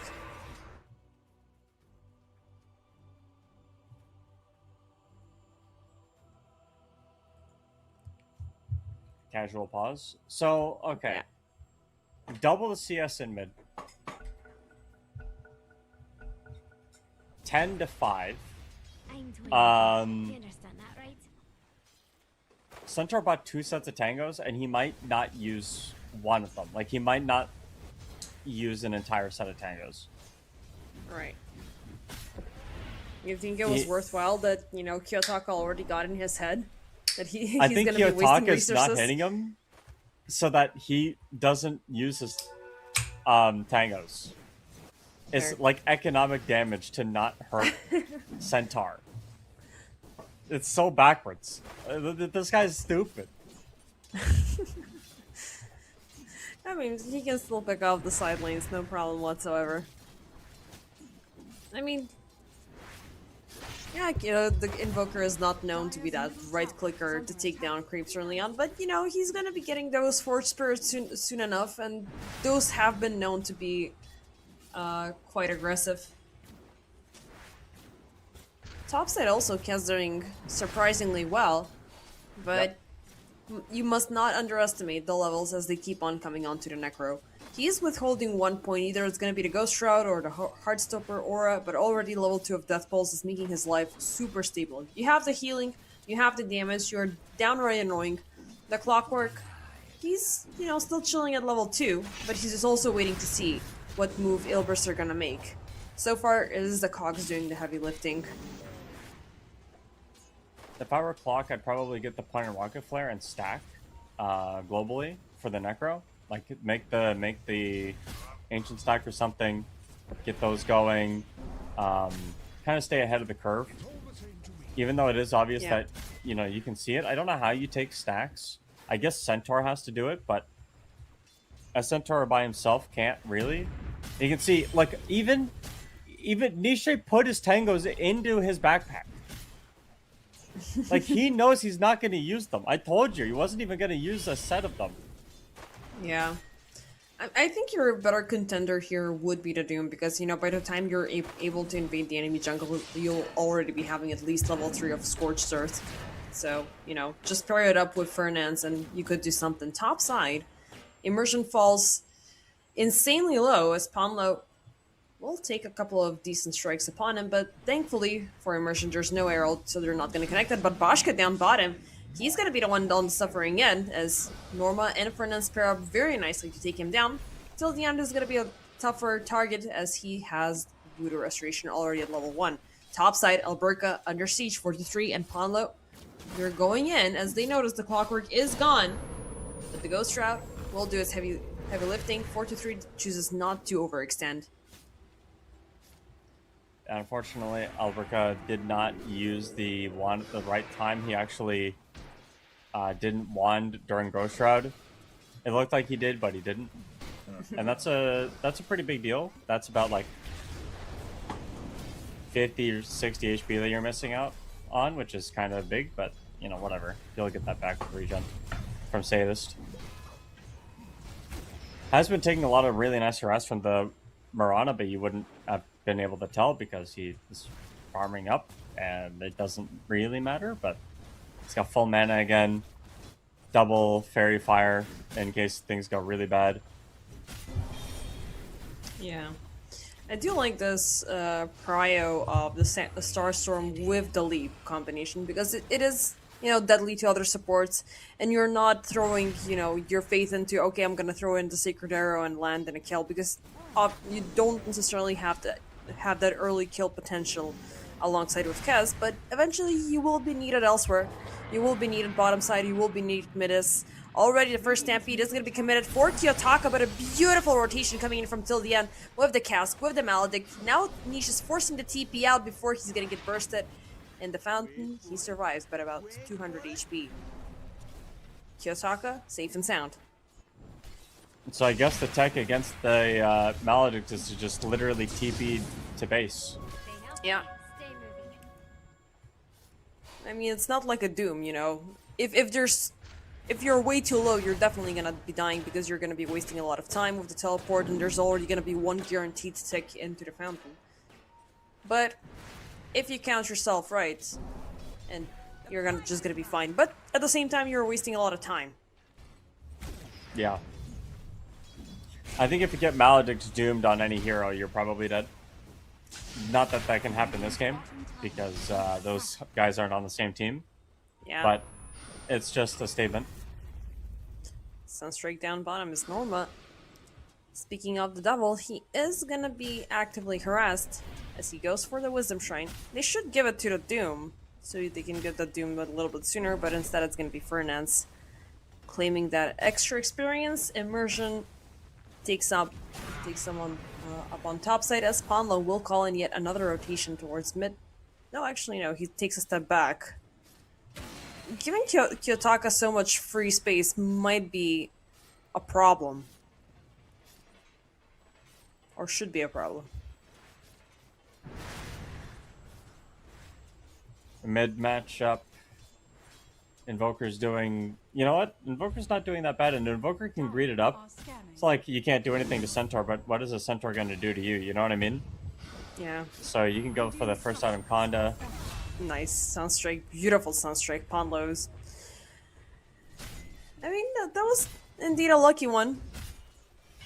But it just keeps Kiyotaka actively relevant and a step closer to the Kaya.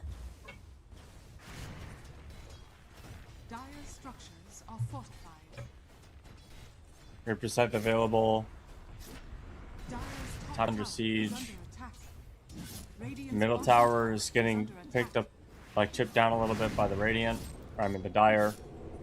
Overall, just like map pressure all over the place, but it is the Necro top CS at this point. Well, top network, I mean. Yeah. And he's gone for the evasion item first on the Radiance. So he's not going to be, you know, super farming, but he's going to be a lot safer. You'd rather have that, you know, you mustn't waste time until you get the Radiance because things are gonna get out of control later. Norma down bottom though, gets caught up in the cogs, there's the Maledict taking out, and the first Doom upon till the end. So this feels a little bit of a misplay, but Immersion being caught up next, it is definitely gonna even out the odds. Now 43 rotated in as well, and Kez getting those very, very nice goodies out of this one. It is gonna bring him a step closer to Alberca. Because needed that needed to escape the lane top for sure. You just have to leave the Necro alone, or send a support up there that has like some sort of escape tool. You don't want to give Necro a free lane and then also let him bully your core out of it. So For sure. But, you know, maybe the Power Rangers are letting Ilbirs slide right now with a little bit of an advantage because, you know, once they hit those first farming items, they're just gonna go out of control. Alberca topside. Terrorize is gonna be thrown, but till the end, coming in from the side, very much on point, but it's a 3v2 contest. It's not gonna go well for till the end. Alberca still alive and well, throws the side just to secure that first stack, and turning this into a fair fight. Immersion was kind of too late, so I feel sorry for the Witch Doctor, but he's gonna get that death ward soon enough, so throwing that additional pure damage and somebody's definitely dying. Especially, you want to stay close to your buddy? No, it's just gonna be a cask bouncing around. 2 targets connected by the Maledict and Sunstrike right after. Sven would like to get back into that lane. Sven is the lowest net worth core of the game so far. It's very surprising. Typically, you don't see that, but you can recover pretty well. He is gonna get a recovery right about now, as the courier will bring in the Mask of Madness. So, free farming, baby. As long as nobody is upon you, he's just gonna skyrocket, and next time he appears, he's gonna have an Echo Saber, maybe with something even stronger. Meanwhile, Kiyotaka takes down Niche, so that's one core hero out of the way. And with that, they keep on sieging the mid lane. Now, a beautiful arrow is gonna take down the catapult, but Kiyotaka, he's aggressive and committed, and he will make sure he's gonna open up the map for the rest of his teammates. Bottom, Norma, once again harassed. They will connect the double stun with the Death Ward. The Sunstrike, it's not gonna connect, so it's just Norma being kept at bay away from the farm. No kill there. Yeah, but there's that stack at the medium camp, kind of. And, you know, Sven's whole job is to hit creeps. Like, you know, you hit creeps, and you keep hitting creeps, and you don't stop hitting creeps. And your support makes stacks for you. And then you hit those creeps. And they don't Stack stop in the coming, triangle. They don't stop coming. Yeah? They literally just don't stop. You just don't stop when you have a Sven on your team. And eventually the Sven is going to be more networked than anyone else in the game. But it's this nice smoke play from Ilbirs to going around behind the tower. But this tier 1 area on this bottom river is really obvious. Yeah. I mean, they did have the Moonlight Shadow to pair it up with, and they're feeling kind of desperate because they're actively going for the Witch Doctor. They will take him down, as the arrow will connect with the Brambles, but they're just throwing supports here. Boschka can stay at bay. They know that they're completely outnumbered. 4-3, keeping up the pressure. They will make a connection to Immersion, who's completely out of resources to stay alive. Boschka just back off and keep on farming topside. Meanwhile, Aberka is pressuring top. So that could be yet another tower takeaway. So what we've learned from Dota within the early stages of the game, the team that usually is a little bit inflated with kills is the one that is most likely to lose the game just because of that economic turnover once the enemy team gets those first kills and just takes away streaks every single time. So, Well, not sure if this is the right approach. there's a Radiance on the Necro now, so if you can't stop this guy from farming. And look at what's gonna And they happen brought the right about Invoker now. top. 4-3, thrown up into the air. They will opt in for the Meme Hammer charge up. They bait out Moonlight Shadows, and there's already gonna be a lot of vision thrown in, so, you know, they won't get the kill, but next time he's there, he's gonna die. And they take top. Second tower. Yeah, they do. Dire's top tower has fallen. Take top, you put your eggs in your Necro basket Dire's middle tower is under attack. full of decrepit, rotten eggs that are gross and disgusting. Yep.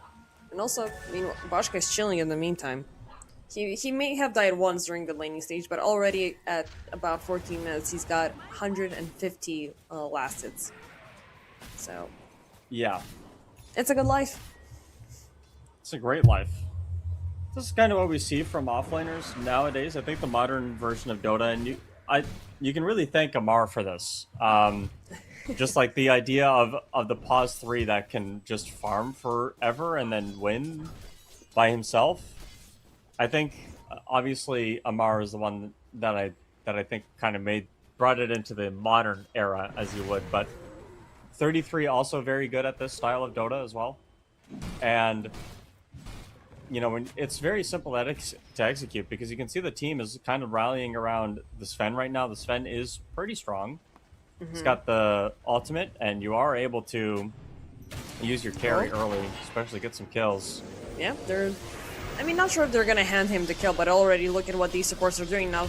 Till the end, will kind of overextend here, but they forced out the Bedlam for the kill, eventually turning it into a trade. But, you know, Boschka gets the final lap. He's gonna get the kill, and with that, he is paving his path towards getting the Blink Dagger. Now, Echo Saber already with the Mask of Madness. We said it's a great life, and it just keeps getting better. But also there's this key difference, because the way Falcons are treating their offlaner is to some extent of the same tune as a carry, you know, and you have two heroes actively farmed up. You can even turn an offlaner into a carry just to get the double benefit. Top side, a little bit of shenanigans occurring. So there's the Moonlight Shadow, which got detected a little bit too early. and with the Dust of Appearance coming right after. So Ilbirs, they had an idea, but they got stopped in their tracks. And the game is just kind of snowballing a little bit for Power Rangers right now. They are making a couple of nicer moves. They've taken the middle tower. They've taken the top tower. You know, the objectives are in their favor for now. But the big team fight I think that's going to happen is bottom here right now when they find the Switch Doctor. Yeah, they will initiate, and they also find Boschka in the backlines. Now, he will have the chance to pop to the Death Ward, so it's gonna deal some damage, but it's not enough. This is not something that Power Rangers were expecting. Boschka, Immersion doing his best to protect his carry, but a Doom will land. This is definitely a problem, and a Sven dead and gone. Alberca, he is gonna join in a little bit too late. Meanwhile, Kiyotaka, well, he was looking for a side entrance there, but it's ultimately gonna be a tough spot for him. Alberca eventually gets niched. That's a very decent trade-off. And Kiyotaka shall live. Sunstrike onto Palmo. Nice hit. Making it even. Yeah, I think you have to take that trade if you're both teams. Power Rangers, like, it's literally, it's so even. It's impossible to, like, it is so even, that trade. But the nice thing is for the Power Rangers is you do end up killing the Centaur, and that is something that didn't happen last game at all. Because the Centaur the Centaur literally never died in this game. That changes, and Centaur really needs to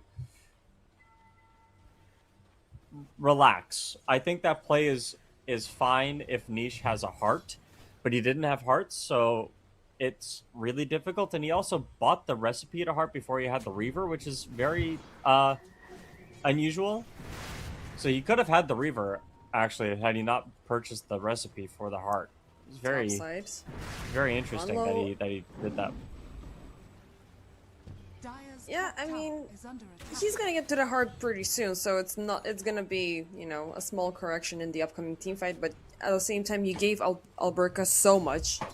They were really close to, getting in contact with 4-3 up top, so that would have been a little bit scary for the Kes, who was flourishing very early on, but he had a near-death scenario multiple times, and he's still withholding a streak, which is something that, Power Rangers would like to claim very easily.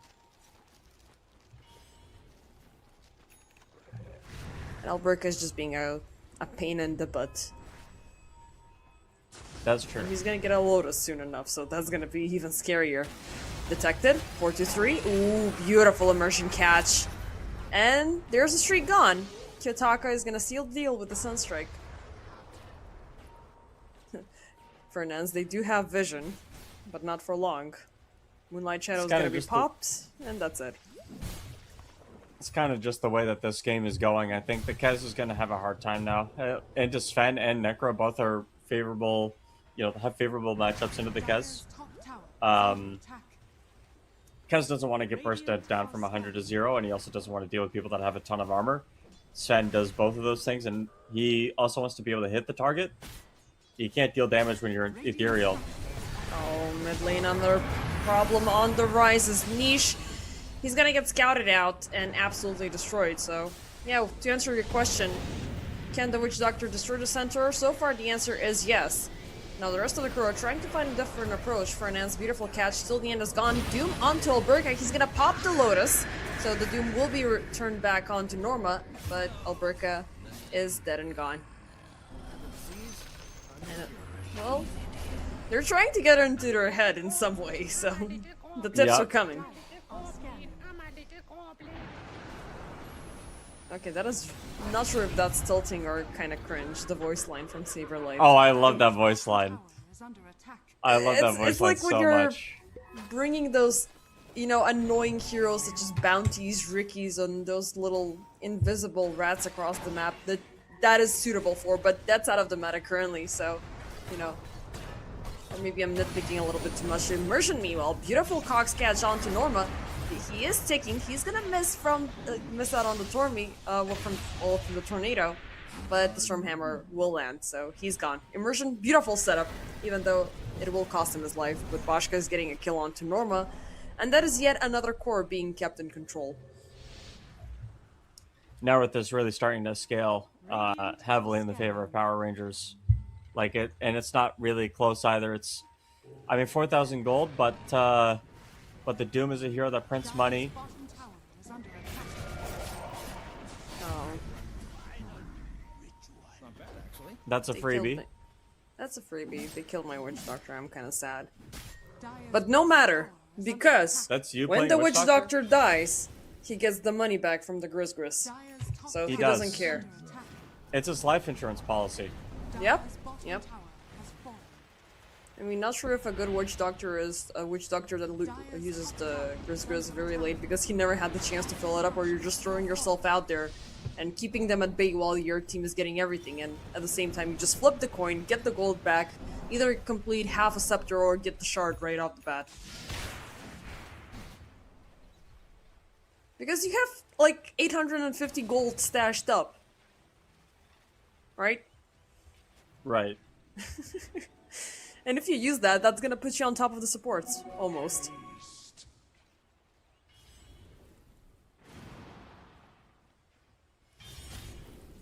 I could never play Invoker, dude. That hero's, I just can't press buttons fast enough. One of the reasons why I got like super interested in Dota, like, and this is gonna be a shout out to my brother because, you know, my cousin gave him the key, he started playing, and when he started playing Dota, he picked up on Invoker very early on, you know. And the way this guy played, and he was, I don't know, like 14, 15 at the time, pretty young. He was playing a freaking piano. And I was like, what is this guy doing? It was absolutely impressive. And you know, just following that one hero means that imagine what's happening across the entire map. And I thought everybody was like a little bit of an invoker to that skill level. Well, Dire's uh, tower is under attack. Ray King, definitely that complicated. I would say like my top 3 most complicated heroes would be Rubik Chan and Invoker. And Meepo. I think Rubik, I think Morphling is harder than Meepo. Because with Meepo, like, you can always click on your dude and then tab away or like, you know, poof away. But with Necro, or sorry, with who am I trying to talk about? With Morphling, you The can literally Morphling, just get yeah. yourself killed. You literally just get yourself killed. A little bit of harassment between the supports. Ponlo and Immersion, they're just playing a game of who's gonna get across the gate. Meanwhile, it was all a distraction. As Ilbirs get the shards. Shard for Fernance.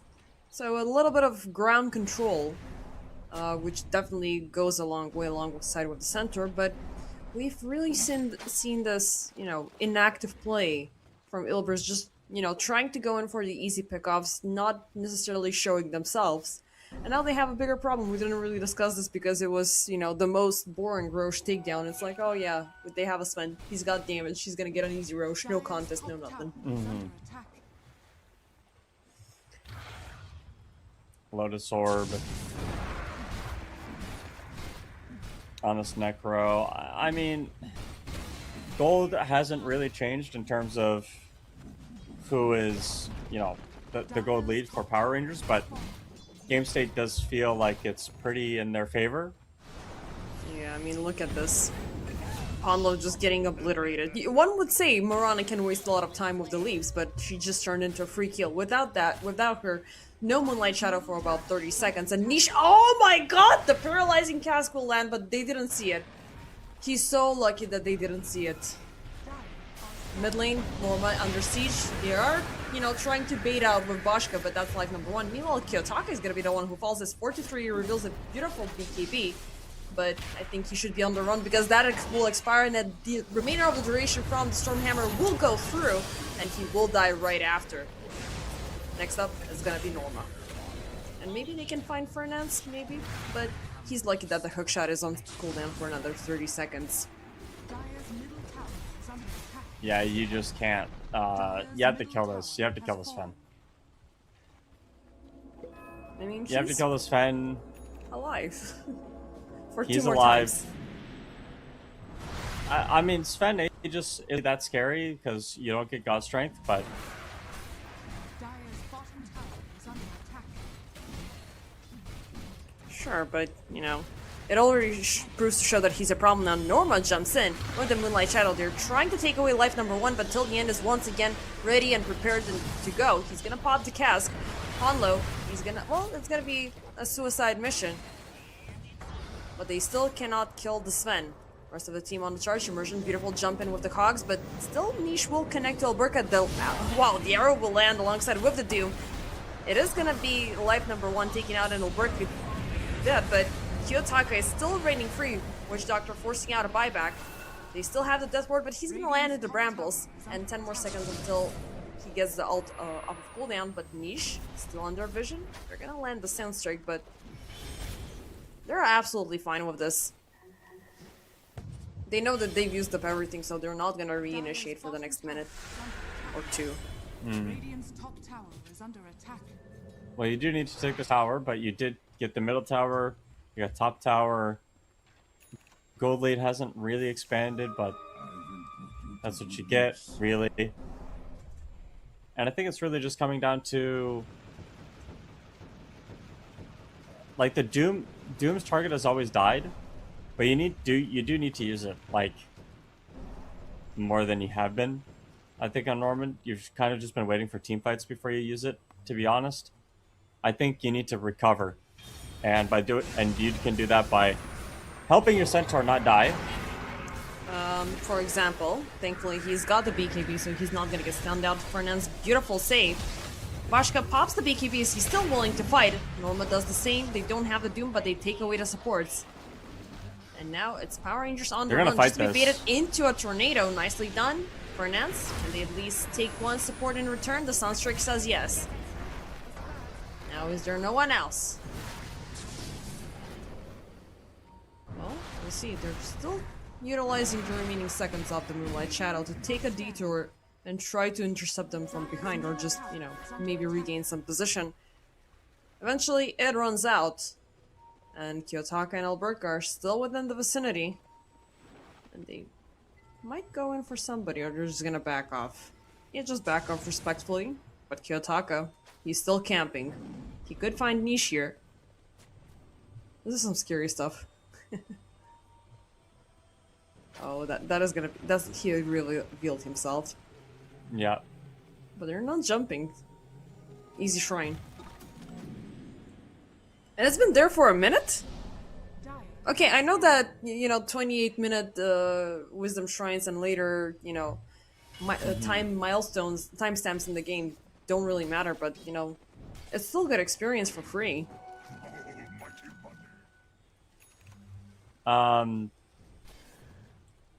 Yeah.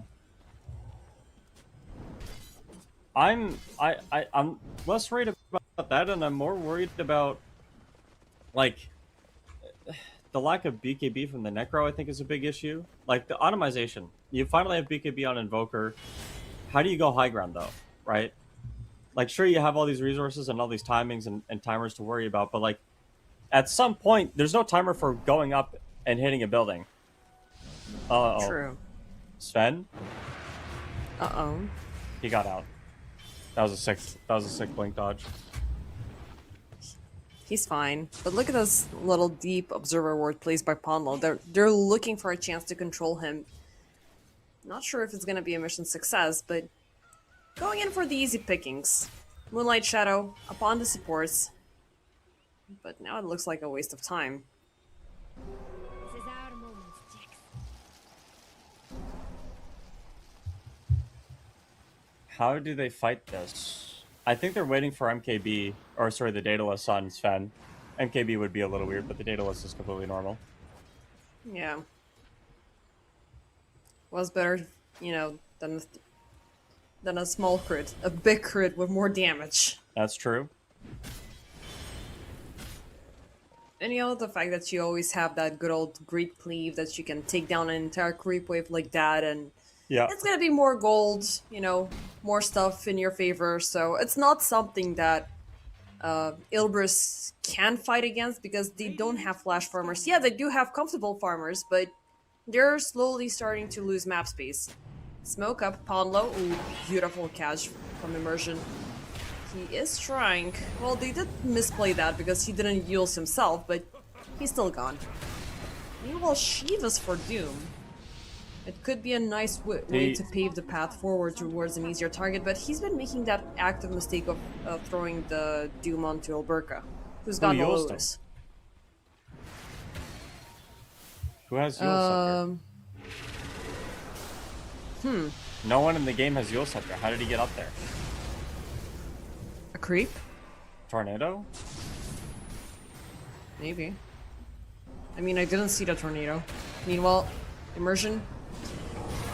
Fernand's almost gone. They're gonna pop the Stampede, but in the backline, Norma, he is trying to do a little bit of a surprise, and he, again, he's gonna pop the Doom onto Alberca, but it's gonna be a Doom for a BKB. Eventually, the target is gone, but Niche is gonna be taken out. 3 for the price of 1 so far. It's just down to the supports, well, down to the rest of the team and the remainder of the course. Kiyotaka and Boschka in a tough spot. Boschka's gonna pop the BKB. He's still yearning to fight, but I don't think you can return any of that health back. Kiyotaka is gonna take 2. He's looking on for the chance of taking 3. He's man fighting against 4-3. The Meteor Hammer is not gonna get charged up and he will die. Pondo jumping in the very last second with the Meteor Shower. He is gonna take down 2 heroes. Kiyotaka forcing a buyback. As if it's between me and the Mirana, I can take her down. I'm gonna kill her. I still have my Fort Spirit within the vicinity and the tornado. It's not gonna land this time. I don't know, I think it was the creep maybe for the Cyclone because I'm pretty sure I didn't see the tornado earlier. Are fortified. I think Kiyotaka bought back so that he could push. That wasn't a buyback. That wasn't a buyback to get any kills, I don't think. But it's kind of hard because Ponlo just Aghanim Scepter and Starstormed. I don't think Sven was really ready for that. I think Sven stunned the wrong person, stunned Kez. Could have stunned Murata instead and gotten that kill there, but now you're playing on buyback on the Invoker. Oh. They did pop the Stampede and the BKB, so it's a little bit of something, you know, just to keep up the active harassment until Boschka comes back, but I mean, it's Kiyotaka, man. Like, he likes to be hyper-aggressive. He just likes to keep on pushing. He did his due diligence with taking away the last tier 2 tower. So, actually, no, the tower died before he bought back. It did, yeah. Yeah. So, yeah, no praising But for you. That does create a bit of an opportunity, I guess. And, yeah, the Necro needs a Lotus Orb if he's going to keep getting run down by Doom like this. He's gonna get a Lincoln, so... Lincoln's, I mean. That's the one. You're right. Sometimes I like to call it Blinkens because the reaction time is just a little bit faster compared to the Lotus. True. Roche number 2. I guess it's in order. And already Power Rangers are gonna look for it. Now, you don't necessarily want to jump in, take him down, even though you already have a decent amount of damage. You don't want to throw yourself into the gutter, but still, they're gonna go for it. Maybe they're gonna bait out some smoke coming in as Immersion is holding high ground. We are aware that the smoke already went through from Ilbirs, but now they are looking to make the move. Thankfully for them, Immersion is not a little bit closer, but the arrow is coming in. The Moonlight Shadow, it is going to detect the poor Clockwork, but he jumps in right on top of Norma to keep him at bay till the end. Instant Widow's Switcheroo. He's going to get away from 4-3, who now used up the BKB. And until the end actually survived, Immersion is going to die for his sins. But he did a great job to protect the takedown of the Aegis of the Immortal as Alberca gets life number 2.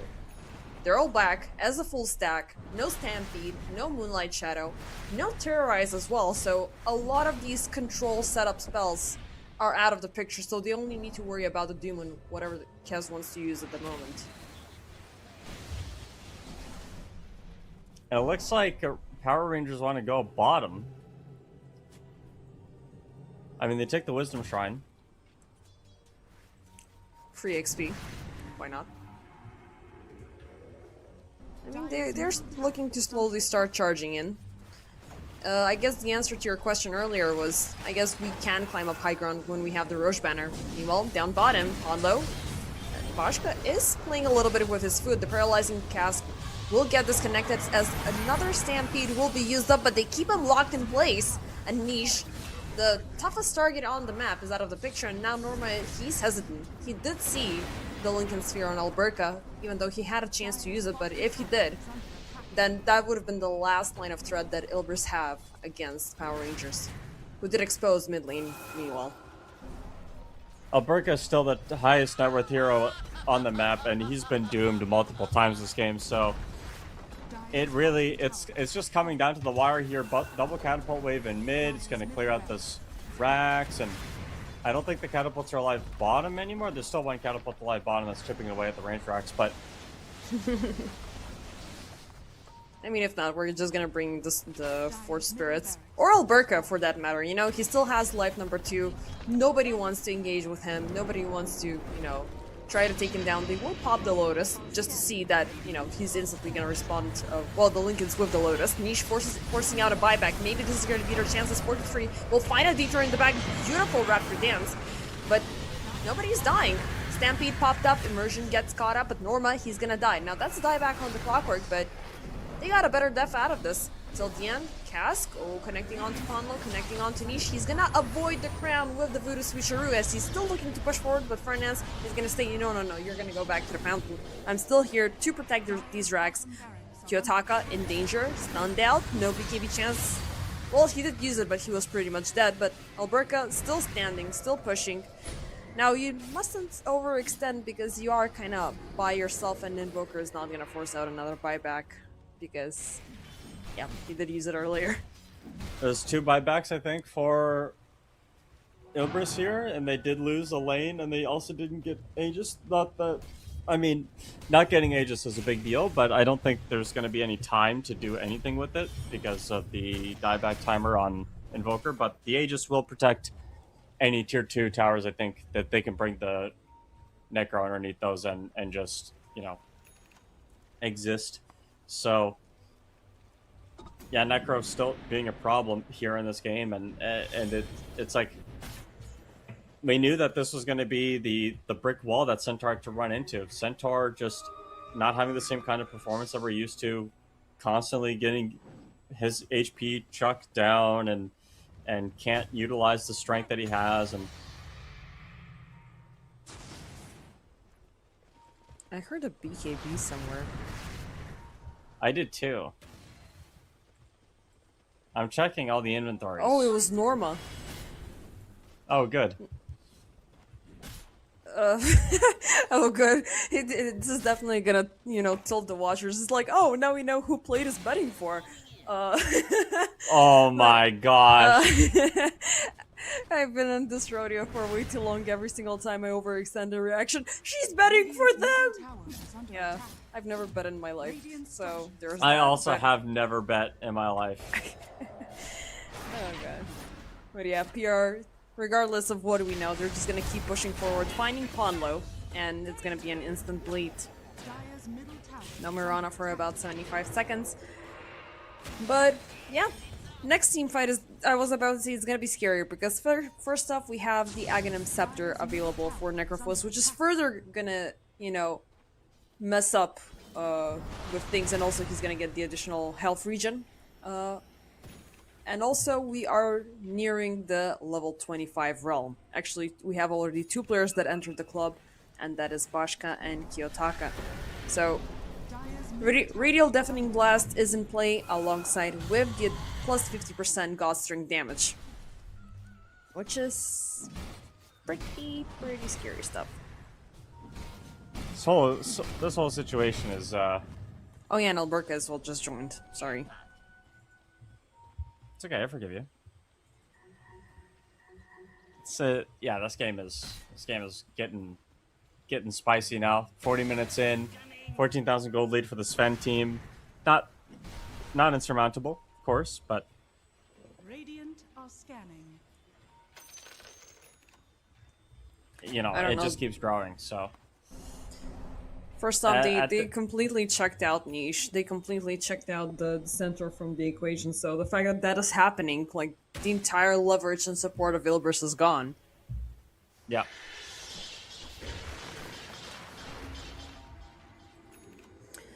But let's I see. do think the supports on Ilbris have been contributing. Their contributions have been a lot more obvious. There have been some pretty big terrorizes. There have been some really important arrows and on like really key targets that have kept fights pretty even. Dire's And on the flip side, been killed. Witch Doctor Death Ward isn't really doing a whole lot at this point. It's so hard to Death Ward in this game. There's so many stuns and just random stuff that you have to worry about that like you throw it out to throw some damage in on top of a mallet. But Clockwork as well have been doing a good job, but like he needs a +1 or +2 like constantly, so he's not able to make these solo plays that Ilbris can make with their cores or with their supports. And we're kind of seeing it in real time how like the net worth on these supports on the Radiant are just a lot less because their supports have to die basically for stuff to happen. There's 18 deaths between the two of them. True. On the flip side, there's 10 deaths, so half as many deaths for all intents and purposes on the dire supports, and like 4,000 more gold apiece respectively but- because of that difference. Yeah, but it accumulates up to your entire team having 60 and 70k. But of course, it comes down to the nature and the farming speed of the course.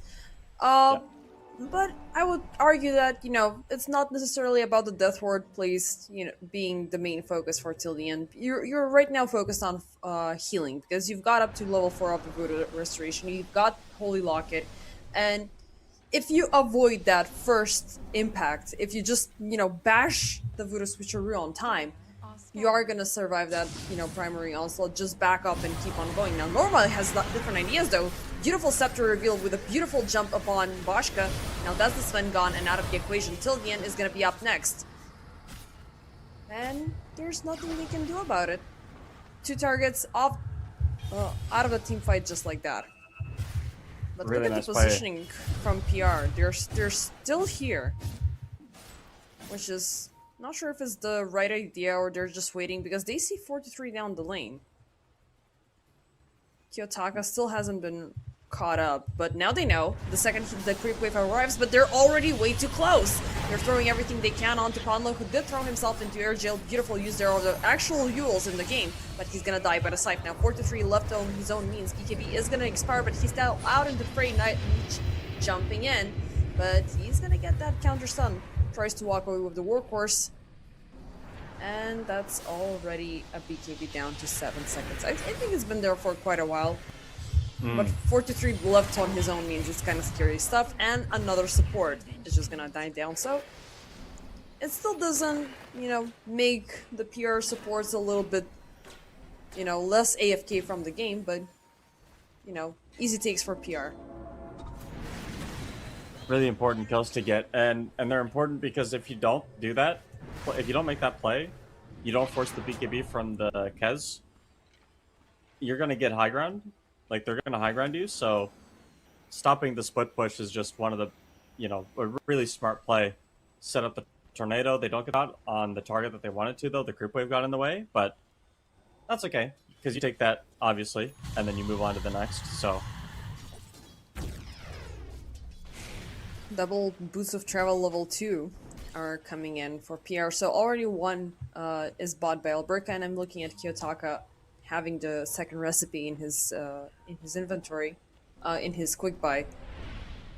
So yeah, if one creep wave pushes in, they will literally just jump in and take a chance. Meanwhile, speaking of the invoker, he's just actively pushing in using his little fort spirits as the tower is very close to falling. They know that they're a little bit on the suffering end, but they're still riding that high tide. They're controlling Ilbris' responses, they're playing with their attention. And let's see what will happen with Roche number 2. So he's gonna be back in about 20 seconds. Still, the end is already anticipating his arrival. And Ilbris, they're refortifying their part of the map. But Immersion, he says no, beautiful long range jump upon Ponlo. But as you said earlier, he likes to jump, but he always needs to have a +1 or a +2.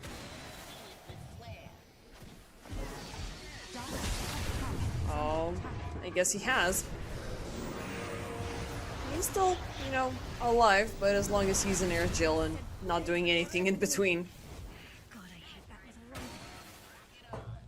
But also the scary thing right now is not only that you have the -8-second cooldown for the hookshot, it is at level 3, so at 22 seconds, you can cast that thing like 3 times. Topside, again, this pesky Kiyotaka plays, do we want to take Roche, do we want to take down this guy? This guy is doing permanent damage to this game. But we gotta contest this, we gotta go guys. Norma jumps in. He is, you know, just gonna be a little bit of a bait as he didn't pop the Doom prematurely, but they will jump right back him in return as Immersion once again with a beautiful catch. No Doom, no problem. And he, if he wants to play, he's gotta force out a buyback, but the range racks are gone. Norma, there's the buyback. But, beautiful sight, but not beautiful enough. Fernance will still level Burke in a tough spot. Norma jumping in, there's the AoE Doom. They have Boschka still within reach, and that's the Sven being destroyed now. Immersion turns back. Kiyotaka just at the range of it. They will kill him for a second time. Somehow the backlines are still alive and well. But that was a very difficult buyback, and you've also suffered infrastructure damage. Dire are scanning. Yeah.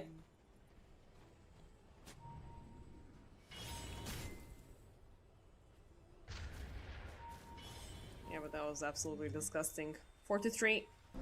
He's got a full minute to take down Roche because we know that Sven does not have a buyback. Alberca does, as well as Immersion.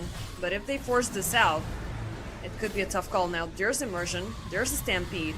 Do we want to linger here any longer? The answer would be no, as Immersion again!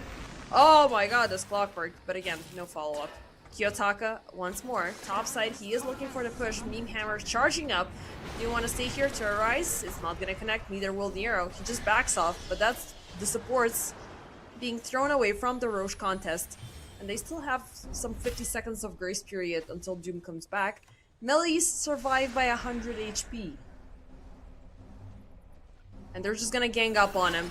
Niche, oh, Immersion. There's the Maledict. The BKB is gonna be popped a little bit too late. And he's gonna throw the Stampede for his life. Now, no new spirits are coming in, but 4-3 in the back, trying to get a lock on till the end. It's gonna be a mission success with the gem on the ground. But no BKB, no problem. Kiyotaka, he's got his eye on him. And Alberca already TPing in. They have to catch Immersion times after times again. This clockwork is an absolute menace to society. They will take away the Kaz. They will take down Ponlo. It is gonna be a safe haven towards clearing out the super creeps for top. Fernance, you cannot do much, buddy. I'm sorry. Dire's top barracks has fallen. And guess what? Norma just came back. And he's a little bit short-handed in terms of this defense, so... Niche jumping in. Kiyotaka. Well, this could be beat, but 4-3 decides to buy back. Now, do they want to buy back on the Witch Doctor to make this a... Well, it's not gonna be an even fight then. Fernance is just gonna die. That's just disgusting.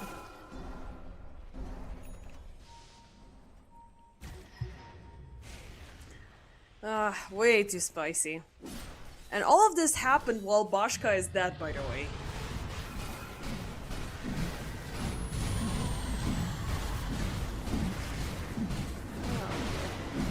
Goodness gracious, great balls of fire. Your shrine has fallen to the radiant. Death is for the living.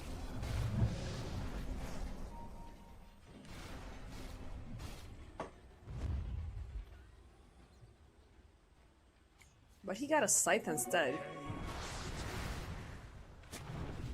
Wait, it's a lot more aggressive, you know. You're not gonna get closer and personal to the enemy because they're always gonna be jumping at you.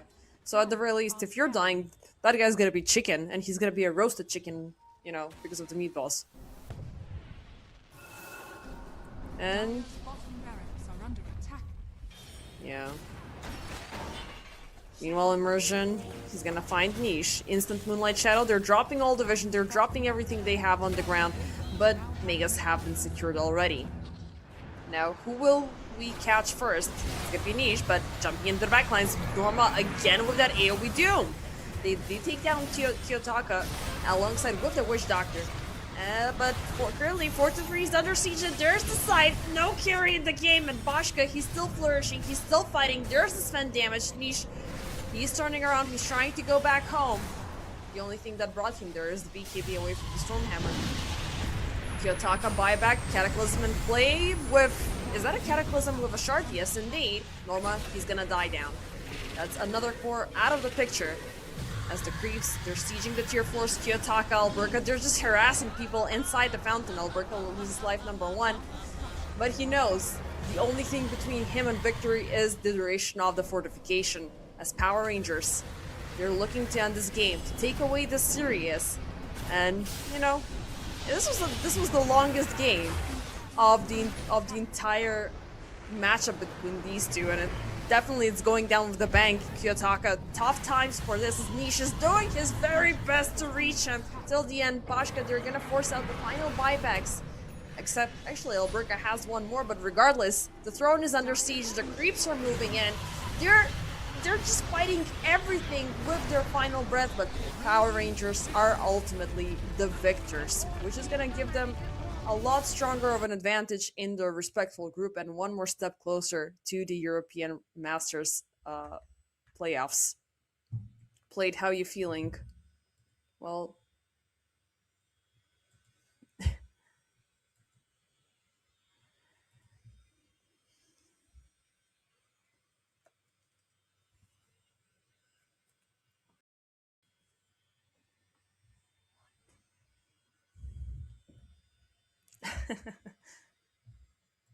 yeah.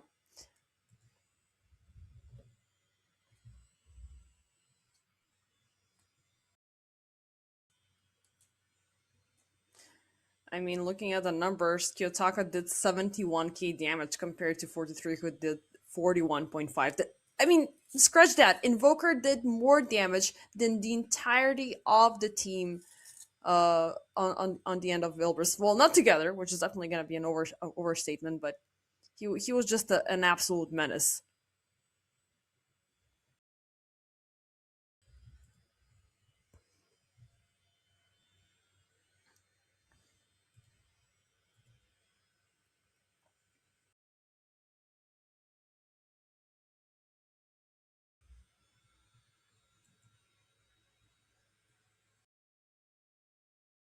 Yep.